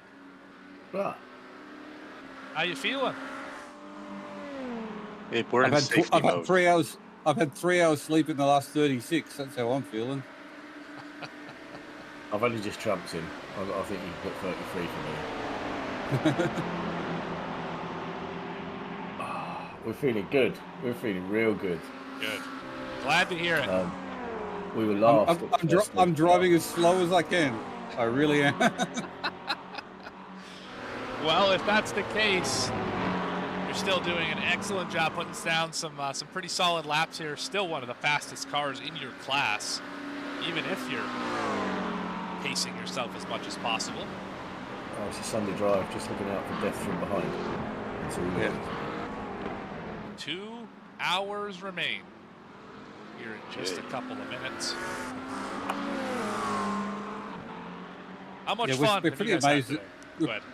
Yeah, look, and we're pretty amazed that we're the only car that's still got our fast repair in our class anyway.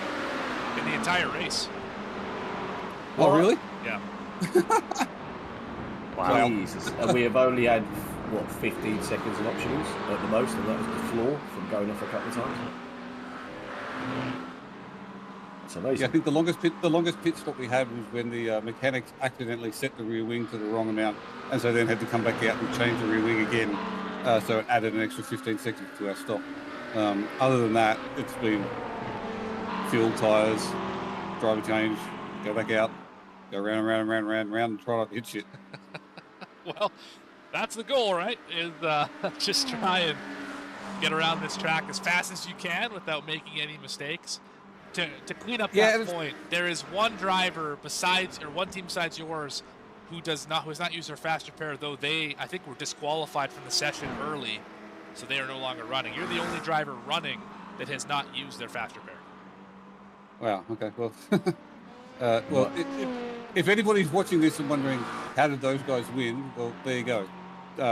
We've constructed an entire Majors Endurance Championship win off doing exactly that.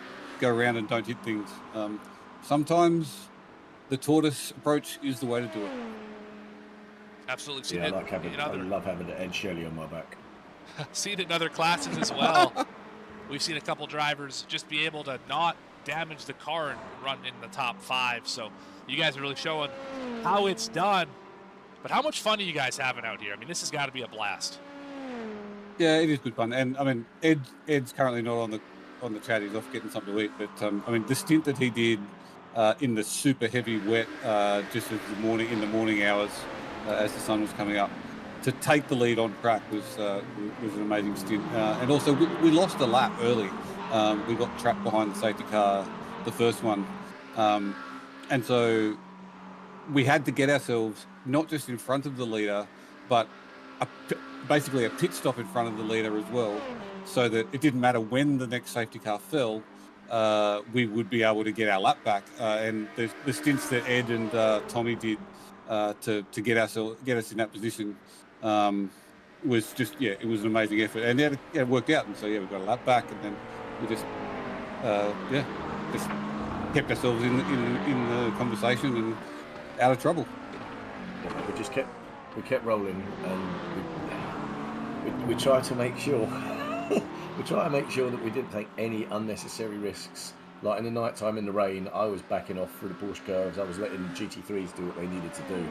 We just backed it off. It was those sort of decisions that would get you to this position, really.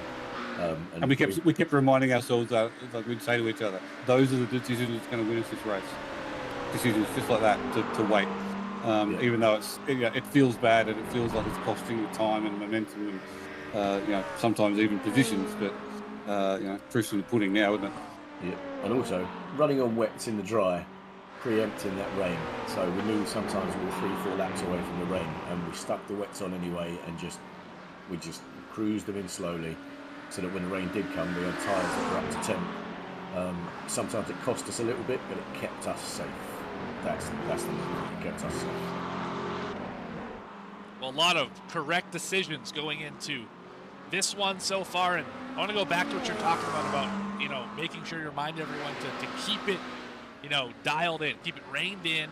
Don't take any unnecessary risks. I've done a number of endurance races. I think I've done about 8 or 9 of them, and that is always the hardest part. You want to get into rabbit mode. You want to go out there and start, putting down fast laps, passing cars, and winning on pace. But then you make a mistake, and then all that time you just gained, and then a lot more goes out the window. So very impressive to see a team of guys be able to tell each other confidently, we're going to be okay, just not taking risks. So I mean, just big hats off to you guys, no matter how this turns out, for taking that approach and really putting it to practice here. You guys doing a great job. Yeah, and sometimes it would get proven to us, like almost immediately. We'd say, "Let this guy go. He doesn't have an off switch. He's going to make a mistake." And it'd be literally 3 corners later, off into the fence or whatever. And so, it's all or nothing with some of them teams. And as we've realised, winning the MEC in our division this year, all or nothing is all right, but some is good because some gets you there. It doesn't always have to be all. You're absolutely right about that. Yeah, just great drive all the way through. Well, still 2 hours to go, Morgan. You're right. I know all the way. I mean, we've done 22 hours. Then all the way through 22 hours. I know we're not done yet. I am aware. I'm just going to say, leading the LMP. I'm not putting the cart before the horse. I'm not doing that. Not doing that. All right? All I've got to say is I'm 2.5 laps away from a beer, so let's get that going. Yeah. Fantastic. All right, well, before I say anything that you guys don't like. You get out of here, man. Commentators curses, go. Kick him out of town. Get out of here. Good luck the rest of the way. Thank you.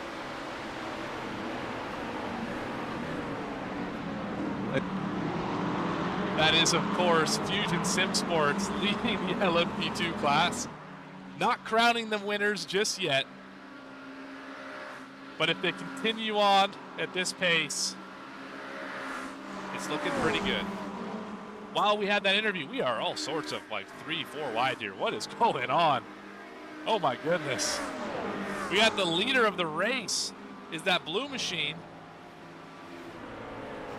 Trying to pass. Oh, the GT3s get wobbly. Oh my goodness. That is not what you want to see as a class leader. Holy cow. High Caliber Auto Sports. I was going to say, black flag on that machine. That's going to relegate them well back. They also just made their pit stop. REC Telemetry by Wizards has fallen behind Obsidian, although they're right beside them now. Also passing that Sim Sport team we talked about.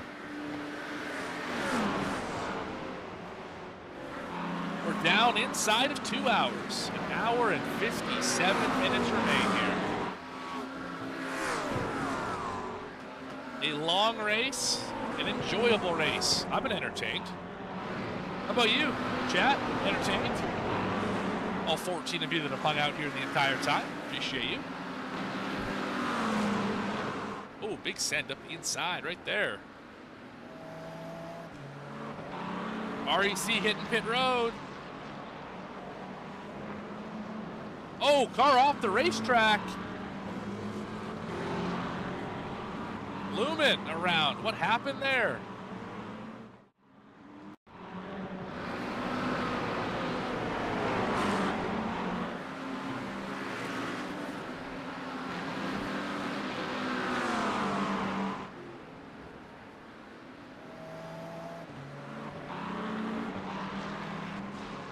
Oh, just the downshift, I think, kind of broke that car around. Wow, that was just about a 2 or 3 car accident.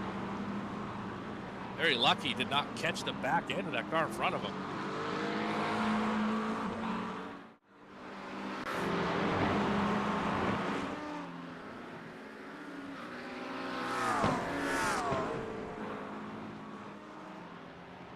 REC Telemetry on pit road. I believe so is Obsidian. Obsidian having some connection issues. Battle for third, heating up. Could be either one of these drivers, either one of these teams. Puts them in position.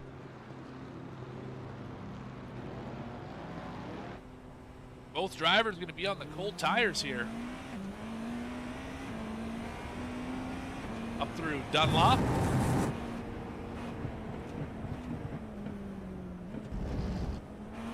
You can already see just how much this car wants to spin. Still a little bit wet on the racetrack as well, not fully dry.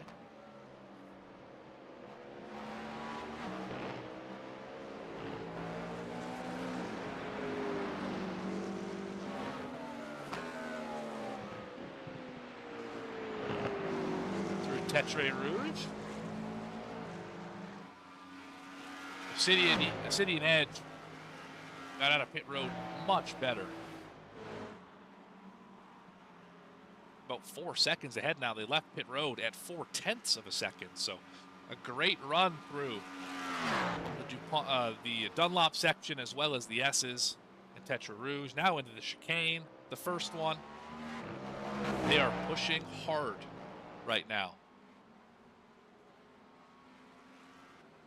Great battle on the racetrack here for 13th in the GT3 class. iRacers for fun, trying to hold off Echelon, the Sim Sport GT3 Purple.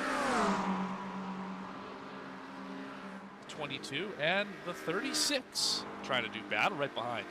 LMP2 class leader. Into Indianapolis. There's the kink. There's the left. Look down this little short chute to the right-hander of Arnage.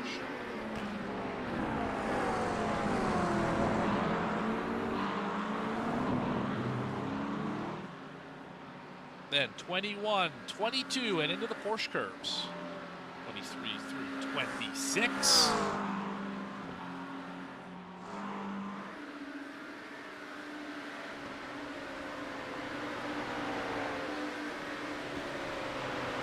Big class.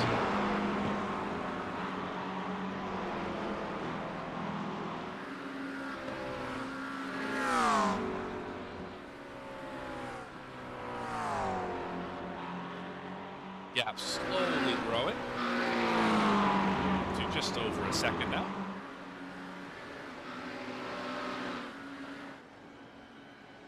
Pit stop time for the 861.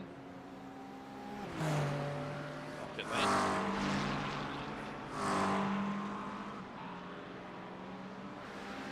"5 a.m. Mountain Time." Who would have thought? I'll be honest, I had my doubts that 2 6-hour broadcasts solo in a 24-hour period was going to be feasible. Well, we're still here. Once again, I'm going to remind you, if you like what you see, be sure to subscribe to the channel, like the video. Lord, we just crossed over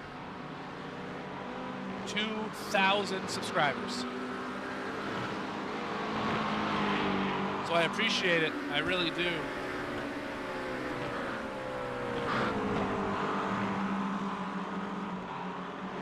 Check out VSPEEDSim.com, at VSPEEDSim on X. Just got a message here from driver of the 81 machine. That'd be Jaden Fisher, the only driver left in his voice chat. Might go speak with him if he is okay with that. We'll go check with him right away here. We gotta again thank Major Series for allowing me the opportunity and VSPEED the opportunity to broadcast this race for all the fans, all the drivers. I gotta thank all of the drivers, all the teams for participating in this event, making it a fun race, a good race, and definitely gotta thank all the fans, every single one of you who subscribed in the last 24 hours, who's liked the video, who's watched the video. We smashed all the VSPEED records on that first video this morning. Total views, concurrent views, and max views all were smashed in the VSPEED record books from that one stream. So thank you very much for the opportunity to be part of this. Let's go see if we can chat with the Black Flag Motorsports 81 machine.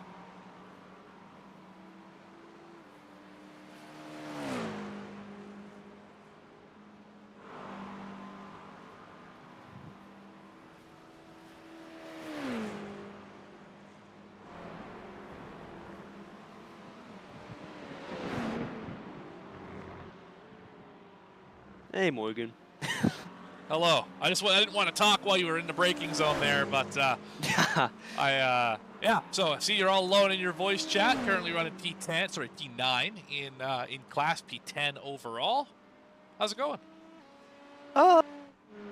Honestly, could be better. First, this past couple hours for us. Oh no. Well, cold tires. Past couple hours for us have been rather tough. Overnight, All-American team, sleep deprivation and pouring down rain isn't exactly a great combo, but we're alive still. Maybe not in as high of a position as we'd like, but whatever. That's part of that's racing. You win some, you lose some, so. You're absolutely right, and I know from experience, these GTP cars, you're flying on the seat of on a rocket for 24 hours, you're bound to slip up once or twice, and the rain just makes it more difficult. You mentioned sleep deprivation.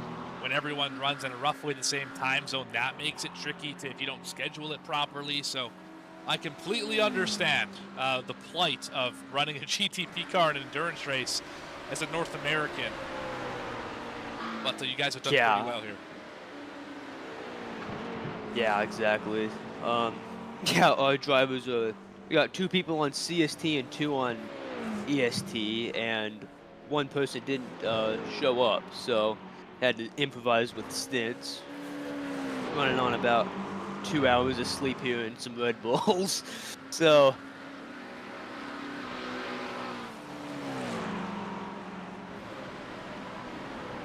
let you navigate these GT3 cars before I ask you anything else here. So yeah, no rush on that. You do your thing.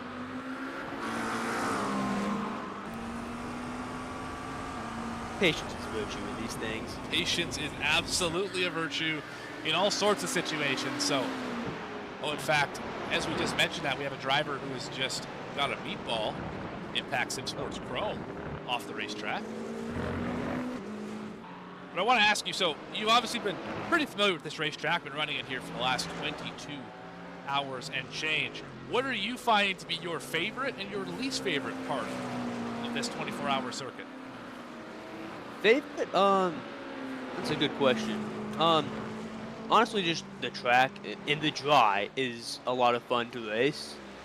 Yeah, I just really enjoy driving this track. Especially, I'm relatively quick here, so I can make up time on other people and just kind of do my thing. It's always fun to be one of the quicker drivers in these endurance races.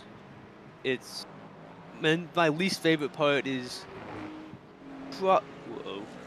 probably driving this track in the rain.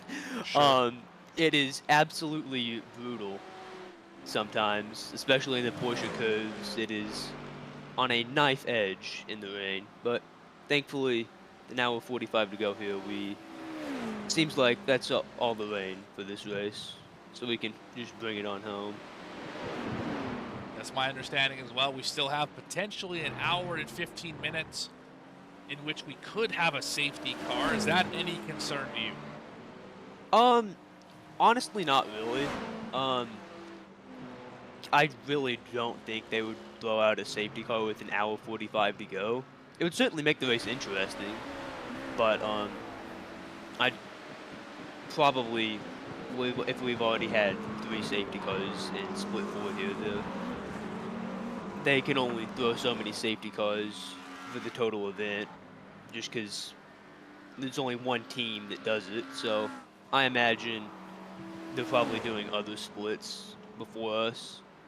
And even if the safety car does come out, I think we're the only one in our class on this lap, so wouldn't change a whole lot for us. Would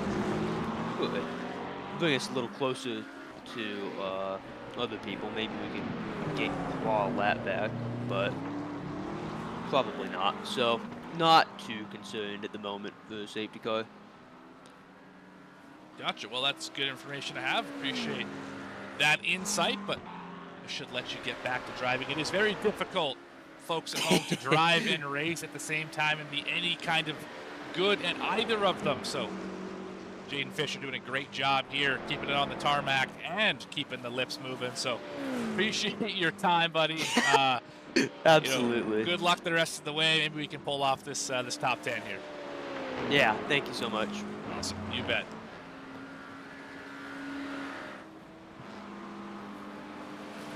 That is Jaden Fisher in the Black Flag Motorsports number 81, currently 10th overall, 9th in class. Solo for till the end of this race.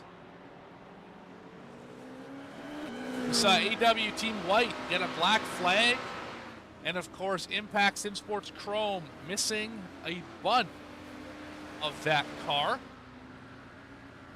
That incident happened at the start of our interview. We're not going to be able to go back and find that incident, unfortunately.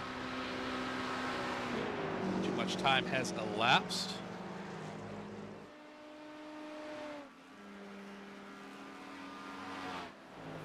RDC telemetry still chasing down Obsidian Edge GTP. Right in front of them, you can see there's that black and purple, maybe Obsidian, if you will, or a Cadillac.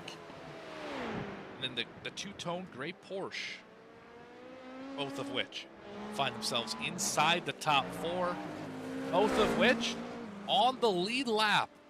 High Caliber Auto Sport, 21 seconds up on Hyperion Racing. This is for the win. With an hour 45 left, any of the top 4 could get it. Unbelievable that after 22 and a half hours, it could really go down to any of the 4 drivers to win the overall. Other splits not so close. We obviously talked to Fusion Sim Sport earlier. They are about 2 laps ahead of Frog Leap Juiced Racing Blue, and another lap ahead of GazX Racing Team Nemesis. And then back in the GT3s, Crack D Racing are pretty much exactly 1 lap ahead of Belka Black GT1. And another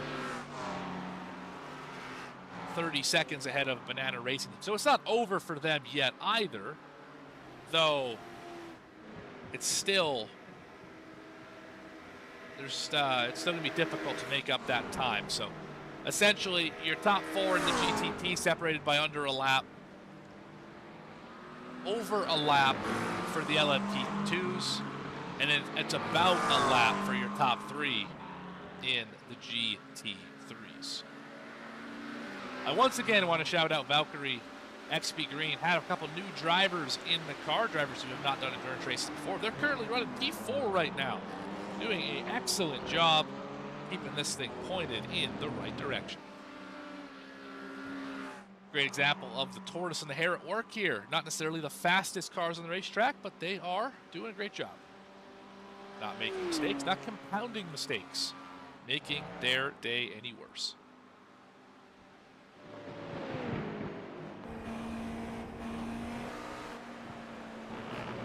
Off the splitter of the 27, look at that Obsidian Edge GTP car in front of him.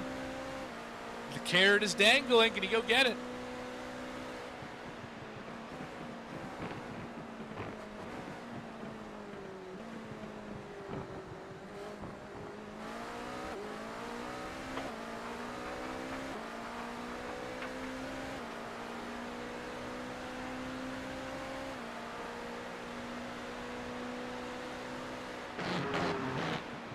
The gravel all over the racetrack is probably making life a little more interesting than these drivers would like.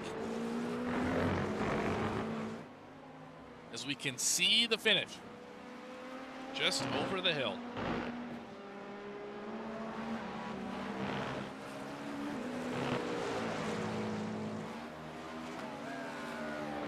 Last chance. We're getting down to it, chat. Anyone you want me to focus on? Go back to some fan favorites. Turtle Pace Racing. Eden Bilal. Currently 13th, 10th in class.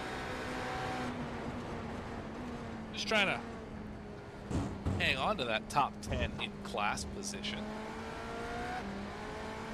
Maybe try and catch up to the driver we just talked to for Black Flag Motorsports. Though a lap behind they are.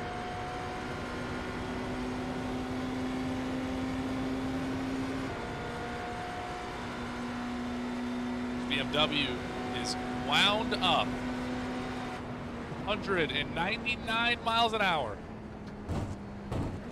down into that chicane. Unbelievable speed.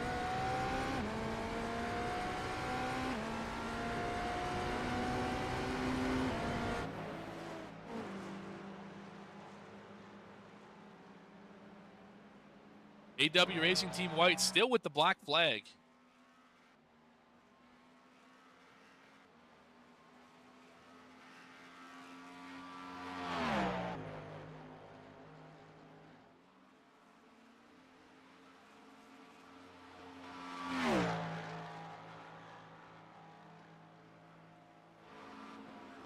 REC telemetry, they're getting close. Catching this lap traffic. That's a 97. The Frog Leap Juiced Racing Blue machine, the LMP2, now separates third and fourth in the GTP class. And of course, right in front of them, we're just riding on board with Turtle Pace Racing, the Swedes, in their entry. Also, incredible to see all of the different nationalities that participate in this event. There's going to be at the end of the race, not during the stream, but afterwards, some stats released of how many nationalities are in each split. That sort of information, really interesting to know, because there seems like there are drivers from all over the world here on iRacing. For this event, I've seen Swedes, talked to a bunch of Germans, Australians, people from the UK, Canadians, Americans, and many, many more. Asia, list goes on and on and on. Someone keeps yelling Forza in chat, so I imagine they're Italian, etc., right? It's been a really cool event to see so many people come together and try and win such a prestigious race here on the sim. Major Series, Majors Garage, everyone who puts this on has done a fantastic job of organizing this. And again, thanks everyone at VSPEED for letting me be a part of it. And all 16 of you still hang with me in the chat. We've been had about 16 people watching this show about the entire time it's been on. So I appreciate all of you for hanging out with me through these wee midnight hours. Wee hours of the morning. While we try and figure out who is going to win the Majors 24.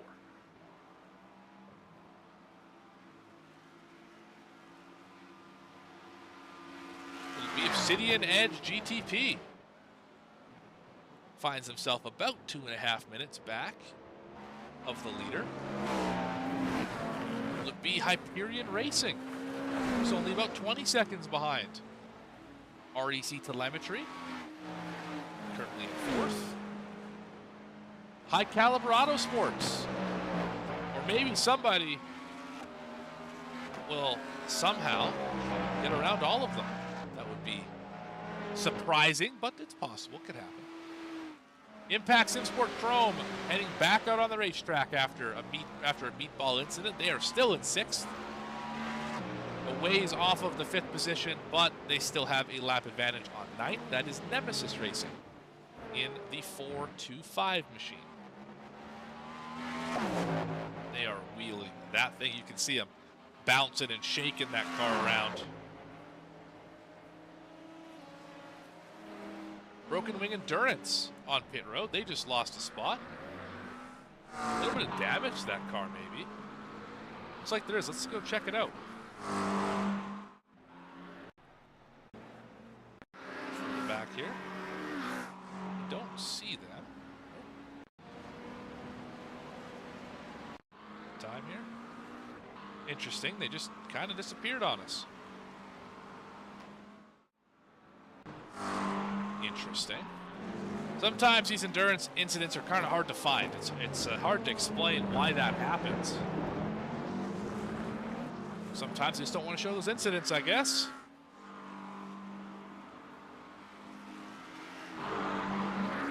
Also, want to give a shout out to Team Nishikin.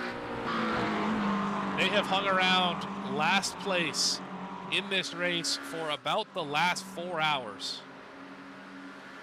And they can finally, for the first time in a long time, see a position up for grabs. That green car, the 13, that is for position. Frog Leap Juiced Racing Green. He's trying to have a battle right now with Banana Racing. There's a chance that this 24 can go up there and catch and pass the 13, which would make all of this pacing around and logging laps and trying to get this damage repaired worth it. It has been a difficult race. basically ever since we left from the first stream, this race has gone downhill very quickly for this team. I think we left them in 3rd. We came back to them in 18th in class. Car seems to be driving all right. Lap times are pretty decent.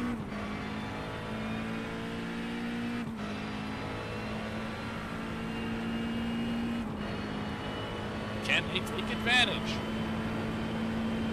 of the Frog Leap Juice Racing Green machine?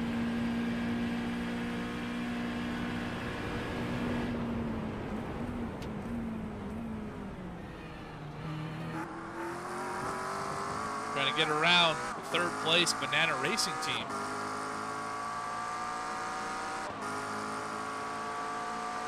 Aussie, Aussie, Aussie. Oi, oi, oi. Fantastic stuff. Fantastic from Oz Frog Sim Racing.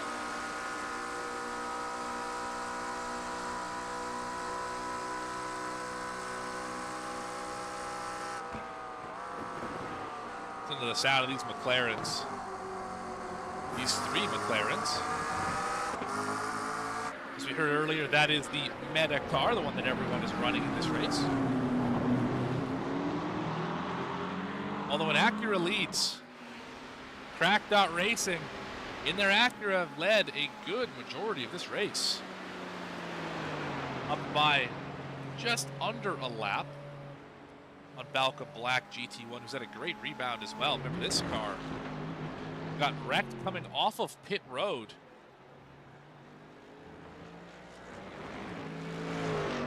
I still don't know if there's supposed to be a nose on that car. I feel like there is, and then it's still just missing. They haven't taken the time to repair it yet. If it ain't broke, they don't need to fix it. Banana Racing team hanging on in 3rd. A lap ahead of Valkyrie XP Green. There go the Frogs. Gonna give that spot to Team Sheekin. Finally, they pass a car. It's been so long. Oh! Frog Leap Juiced Racing Green. They just sped on pit road.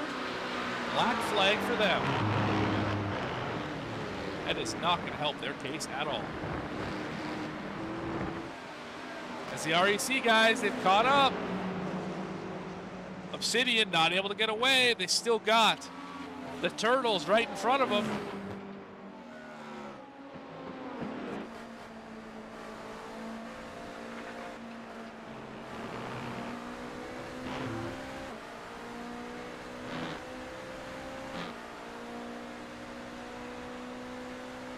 Seems like it's through Indy, in that area, that this Porsche really shines.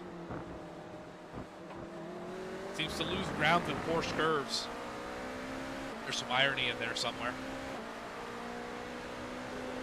Good acceleration.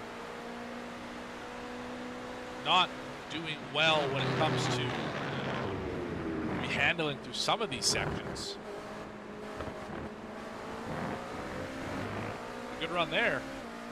Still a little bit of water here and there on the racetrack. A couple puddles. Nothing too crazy.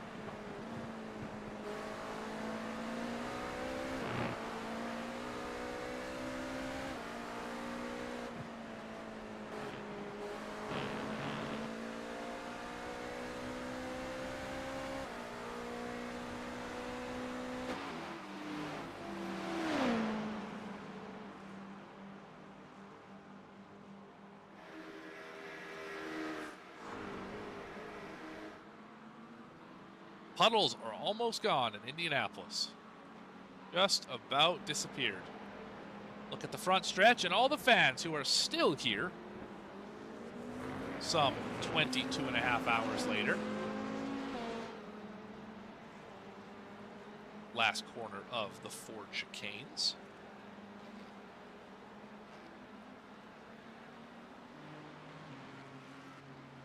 Drivers really starting to settle in here. Last gasp efforts, last gasp pushes starting to happen. If you got it left in the tank, now is the time to use it. You're probably not going to get another chance. Obsidian Edge GTP machine has really been hounded by the Turtles. Turtle Pace Racing, currently 10 in class. Cannot seem to get around the third place driver. This might be the chance. Ooh, almost drove through him there. What can the Cadillac do? Down here into Indy. Oh, he dives ahead. Aggressive move. Here comes REC. Off in the dirt. That's going to hurt the exit. Give the the Turtles parked it in the center. Oh my goodness. That is not going to make the REC telemetry by Wizards team very happy. Every time they get a chance, something happens. That's got to be so frustrating for them.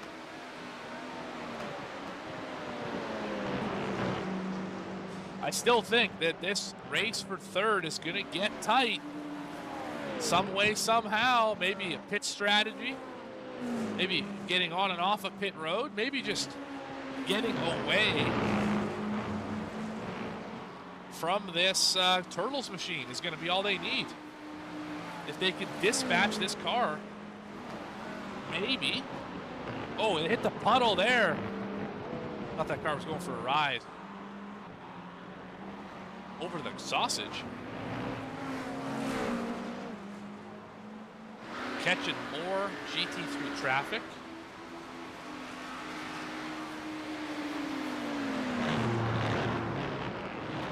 This is the closest battle on the racetrack.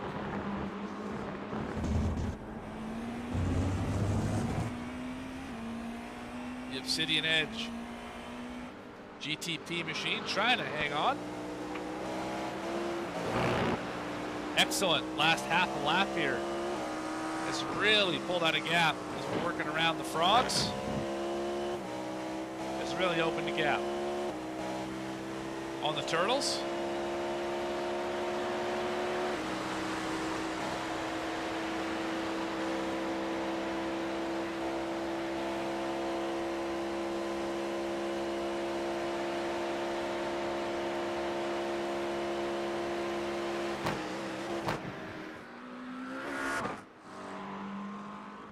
Caliber Auto Sports, Hyperion Racing, a couple laps apart on the strategy in about 12 seconds. Who has the right one? Will those 2 laps come into play? You can't have that many laps remaining. What happened again? 27 has gotten pretty close to that 53. Has to get around the Turtle Pace machine. There's a GT3 car to the inside. Not going to provide a pick here.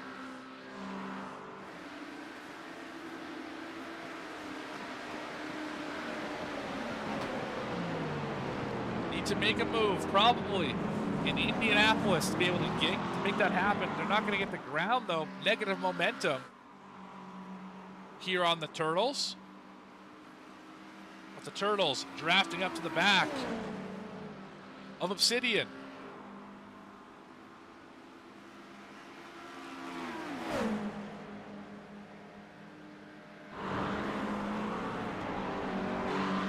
All three giving it all they've got right here. That was a peek to the inside, not quite enough. Thought we were going to see maybe the 27 sail it off into the corner and really try and force the issue here. There is still an hour and a half left in this race. Oh, here comes the Turtles trying to pass Obsidian. This could change things.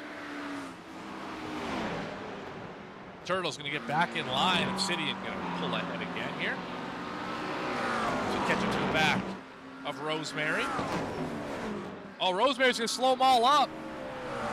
This is exactly what the Wizards team needs. The Turtles alongside the GT3. Going to be an easier pass.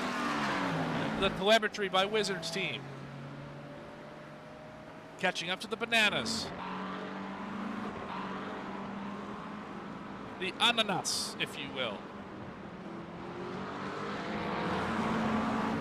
Obsidian will get the first crack at him. Obsidian's going to clear easily. Turtle's going to clear easily.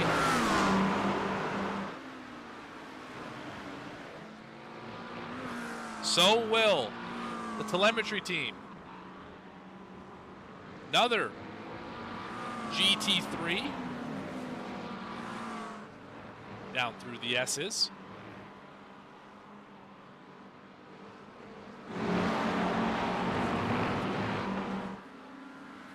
Oh, big moment for the Turtles. Oh, and it caught the telemetry team behind the GT3. That's going to hurt the momentum. Turtles just had a bad exit, flat out. Hyperion, black flag. Black flag for the 44. That is going to change things significantly. 12 seconds behind the leader. And only about 2 minutes in front of third and fourth. This could be the podium up in smoke, potentially.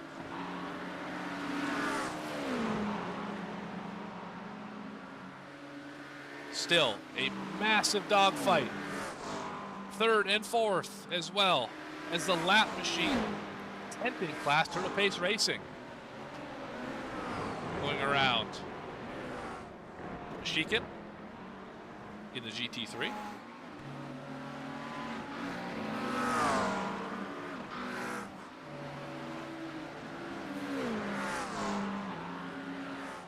Telemetry team going to fall back just a little bit here as they work around the class leader. Their Acura. Cracked Out Racing.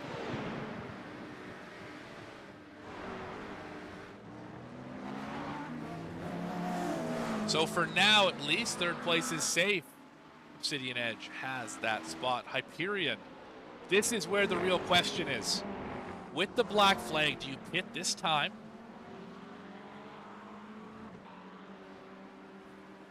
That is what I am wondering about.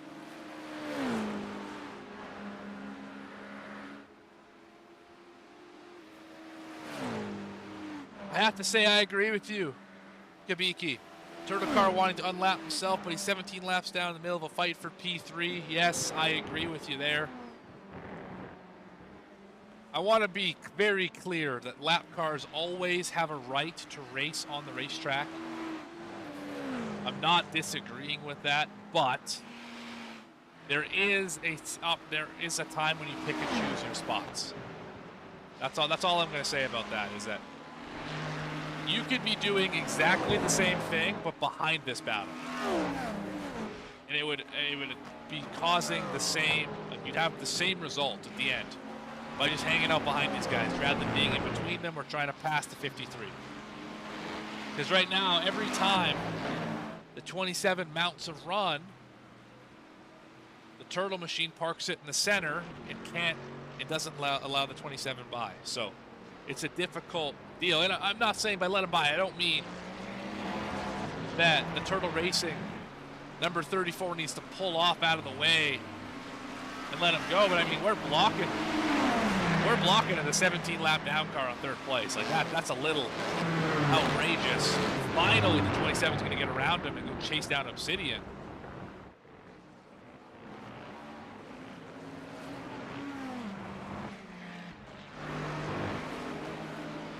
In oval racing, because we do have a lot of lap traffic in oval racing, we typically tell lap down cars, just don't be the story.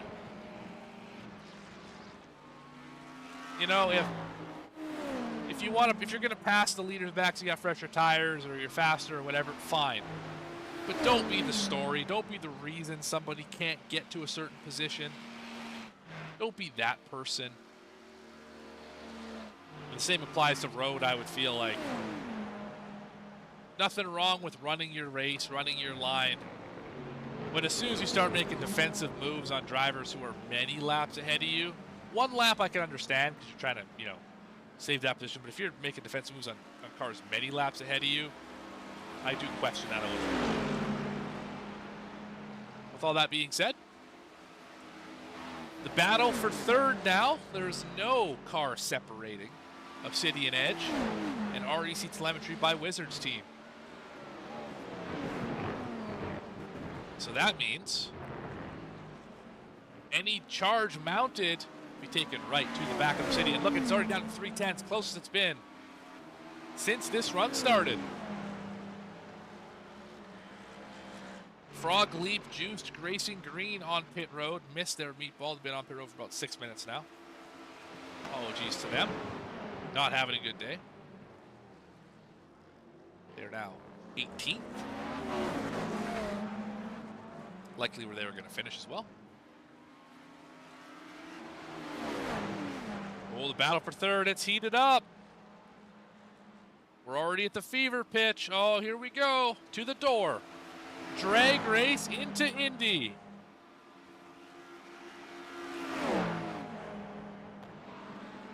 Side by side, don't hit the puddle. They did not hit the puddle. 27's going to take the spot away. Crossover, around goes Obsidian. And contact with the Turtles. Is there any damage? Is Obsidian going to be okay? Let's go back and check it out. Maybe the blimp will help us out here down into Indianapolis.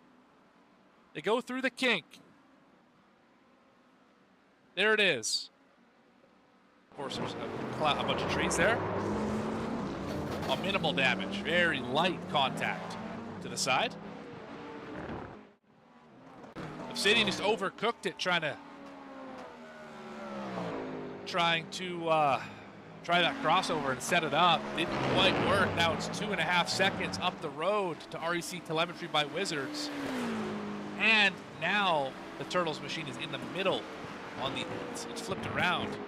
The sandwich has been turned over, so to speak. We'll see if the Turtles machine is able to hold up the Obsidian machine as much as they did the REC entry.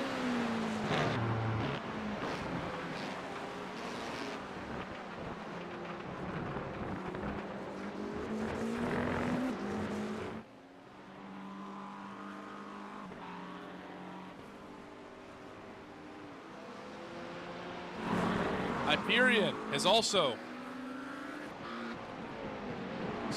taken their penalty. A bunch of drivers off the road right there. I think the 77 was one of them, Yawk Racing. See what happened there.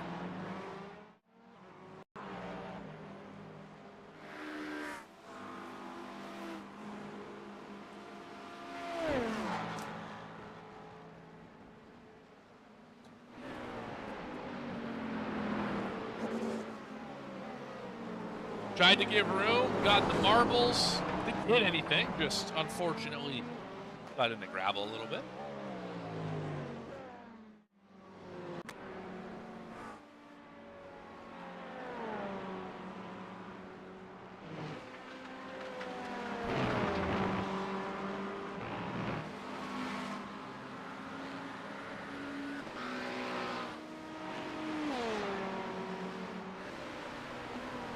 .77 now going to hit the pit lane.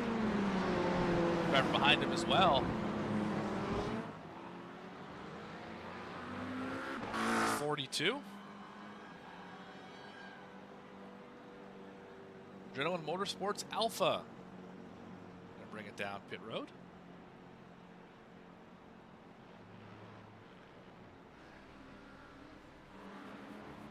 Fusion Sim Sport still hanging on to that 2-lap advantage over Frog Leap Juice Racing Blue. Crack Racing has their 1-lap lead over Balca Black GT1.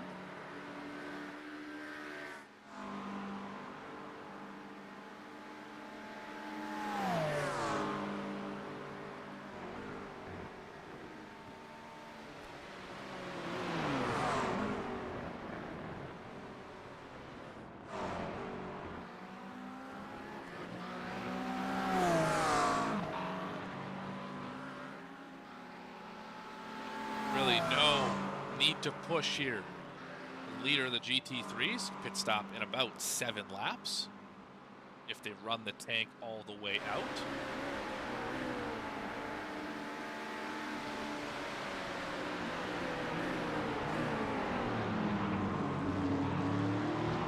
Seeing drivers start to flirt with their fast laps of the day in certain sections of the racetrack. Little debris off the back of this Acura.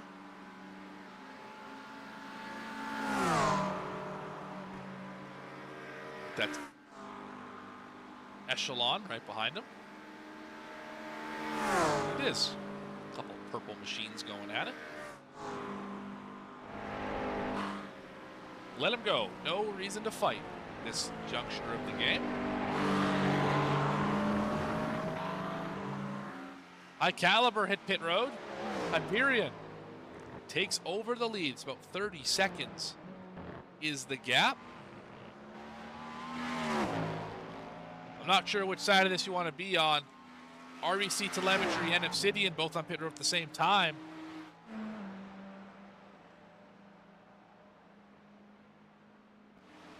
We're going to enter the last hour here in about 12 more minutes. Obsidian might get out first. Oh, it's just where they're parked on pit road. Okay, so let's see how this exit looks. Check that out once they roll off of pit road. Hyperion continues to lead.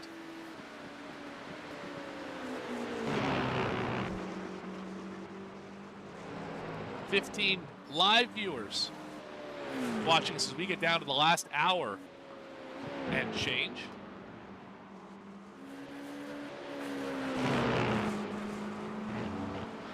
Wherever you are, hope you're enjoying the show. Hope you've enjoyed the Majors 24, regardless of how your team has done. One of these special events that only comes around one time a season.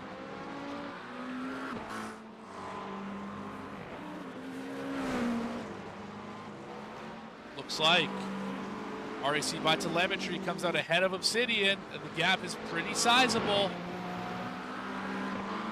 Looks like it's about 8 seconds. Not sure what happened to cause that. Oh, Obsidian much slower in the pit box. 7 seconds. That's where it'll be. Rolled pit lane just fine. A couple seconds slower there as well, but it's definitely in the pit box is what caused that issue.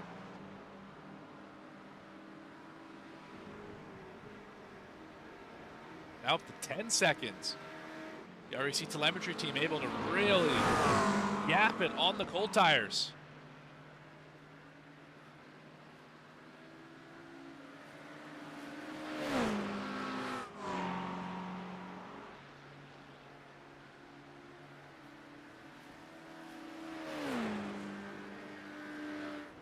As we prepare for the final hour of the race, we're going to take another quick commercial break. Don't go anywhere.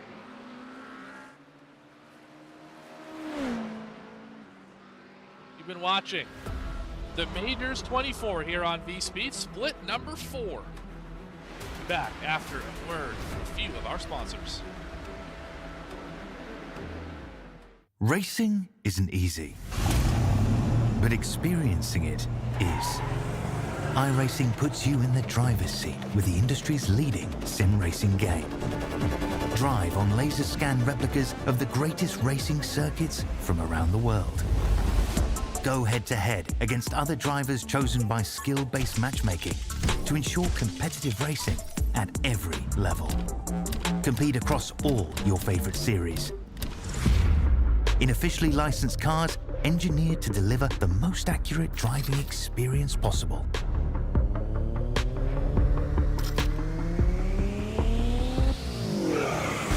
Join a race or host your own with players from across the globe. Race against the computer or in a league with friends. Feel the thrill behind the wheel. Visit iRacing.com.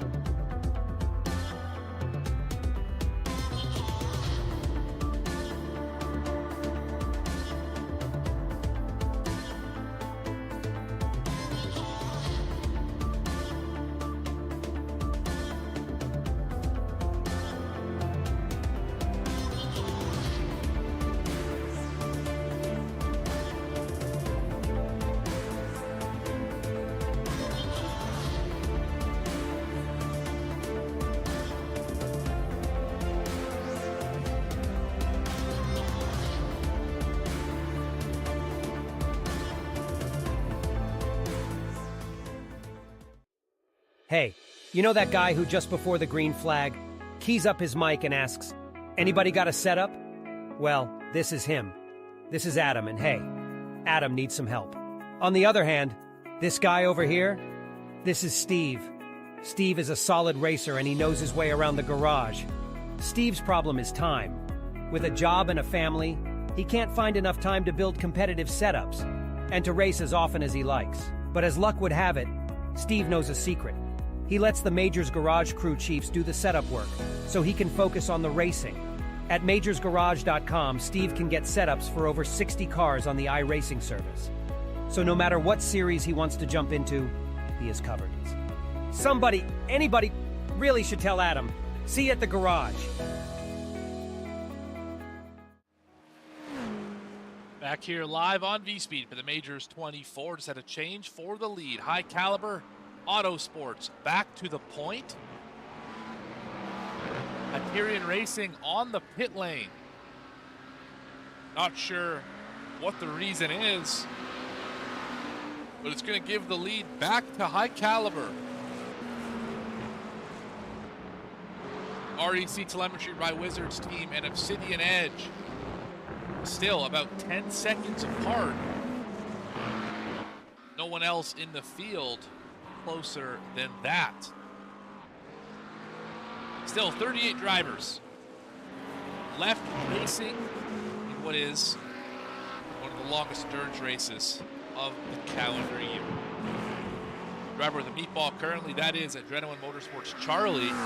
Andrew Fitzgibbons, who is definitely dragging part of that car. Oh, that whole front end is in trouble. It's happened a number of laps ago while we were under commercial.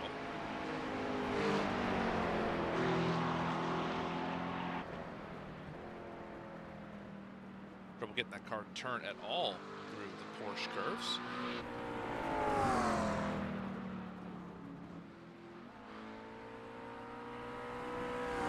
Let's do a quick through the field rundown. Probably going to be the final one of the day, as we are an hour and 5 minutes from the conclusion of 24 hours here. Unbelievable. High Caliber Autosports leading the way. Hyperion Racing in second. REC Telemetry by Wizards team in third. Obsidian Edge GTP running in the fourth spot. Adrenaline Motorsports Alpha is fifth. Impact Sports Chrome in the sixth position. Nemesis Racing in seventh, and Team WP300 Lemon, they are eighth in class. Black Flag Motorsports 81, and the lone entry here of Jaden Fisher, only driver in the session or in the Discord right now. He is ninth in class. Turtle Pace Racing in 10th. Scurdy Picard Racing is 11th in class, 12th in class for Team DWR SimCoach Setup 626. And AW Racing Team White, 13th, and the last driver running in the GTP class. As for LMP2s, Fusion SimSport continues to lead the way, and they are still about 2 laps ahead. A Frog Leap Juice Racing Blue, second in class. GazX Racing Team Nemesis, third in their 15 machine. Fourth in the LMP2 class, Makeway Endurance, just ahead of fifth place, TeamRedX.com SimSport 902. Yonk Racing is sixth, Placebo International SimSport find themselves in seventh. Again, the last driver running, or last team running in the LMP2 class. As for GT3s, Cracked Out Racing continues to lead. Balka Black GT1 is second. Banana Racing Team in the third spot. Valkyrie SB Green in fourth. Vic Media Racing League's up to fifth. Adrenaline Motorsports just got passed by Pace Syndicate Rosemary as they're on pit road. Adrenaline Motorsports Charlie getting that damage fixed. Empire Racing is eighth. Ninth in class, Broken Wing Endurance Team. Jens Brothers Competition 1996 in the 10th position. Vesta Sport Yellow in 11th. Absolute Motorsport Aceleth in 12th. 13th for Echelon Motorsports GT3 Purple. Lumen Motorsports Spark is 14th. iRacers for Fun 15th in the GT3 class. 16th for Team Tryhard. 17th for Team Michigan. And 18th for Frog Leap Juiced Racing Green, who are about 2 laps behind the 17th place car and the last drivers running in this race. A good number of drivers out of the race currently, in no particular class order, just the order that they have gone out of the race. They are MPB Motorsports 1 from the GTPs, AITT Revolution E-Racing from the LMP2s, Delta Racing GPT, and Sim City Racing 971, both GTPs. Project 91 Team Green from the GT3, Team DWR Simcoe Setups 21, and Proton Racing UA from LMP2. Wholesome Racing Blue, Paddock.GG Black, 499 Racing from the GTPs, A5 Endurance, Olympus Esports Artemis, 499 Racing, 498 from the LMP2s, iSport GBR from the GT3s, the 2 GTPs of ProTech Motorsports and FSG Racing, and then the 3 GT3s of Aerokinetics Blue, Speed Eagles, and Sorrento Motorsports GT3. And that is your field. All 57 drivers who started this race, the 38 who are running, and the 19 who find themselves no longer running.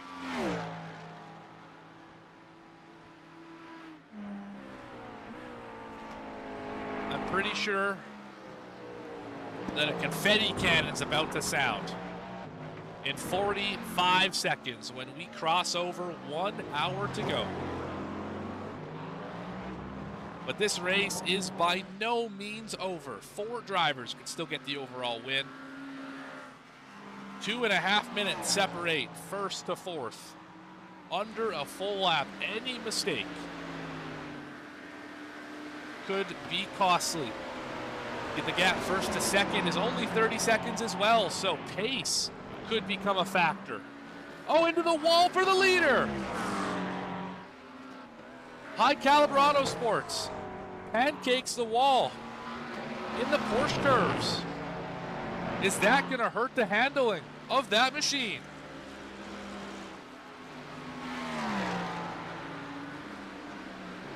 Not pitting. Have to keep an eye on it. See from the gyro cam, maybe is the wheel still straight? It looks like it. It looks like they got away with one. The concern is if you hit the wall with the wheel turned, that you bend toe link, tie rod, something like that keeps those tires pointed at a specific angle, and you toe in or you toe out. That makes the wheel turn one way or the other because that tire is turned. Luckily, it looks like no damage to the toe or the front suspension for the High Caliber Auto Sports machine, but they do not want to take any more licks in this race. That could have just thrown away the race. Under 1 hour remains, 59 minutes until we crown a champion in the Majors 24. Split number 4 here on VSPEED.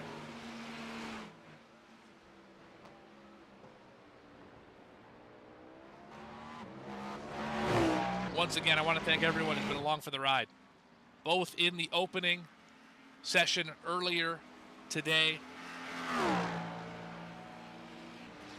from 7 a.m. to 1 p.m. Mountain Time, and especially those who stuck it out for this. If you're in North America, the graveyard shift, if you will, started off at 1 a.m. Mountain, and we're going to go to 7 a.m. race time. They have some interviews and things after that, so it'll be a little bit longer. There have been about 16 of you hanging out in the chat the entire time. Appreciate that. Hopefully you've enjoyed what you've seen.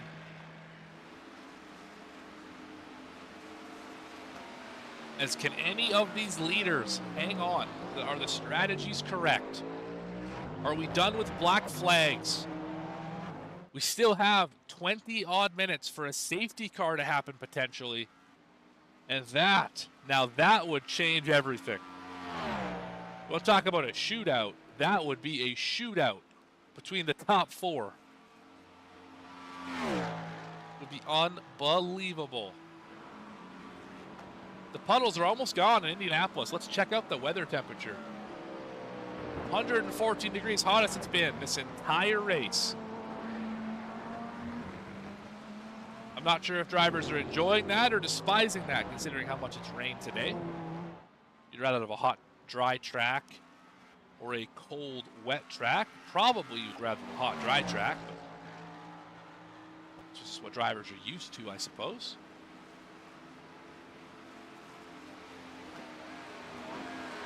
High Caliber Auto Sports led 199 laps. Over half the race.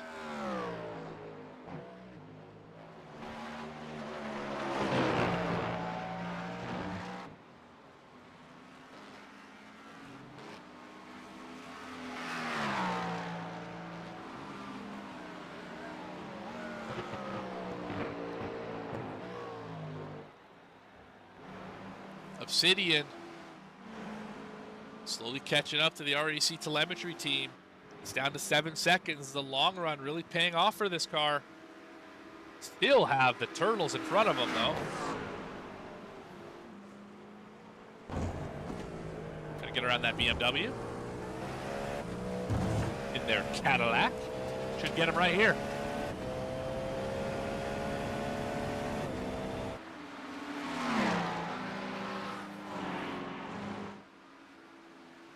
Turtles will lift. Give that spot up. And Obsidian now has some pretty clear track in front of him to go try and catch up that RDC telemetry by Wizards team. Porsche, a little bit of traffic, but nothing that isn't manageable.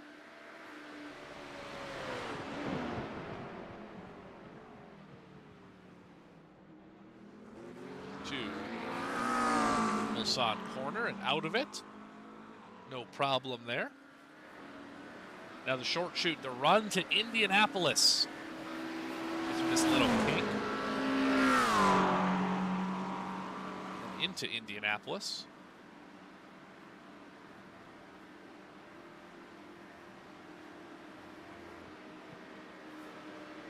There's the 27. And there's the gap back to the Obsidian machine. What's going on in the Porsche curves? No drivers here quite yet.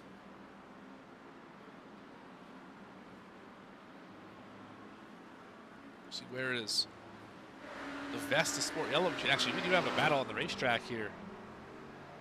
Vic Mania Racing League has caught up to Valkyrie XP Green. This is for 4th.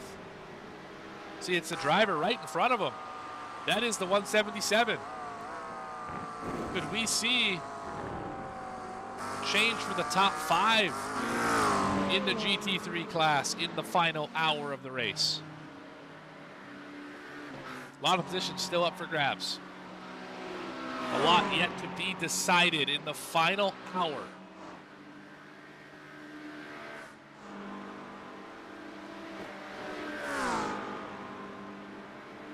It looks like the McLaren's going to get there. Catching them's one thing, passing them is something else entirely.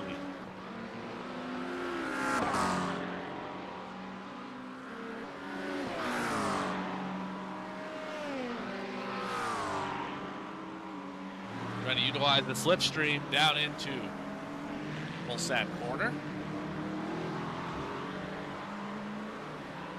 Not quite there yet. There they are.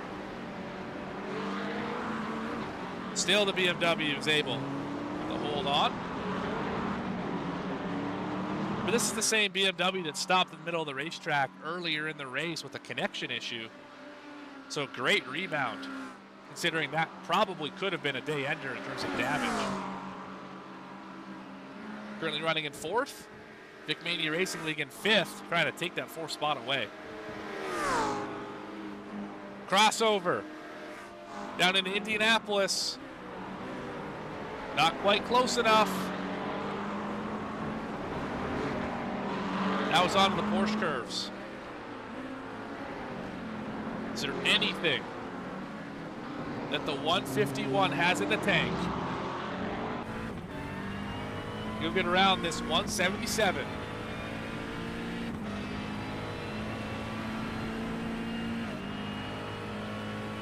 Prototype around the outside. A little bit of positive momentum here. What can they do with it into the curve? Nothing doing there. Double apex. Still nothing. Maybe in the chicanes.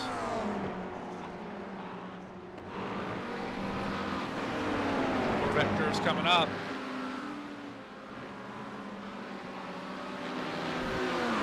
GT, oh, prototype around the outside in the grass. Gonna split in the middle of them here. That's gonna hurt. Down pit road now goes the Vic Mania team. What does that spell for Valkyrie, who just pit, in fact? So Valkyrie has a big advantage on Vic Mania. It looked like a battle, but really, the pit stop is going to be the difference in terms of the gap between these two cars. How does that cycle out?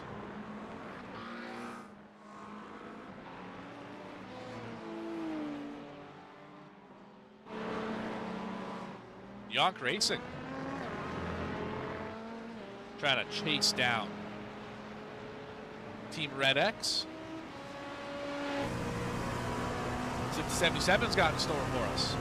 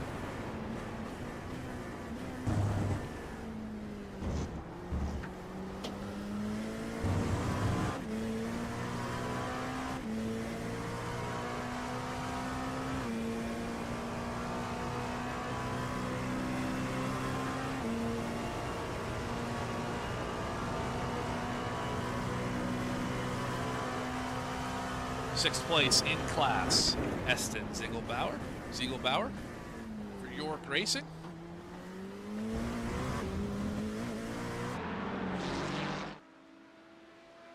Black flag for AW Racing, Team White serving that penalty right now.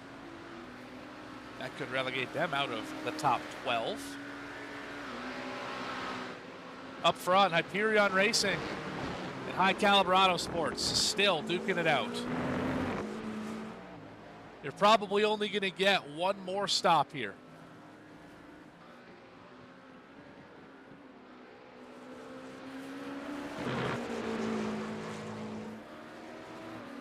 Run this one out. Probably one more. You might end up with a little splash and go at the end. Who can do the strategy best?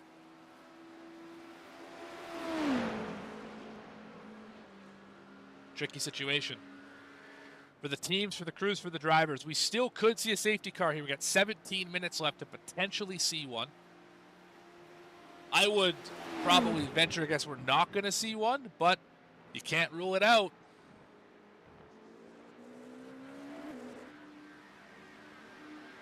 is the Banana team. Banana Racing team, piloted by Trevor Marsh at the moment. They're third in class in the GT3s. Have been really running in the top 2 or 3 the entire day. Have had really a solid run. They have pit 30 times exactly. Gonna have to pit probably another. Actually, they just pit. So likely gonna have to pit one more time here. Should be able to one stop to the end based on the time remaining.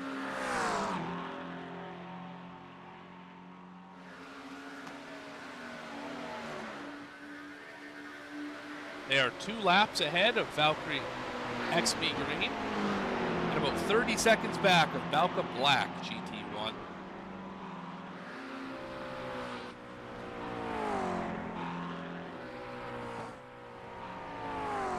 So definitely still things to race for here for Banana Racing team in their yellow entry.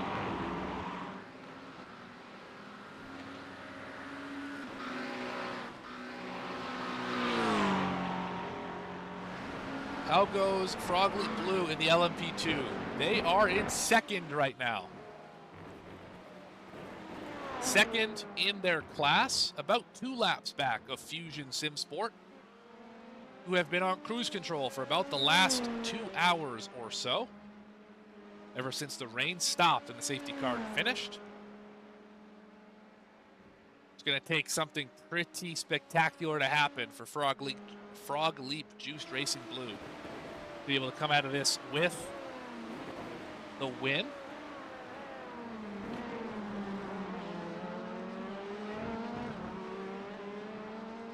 Hyperion gonna win. Well, it's definitely possible. Hyperion Racing running second.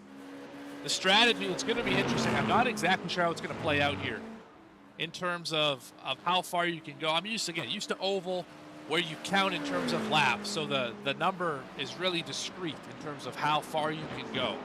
I can go 30 laps. Oh, and there's 35 left. I'm 5 short. Time racing is not like that. You can estimate the amount of laps, but you can never know for sure how far you have to go, and that's where it gets a little bit weird. So I'm just along for the ride here to see which of these top 2 have the right strategy. And I just got a message here as well from Revolution E-Racing, that being the AITT machine, the 240. Devastated they're not racing anymore. Unlucky getting DQ'd. They had to back up to get out of a bind, and it triggered them to get DQ'd from the session. That is a killer. Hate to see that for them. They were running well. They're up in the top 3 for a good chunk of the race in their LMP2 class. They're going to finish 8th in class as they have been off the racing surface for a good 400 minutes or so.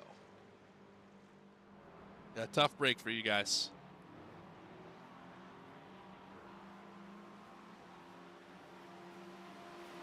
"45 minutes rain." When will we see the top 2 hit pit road? I would imagine 7 and 9 laps respectively. I've been wrong before. Does anyone have anything for Crack D Racing? Can Balka Black do anything?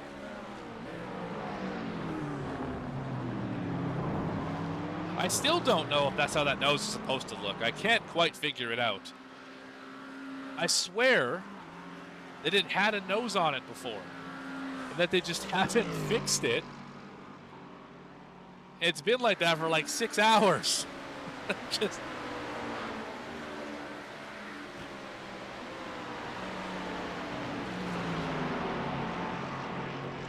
Oh, the AITT Revolution E-Racing 240 machine saying they were fighting with Frog Leap for first for a little bit, then for second, just unlucky this time around. That is racing sometimes, isn't it? You can do everything right and you get caught in a weird bind and it puts you out of the race. It can happen with a literal DQ like it did for the 240 machine. Can happen from a pit strategy sequence where you pit and a safety car comes out and traps you in a weird spot. It happens all the time in oval racing. It can happen where in my first ever endurance race at Daytona, We didn't get enough fuel in the car and had to pit. So we were half a lap short to make it to the end. Gave up a podium, finished 4th instead. You know, the racing has a weird way of humbling you. It's the ones who can rise above it, take their mistakes and compartmentalize them. Learn from them, but don't dwell on them. Don't repeat them. Those are the drivers who win races. Those are the drivers and teams who excel in any form of racing.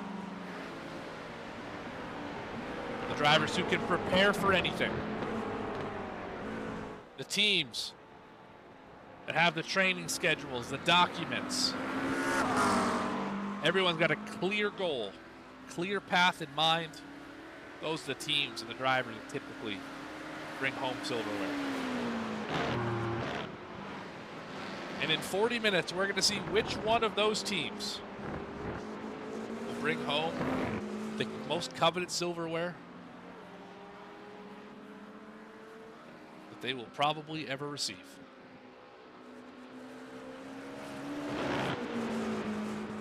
Another quick rundown of your top 3. Podium in each of the splits, or each of the classes, I should say. iCalibrado Sports leading the way in the GTPs. Hyperion is 2nd. REC Telemetry by Wizards team in 3rd. Fusion Sim Sport leading the LMP2s.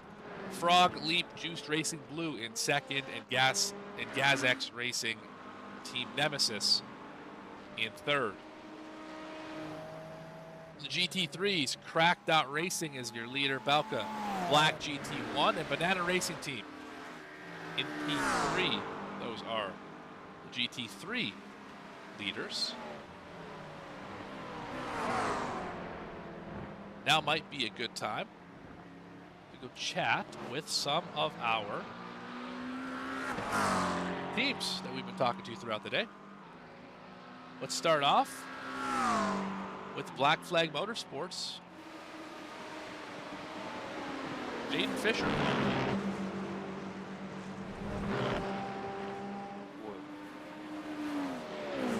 I'm back again. Oh, I thought my teammate was here. I'm like, wait, I'm not alone. No. Hello again. It's just me, just the lowly broadcaster. All right, under an hour to go here. How you feeling? Pretty good, honestly. Honestly, having the broadcast on in the background, it helps me keep me occupied. You know, just listening. Nice. My voice is soothing you. Exactly. What was it? You were saying like about a lap ago about how teams win races. I don't know. That was a good piece of advice there. How you can just compartmentalize things and just move on with it and make the maximum of it. Yeah, good advice there. Appreciate that. I have run a number of these endurance races. I have yet to win one, and I always find a way to take my team out of it. So I trying to preach the lessons I've learned. I can't seem to correct them myself, but I can at least tell other people what not to do. Right. Yeah, absolutely. We've been in contention for. This team's been around for about a year. We've probably been in contention to win. Oh, I don't know, 5 races, 5 special events. Every time we find a new way to mess it up, whether it's a mistake from us, network issues, a game crash, iRacing issues, getting killed by someone else. Every time there's something new. It's, as you were saying earlier, it's funny the ways racing can humble you. Whether it's on the sim or whether it's in real life, there is just a way that this sport does not let you get too high without bringing you back down to reality. So. Absolutely. Yeah, running P9 still haven't made any, I wouldn't say made any progress. We're getting closer to the end, of course, but haven't really gained anything, haven't really lost anything, just kind of maintaining here in 9th position. You did gain 1 spot overall, so that is nice. P9 in Yeah, class, it's nice. P9 overall. At least I'm not going to get beat by a slower class car, so Right. that's nice. Yeah. So here's a question, and if you don't want to answer it, that is perfectly fine. What are your thoughts on lap cars racing the leaders like it's I've got the total racing right in front of me here. That's why I ask. Yeah. I saw it. I disagree with battling people fighting for the podium when you're 17 laps down. Even if you are faster, they are, let me see, 4 laps behind the next car. You don't gain anything from battling that. Well, which you said this earlier. Obviously, you have the right to. You have the right to race, but at some point, it's just etiquette to just say, "Okay, here you go. You guys are racing for something more important than I am." So that's my take on being a lap down and being multiple laps down and fighting people who are still in it and have worked very hard to get there for the past 23.5 hours. For sure. For sure. Yeah, so with only half an hour left, 36 minutes and 5 seconds at this moment, what's going through your mind? What's it going to take to get to the end? Right now, just that's breaking. Right now, just focusing on a pit stop coming up. It'll be about 75% of a tank here in 2 laps, and it will be good to the end. We'll take. We'll take full all the tires. Be worth it, even if it won't be a full stint. You'll have to deal with cold tires. So, yeah, hopefully we can do that. I think most people will have to make one more stop as well. So, be interesting to see how that plays out for the leaders. So when you pit, you're good to the end, correct? Yes. A full stint is 12 laps here. Okay. And we've got about 10 left. Right. Okay. Understood. Understood. So, yeah. It looks like we just had second place Hyperion Racing pit. So that's the first shot across the bow. Yeah, the rest so of your top 4 has not hit pit road quite yet, although I imagine they'll be coming here right away. Yeah, they should be all pitting pretty soon here. All right. Well, once again, thank you for taking the time to talk with me. Of course. Keep me company. Hopefully you're enjoying the broadcast. Yeah, keeping you company. Hopefully you are enjoying the broadcast. And if you haven't already, make sure to like and subscribe so you don't miss a moment of the great racing action here on VSPEED. That's what I like to hear. You're part of the team that helped us get to 2,000. That is a big milestone for us.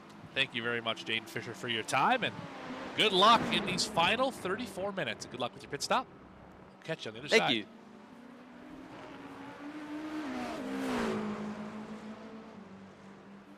That is, of course, Black Flag Motorsports number 81, Jaden Fisher. We had a request in chat to check on the Hyperion 44. Of course we can check on second spot, who just made their pit stop. The Hyperion 44. Camden Kraft is your driver. They just made that shot across the bow. Hit pit road first. The REC Telemetry Wizards team has also hit the pit lane. But really, it's a battle. 1v2, 3v4. High Caliber versus Hyperion. Obsidian versus REC Telemetry.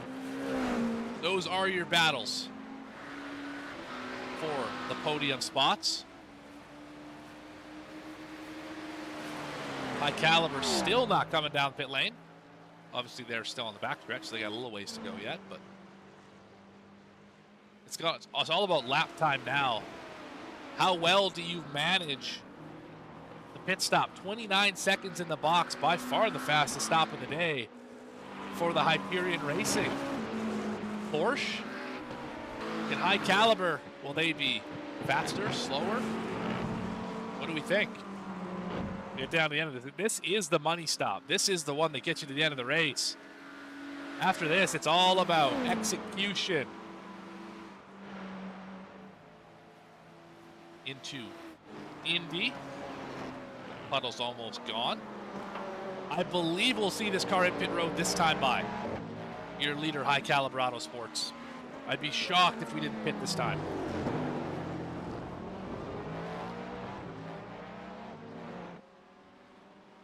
And then after that, we'll maybe go chat with our friends at Fusion Sim Sport. Maybe Jen's Brothers Competition 1996.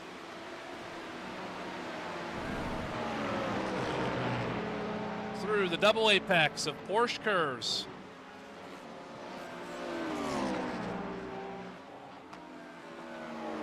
Gonna get around. Oh, they're gonna get beside the GT3. Can they get around them? Yes, they can. Hidden pit road this time, maybe. Couple corners to find out. Pit road, yes. All right. How does this cycle them out? Where is Hyperion Racing?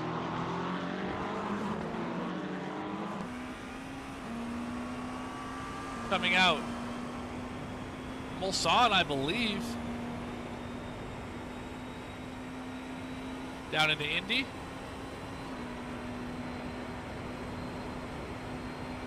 This race is going to get a whole lot clearer here in about 40 seconds. High Caliber Auto Sports yet to hit the pit box. Camden Craft driving as hard as he can.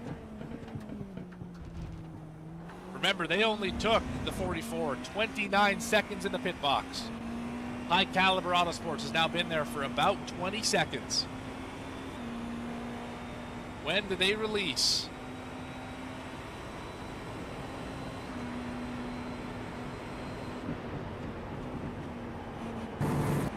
Still there. Long stop, 34 seconds in the pit box. They're now rolling off of pit road. Camden Craft still in the Corvette curves. And High Caliber Auto Sports is now off of pit road. Down into Dunlop. The gap is 20. Oh, he's around! 27 seconds! And he's in the gravel pit. The lead is falling as quickly as it grew. Now it's 21 seconds, and he's still on cold tires. How long does it take for tires to come to temperature? Under 20 seconds now. For the win of the Majors 24, split number 4 here on VSPEED. We'll come back to this in just a second. Broken Wing Endurance Team, P8 in class. Currently a minute and a half behind Empire Racing and about 30 seconds ahead of Yen Brothers Competition 1996. Aaron Myers currently the driver. They pit 2 laps ago, should be able to make it to the end of the race. Check in on Frog Leap Juice Racing lads, of course. Your LMP, in the grass or in the dirt a little bit. Your LMP2 team is running in P number 2. About 2 laps behind Fusion Sim Sport and 2 minutes and 15 seconds ahead of GazX Racing Team Nemesis. And the GT3 team is currently 18th in class, last driver running. They're 3 laps behind Team Nishkin. So it looks like 18th is where they will finish in Class D. Keeping an eye back on the battle for the lead. It's down to 18 seconds with 28 minutes to go. Kraft is definitely faster.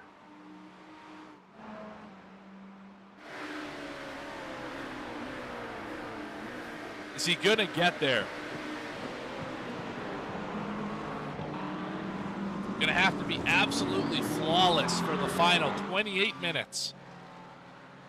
If we're gonna see the lead change hands, we're still hovering right around that 18-second number.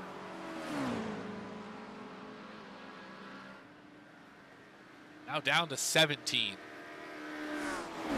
You have to wonder how hard is High Caliber Auto Sports pushing right now. Are they giving it all they've got? They just about crashed coming out of pit lane. Obviously had that little error, cost them about 8 seconds. So knowing that and how quickly Camden Craft is moving, do you take it easy here? Still half an hour to go. About 9 laps remain.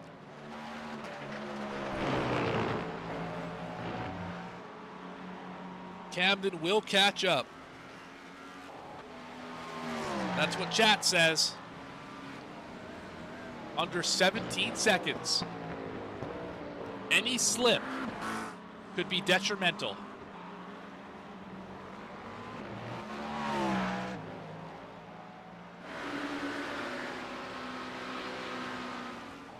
As far as the battle for the bottom step of the podium, REC Telemetry 6 and a bit seconds behind Obsidian, who just hit pit road. Same sort of battle as for the lead. Tires not to tempt yet for Obsidian.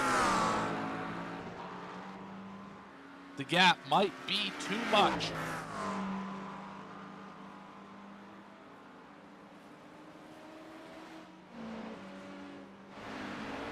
We're going to see this time by how the lap time shakes out between your leader and second. Lead is stabilized around 16.5 seconds.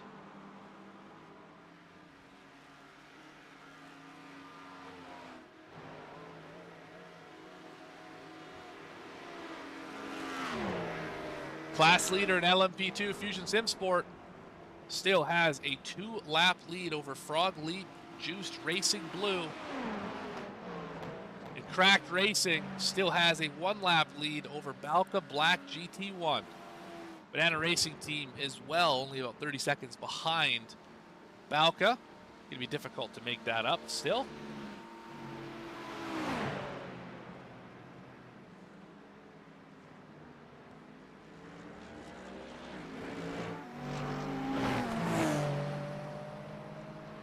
It's still 16 seconds, now down to 16 even.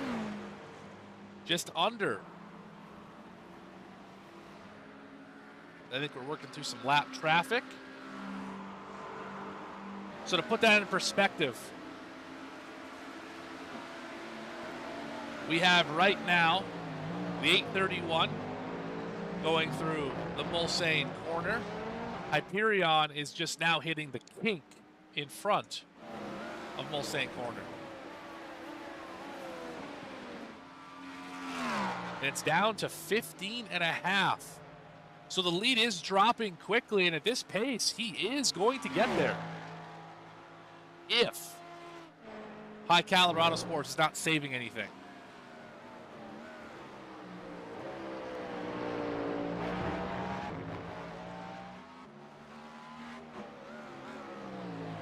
It's about to be 15 seconds even here. Going to be an excellent lap. There it is. We're under 15 seconds now.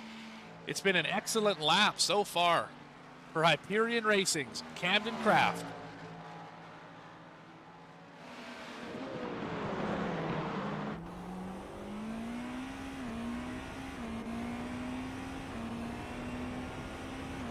Locked in driver.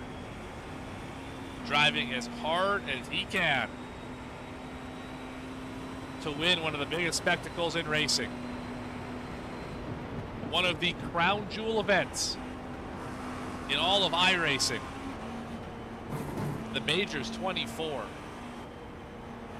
And it's going to come down to the final minutes in a 24-hour race. Dispatch the GT3. That's going to cost him about 0.7 of a second.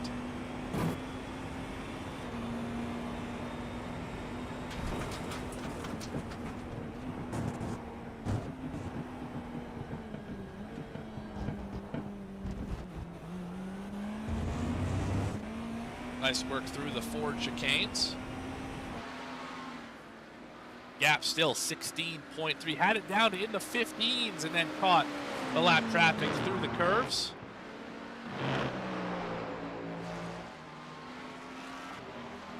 Now we're down to 15.9.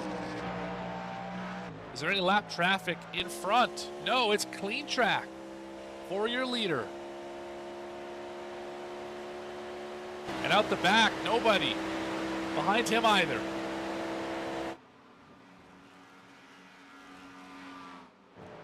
So ways back to the Jens Brothers Competition 1996.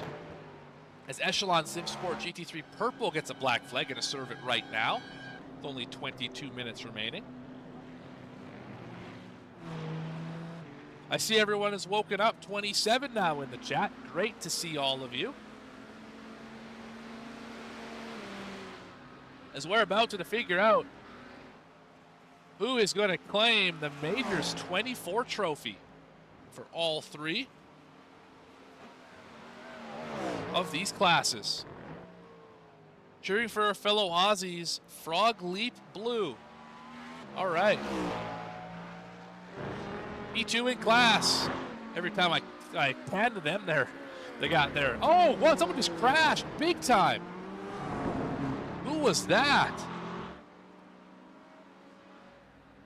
I think it was third place in class. GazX Racing Team Nemesis. Oh no, it's Team Red X. There they are. What happened? I just saw this car sail into Indianapolis. Oh, they got into a... No, they didn't get into a puddle. They just didn't turn. The 902 in 5th position. They're probably going to lose that position. Yawk Racing in the catbird seat. A late mistake with under 30 minutes left. And there's nothing that they can do.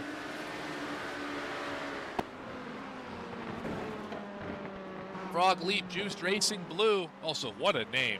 Let me be real with you. What the heck? What kind of name is that? Oh man, I think it's supposed to be Juice, not Juiced, but I don't know. That's good stuff. Fusion Sim Sport still leads by 2 laps over the 97 machine, top 2 in class. It's now 13.7 seconds from High Caliber back to Hyperion. Hyperion. I forgot how to say that now. Wow, that's unfortunate. Yeah, that's a good call. Could have been a VR freeze. Definitely on the team redx.com SimSport 902. Definitely could have been some sort of hardware issue because it looks like he just simply didn't brake for that corner. I didn't see a tire lock up or anything. Just simply got to a point in the racetrack and went straight. Oh, definitely. I've had a few of those technical issues. Screens go black or wheelbase freezes up, USB disconnects, whatever the case is. It'll definitely ruin your day. VR disconnection, any of that stuff is awful. But that is going to cost TeamRedX.com SimSport 902 the 5th position. They will finish either 6th or 7th, depending on how bad the damage is. I'm thinking I don't know if there's enough time for them to relegate it back to 7th. It'll be close, though. No, I bet, John, that is not how you wanted to get 5th place. Always want to get it cleanly, fairly, and squarely. That obviously was not that. Not that you did anything wrong by any stretch, but simply having another person make a mistake is not how you want to win. Not how you want to gain positions, but sometimes that's just the way that it's given to you. Talked about racing being humbling. That's one of those situations where racing can be rewarding sometimes too. Sometimes it can gift you a situation, and I think it just has right there. The gap, 1st to 2nd, is down now to 13.7 seconds, and oh man, I don't know if he's got enough time to get there. He did a while ago. I don't know now. I think we are right on the edge. He's going to have to gain about 3 seconds.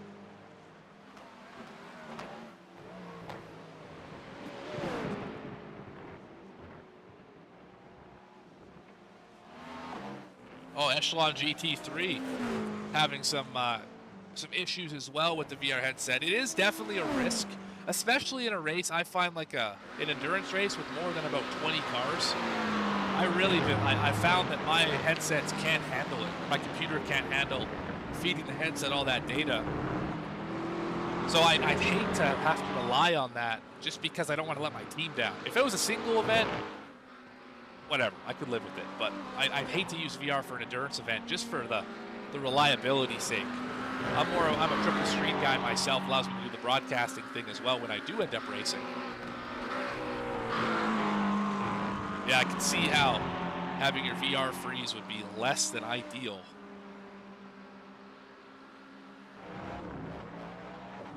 Let's ride on board with the leader, trying to cruise this thing home. High Caliber Auto Sports.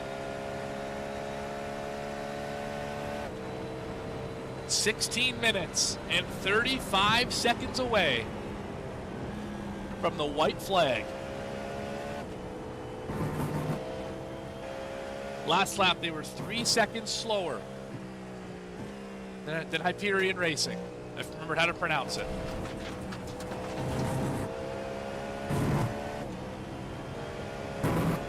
Will they get there?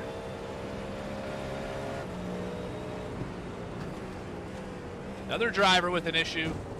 It's the leader of the GT3 class. What happened to Cracked Racing? They've led the majority of this stint. Trying to lap second position. They might have just gave him the win.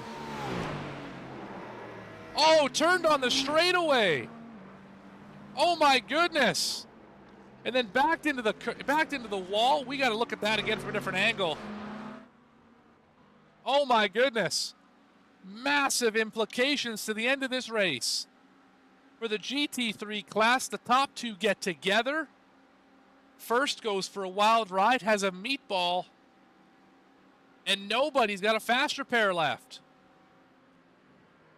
I don't know, that was questionable. It looks like as soon as the 18 hit the brakes, that car dove to the right. I'm curious. Let's look at it one more time from the gearbox.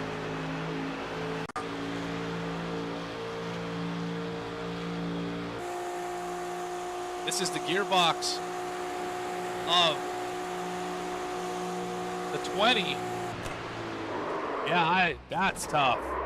That's tough. We got claims of intentional wrecking in the chat, but oh man, that is a heartbreaker for your class leader. And here in about 5 seconds, the lead will switch hands. Balka Black GT1 is going to go take the lead away after questionable contact.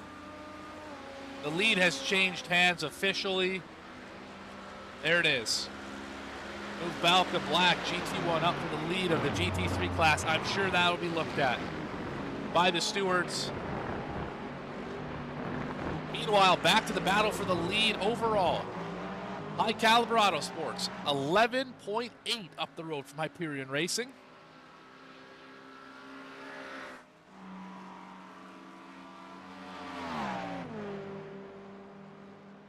Oh man, we have some controversy here.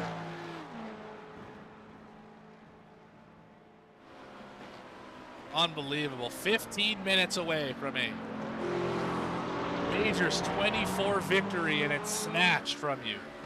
I could not imagine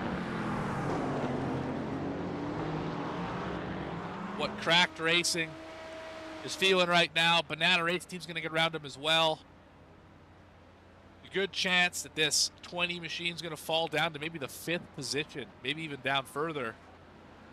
Wow, but for leading so many laps in this race, dominated this entire 6-hour stream. I don't think they gave the lead away a single time until it was taken away from them.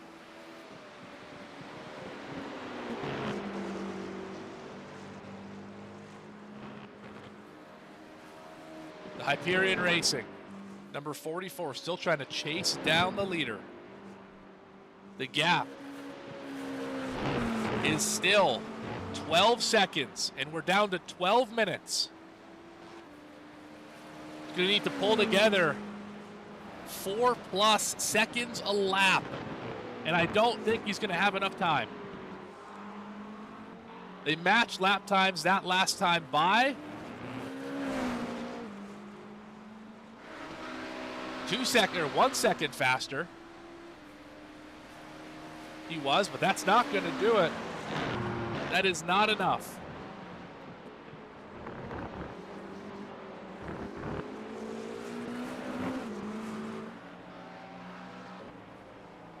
So a couple drivers a couple teams in positions for good finishes, having various events happen. A disconnect issue for TeamRedX.com, SimSport 902, that's going to make them fall from 4th down to 6th, potentially 7th.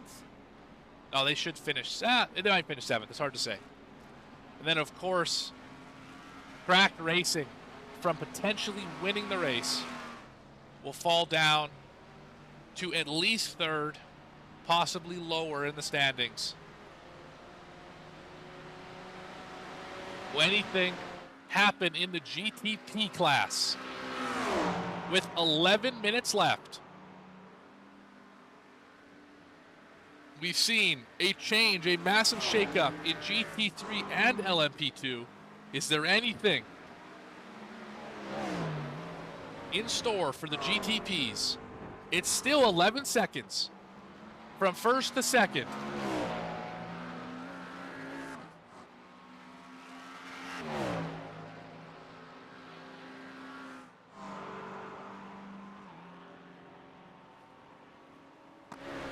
Under 11 now.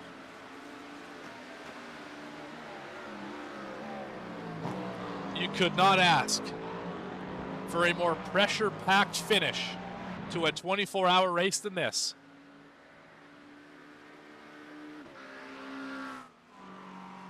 $10 and you have to make up 10 seconds. If you're the 44 of Hyperion Racing, if you're High Caliber Auto Sports, just need to keep putting together solid laps, no mistakes, cannot slip a tire, cannot do anything to jeopardize this finish. Safety cars out the window. We are well within the safe period of the final 30 minutes. And here on VSPEED, we are going to have a whale of a finish. I can feel it. Something's coming down the pipe.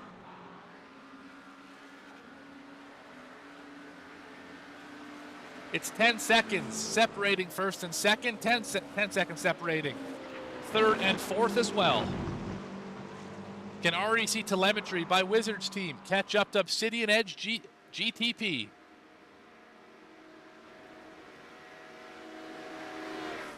Hyperion Racing's got it to under 10 seconds now. I still don't know if they can get there. It might take a final lap gasp. They have to catch up first. They cannot yet see the leader, who's just now exiting the Ford chicanes across the start-finish line.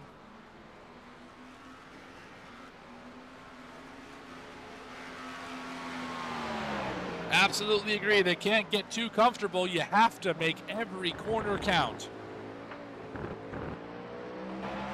Such a difficult spot to be in. You know that you don't need to push 100%, but you can't lollipop it into the corner either. Because if you go too slow, now you really have to battle, and you might get forced to do a mistake. Absolutely right, Grove Street.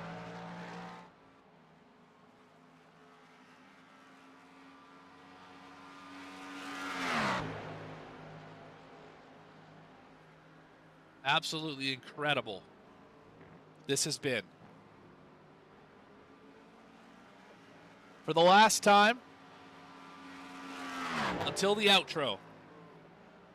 If you haven't already, make sure to like the video, subscribe to the channel, so you don't miss a moment of this kind of racing that you see all over these VSPEED broadcasts that we do. I've been Morgan Cook, your lead and producer, taking you on this endurance broadcasting journey 12 hours together over the last 24. Hopefully you're not sick of my voice quite yet.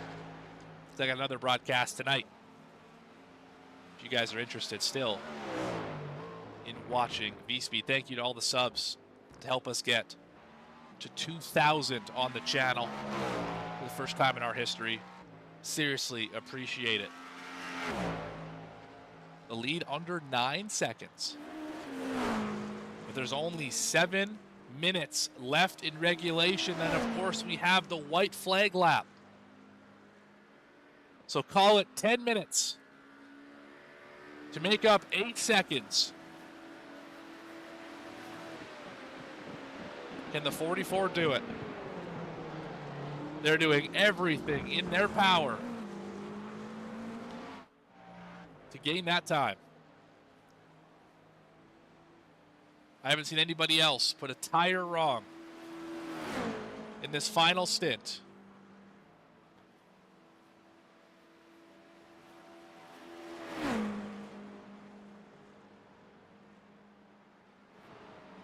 Appreciate that, Fusion Sim Sport.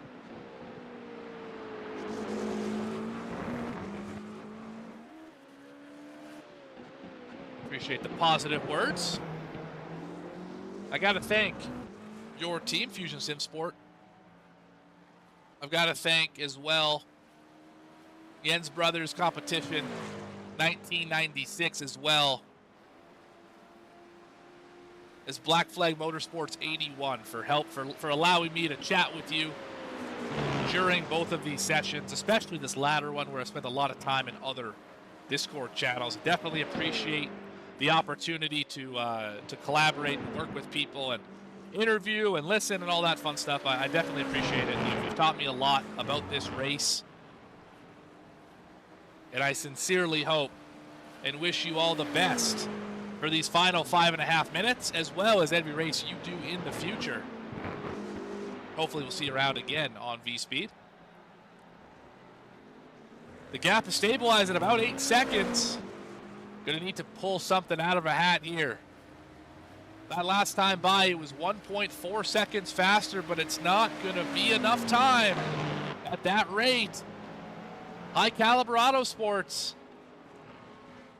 They're only a couple laps away. There is all sorts of debris on the racetrack too. That is not what you want to see as the leader of the race overall. That car is absolutely screaming right now. We're going to work around second place in the LMP2 class. Frog Leap Juice Racing Blue.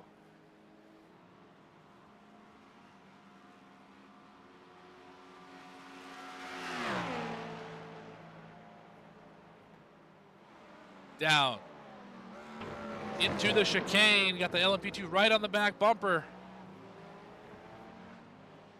Still hovering around 8 seconds, doing everything he can do.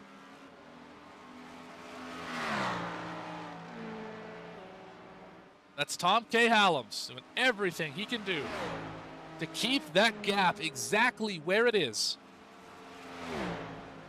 And with under 4 minutes to go, he is about a lap and a half away from what could be glory. Same two for the drivers at Fusion Sim Sport.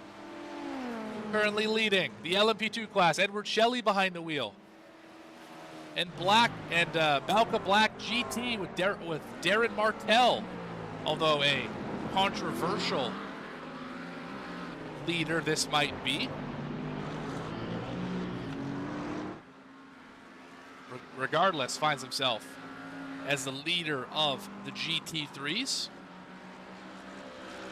Only a few more minutes, under a lap worth of time.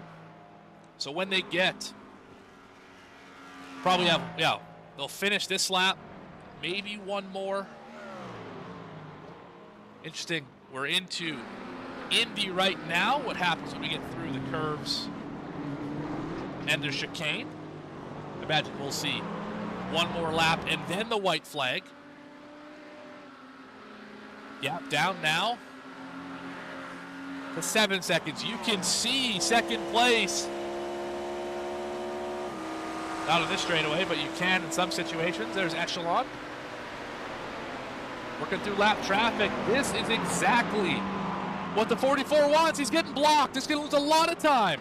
That's a second gone, and that's Echelon. He's still stuck behind him.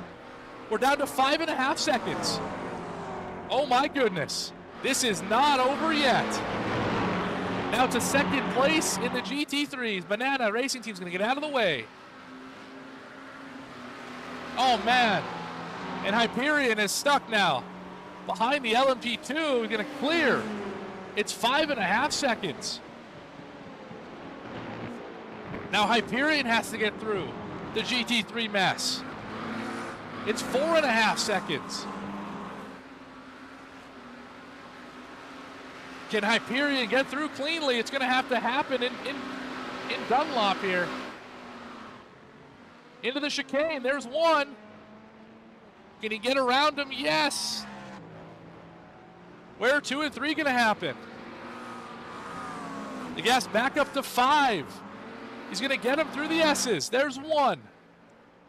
Can he get the Banana Racing Team? Can it happen before Tetraroos? Yes, it will. Massive pass. Needed that one. It's back up to 6 seconds with a minute remaining.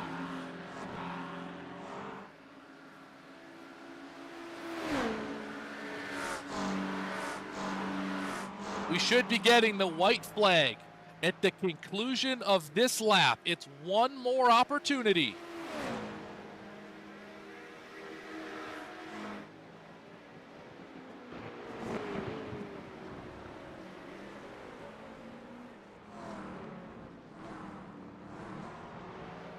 Now it's just under 6 and growing a little bit. Hyperion was 3 seconds faster last time by. A lot of that due to the traffic caught in the curves. But right now, High Caliber Autosports stuck behind an LMP2. This is not helping.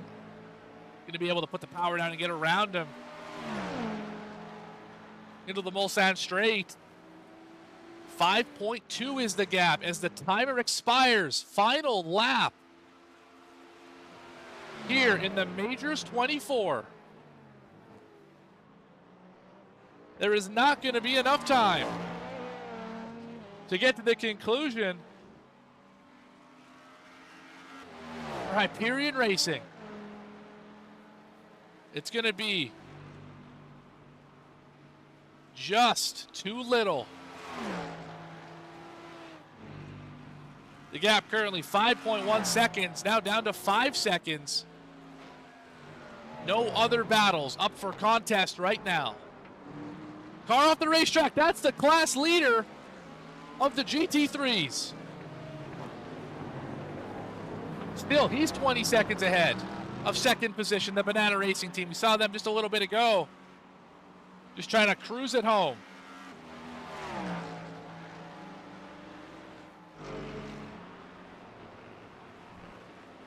The butterflies in the pit of your stomach. They're fluttering right now. Through Porsche curve. The double apex up against the wall. Now through Corvette.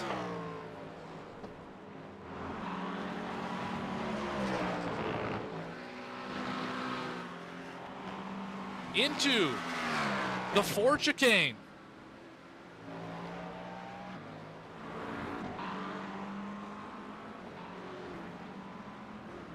For the final time today, your winner of the Majors 24, High Caliber Autosports.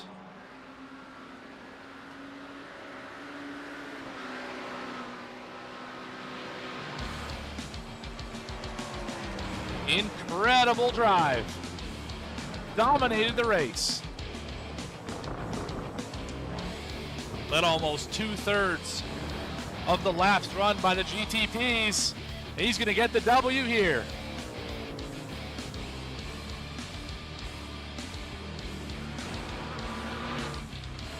And Fusion Sim Sports about half a lap away as well.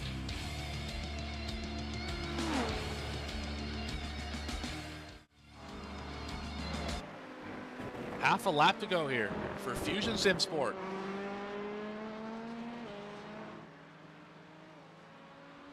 Valka Black. GT1 has also finished their race.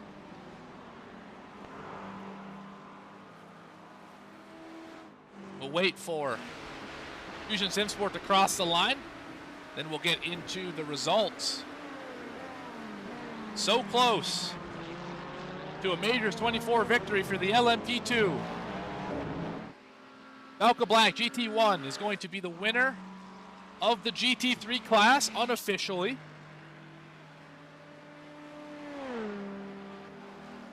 For the final time.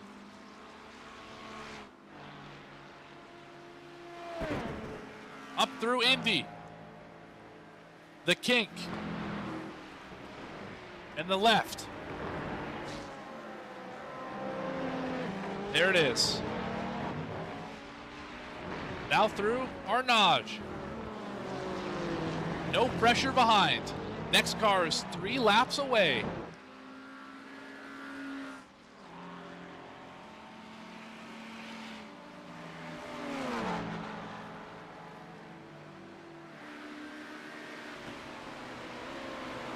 Into the curves. First, it's the Porsche curves.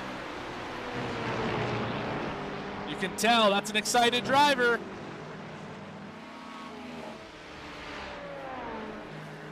Now into the Corvette curves.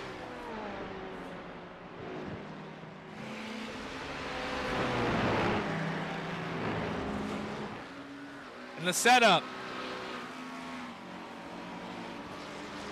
Into the Ford chicanes. And for the final time today,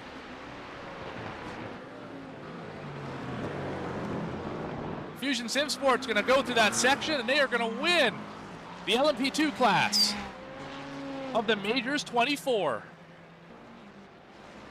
Great drive for them as well, winning by about 3 laps.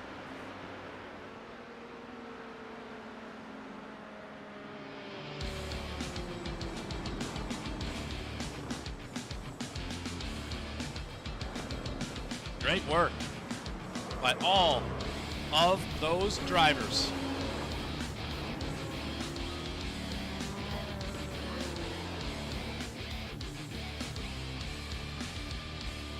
We're going to take a quick commercial break and be back with interviews with the winners, maybe some other drivers as well who are still around in the server.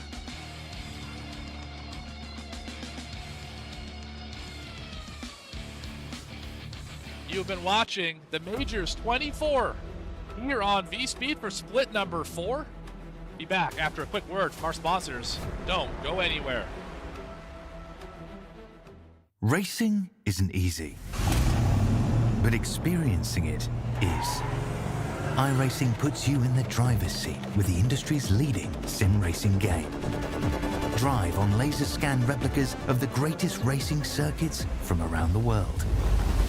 Go head-to-head against other drivers chosen by skill-based matchmaking to ensure competitive racing at every level. Compete across all your favorite series. In officially licensed cars, engineered to deliver the most accurate driving experience possible.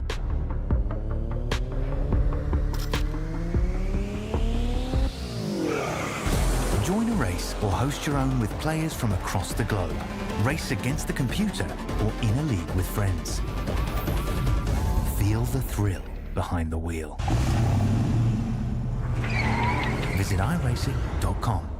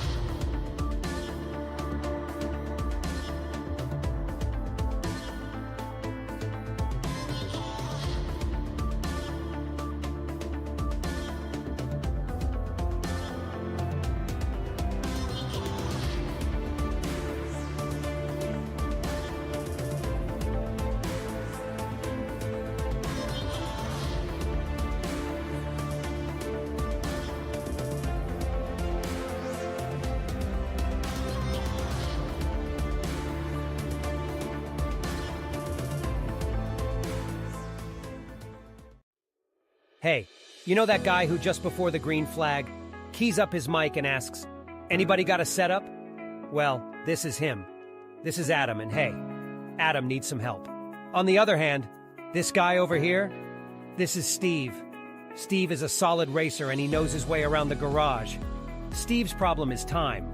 With a job and a family, he can't find enough time to build competitive setups and to race as often as he likes. But as luck would have it, Steve knows a secret. He lets the Majors Garage crew chiefs do the setup work so he can focus on the racing. At majorsgarage.com, Steve can get setups for over 60 cars on the iRacing service. So no matter what series he wants to jump into, he is covered. Somebody, anybody, really should tell Adam. See you at the garage. Back here on VSPEED for the post-show of the Majors 24, split number 4. What a fun one it was here tonight and all day. It was a great race. Let's have a look at the results.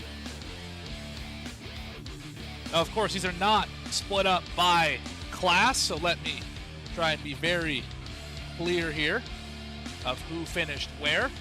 High Caliber Auto Sports is going to get the win here. Second spot going to go to Hyperion Racing, and Obsidian Edge GTP going to finish in the 3rd position. Rec Telemetry Wizards team finishes in 4th. Adrenaline Motorsports Alpha finishes in 5th. Impact Sim Sports Chrome in 6th. Nemesis Racing 7th. Team WP300 Lemon in 8th. Black Flag Motorsports 81 in 9th. And that's for the GTPs. 10th spot for that class will be Turtle Pace Racing. 11th will be Scuderi Picard Racing. 12th will be Team DWR and Simcoach Setups 26. 13th in that class will be AW Racing Team White. 14th will be MNB or MPB Motorsports 1. 15th Delta Racing GTP. 16th 971 Sim City Racing. 17th will be Pole Sim Racing Blue. 18th Paddock.GG Black. 499 Racing finishes in 19th.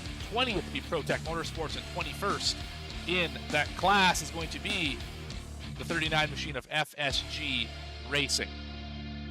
Now on to the GTP class, won by Fusion Sim Sports. Frog Leap Juice Racing Blue going to finish in 2nd. Gazex Racing Team Nemesis finishes in 3rd. Makeway Endurance in 4th. Yonk Racing 5th. Team RedX.com SimSport 902 in 6th. Placebo International SimSport finished 7th in the LMP2 class. 8th will be AITT Revolution E-Racing 240. Team DWR and SimCoach Setups 21 will finish in 9th. Proton Racing UA in 10th. A5 Endurance finishes 11th. Olympus Esports Artemis 12th. Rounding out your LMP2 field will be 499 Racing, the 498, finishing in the 13th position. Drivers finishing in the GT3 class include the controversial win from Balka Black GT1. Banana Racing Team going to finish in 2nd, maybe even one spot higher than that, depending how all this goes. Cracked Racing going to finish in 3rd. Valkyrie Epsy Green in a great 4th place finish. Vic Mania Racing League in 5th. 6th spot will be Pace Syndicate Rosemary. 7th will be Empire Racing. 8th, Broken Wing Endurance Team. 9th, Jens Brother Competition 1996. 10th will be Vesta Motorsport Yellow. 11th, Absolute Motorsport Acelith GT3. 12th will be Adrenaline Motorsports Charlie. 13th in the GT3 class, Lumen Motorsports Spark. Echelon SimSport GT3 Purple. iRacers for Fun are going to finish 14th and 15th. Team Tryhard in 16th spot. Team Nishikan going to finish 17th. And Frog Leap Juice Racing Green, last car running in 18th in the GT3 class. Project 91 are going to finish 19th. 20th will be iSport GBR in 20th. 21st, Aerokinetics Blue. 22nd, Speed Eagles. And rounding out your field, finishing 23rd, Sorrento Motorsports GT3. Here's how they finished in the overall standings. You'll see that on your screen here as we flash through the remainder of these drivers. Those are your results. Now, the only team winning the race that is in the server right now is Fusion Sim Sports. We're going to go have a chat with them. Great win for them.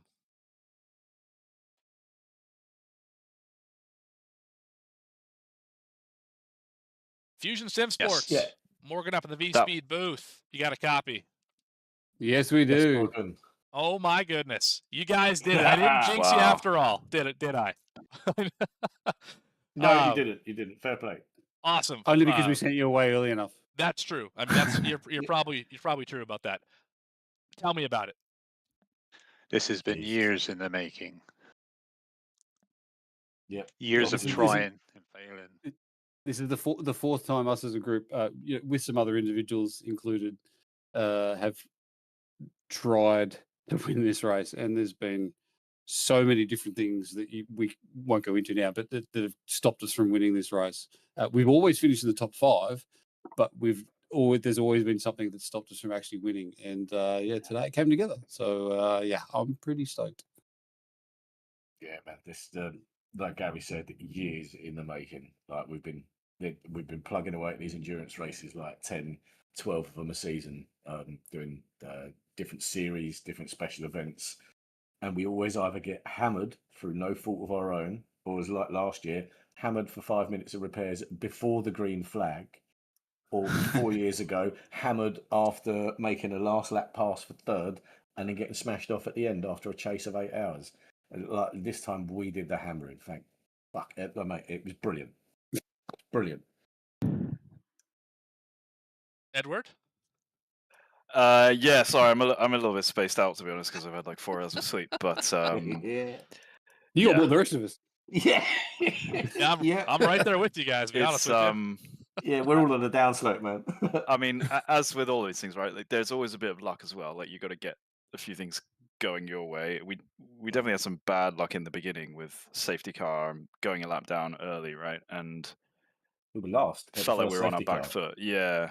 But then a few things went our way, and there were a couple of like really critical stints last night in the wet that me and Tommy did that I think put us in a position where we could get our lap back. So, but yeah, I mean, overall, it's going to take a while to kind of come down from this, I think. Yeah, it feels good. Yeah, I bet. Anyone else have anything that they want to say before Well, I'm already feeling sky high, but I'm literally going to be sky high shortly because I leave the house in 4 hours to go overseas. So I don't know what the hell the next space camp again. Which I mean, he went there a couple of years ago. It was fantastic. He had a great time. Now he's going to go and do some race control simulation. I think like a space control simulation. Press a lot of buttons. You know, get to wear a NASA hat. It'll be great, won't it? You can't penalise someone. Just take your mouth guard out. You'll be all right. Oh man, Morgan, we're all very giddy. We're all very tired. I've noticed. That's all good. But we're all very excited. The fact that we've managed to finally put this together. Yeah, I tell you what. As a team, sorry, Garen, I'll jump in. Big love to one of our teammates, Stu Elder. Yes. His father passed away last week, and I'd like to, on behalf of us, dedicate a little bit of glory to him today, for definite. We are thinking of you, Stu. Yeah, I miss you, Stu. Yeah, big hugs, Stu, mate. All right. Well, was a commanding win. You guys really. You gave it to him here tonight, all day, really. And last question for you. Answer it individually, as a team, whatever you want. You dedicated the race. Anyone else you want to shout out? Anyone else you want to thank, praise, berate, whatever you want to do here? Now's your time. Just keep it PG. I'm going to say this. Help back up there. Major Series has become, as anybody that knows me, both the guy, all the guys here, and anybody else that's heard my voice and is just going, "That's a familiar voice." Major Series has become an integral part of what I choose to do with my spare time. And some of my work time, but you know, having been the series admin for the Majors Endurance Championship this year, being on the competition committee for the Majors Series, running the podcast, answering the bazillion questions that come in around the Majors 24 every year. But I'm happy to do it because it is the best event in the world. But this is the one race where I check out from all of that and get to just be a driver for 24 hours and not have to worry about any of that sort of stuff. So to do that and actually feel like a winning driver for once, that feels great for me personally. You guys can say whatever you like, but yeah. Yeah, don't worry, Garen. I'll endorse you for race control on LinkedIn if you need it. I know it's a big part of your work. I'll do your reference, mate. It's not a problem. That sounds like a straight up interview shoot. You're a shill. You're just a shill. Fantastic. All right. Well, we got some giddy drivers here. Infusion Sim Sport just won the LMP2 division of the Majors 24. Just let that sink in a minute. Majors 24 champions. Gary's a communist. Okay, fantastic. Again. Wonderful. Congratulations, guys. And we'll see you next time here on VSPEED. Thank you. Cheers. Thanks. I am not a communist. I can't believe he did the communist thing and Mike dropped again. Not gone yet. Not gone yet. All right. Well, that's they're giddy. That's all I can say about that. Unbelievable finish to this race. Big congratulations to High Calibrado Sports, Hyperion Racing, Obsidian Edge GTP for their 1, 2, 3 podium finishes in the GTP class. Fusion Sim Sport, just heard from them. Frog Leap Juice Racing Blue and GazX Racing Nemesis for their podium finishes in the LMP2 class. Falca Black GT1, Banana Racing Team, and Cracked Racing for their podiums in the GT3 class. I hope everyone enjoyed the show. I really hope that VSPEED did it justice here for the Majors 24. If it did, make sure to like and subscribe to the channel. Like the video, subscribe to the channel. Check us out, VSPEEDSim.com, on X at VSPEEDSim. For everyone who helped me put this on, Mike Olette for allowing me the opportunity to be here, for Sim Racing Nation for passing this opportunity along to me, for everyone at VSPEED, Bradley Cooper, Eddie Smith, Adam Baker, all the other producers and commentators, everyone in the chat today and in the race this morning, everybody who has helped make this race what it was, the teams that allowed me to talk to them and get insight into the race, and all of the fans who subscribed, liked the video, viewed it, did anything around this race, and all the drivers for making this a phenomenal show. I've been Morgan Cook, your lead and production here tonight. Thank you so much for being along with this journey with me. And we'll catch you next time here on VSPEED. We'll see you then. Hey, you know that guy who just before the green flag keys up his mic and asks, "Anybody got a setup?" Well, this is him. This is Adam, and hey, Adam needs some help. On the other hand, this guy over here, this is Steve. Steve is a solid racer and he knows his way around the garage. Steve's problem is time. With a job and a family, he can't find enough time to build competitive setups and to race as often as he likes. But as luck would have it, Steve knows a secret. He lets the Majors Garage crew chiefs do the setup work so he can focus on the racing. At majorsgarage.com, Steve can get setups for over 60 cars on the iRacing service.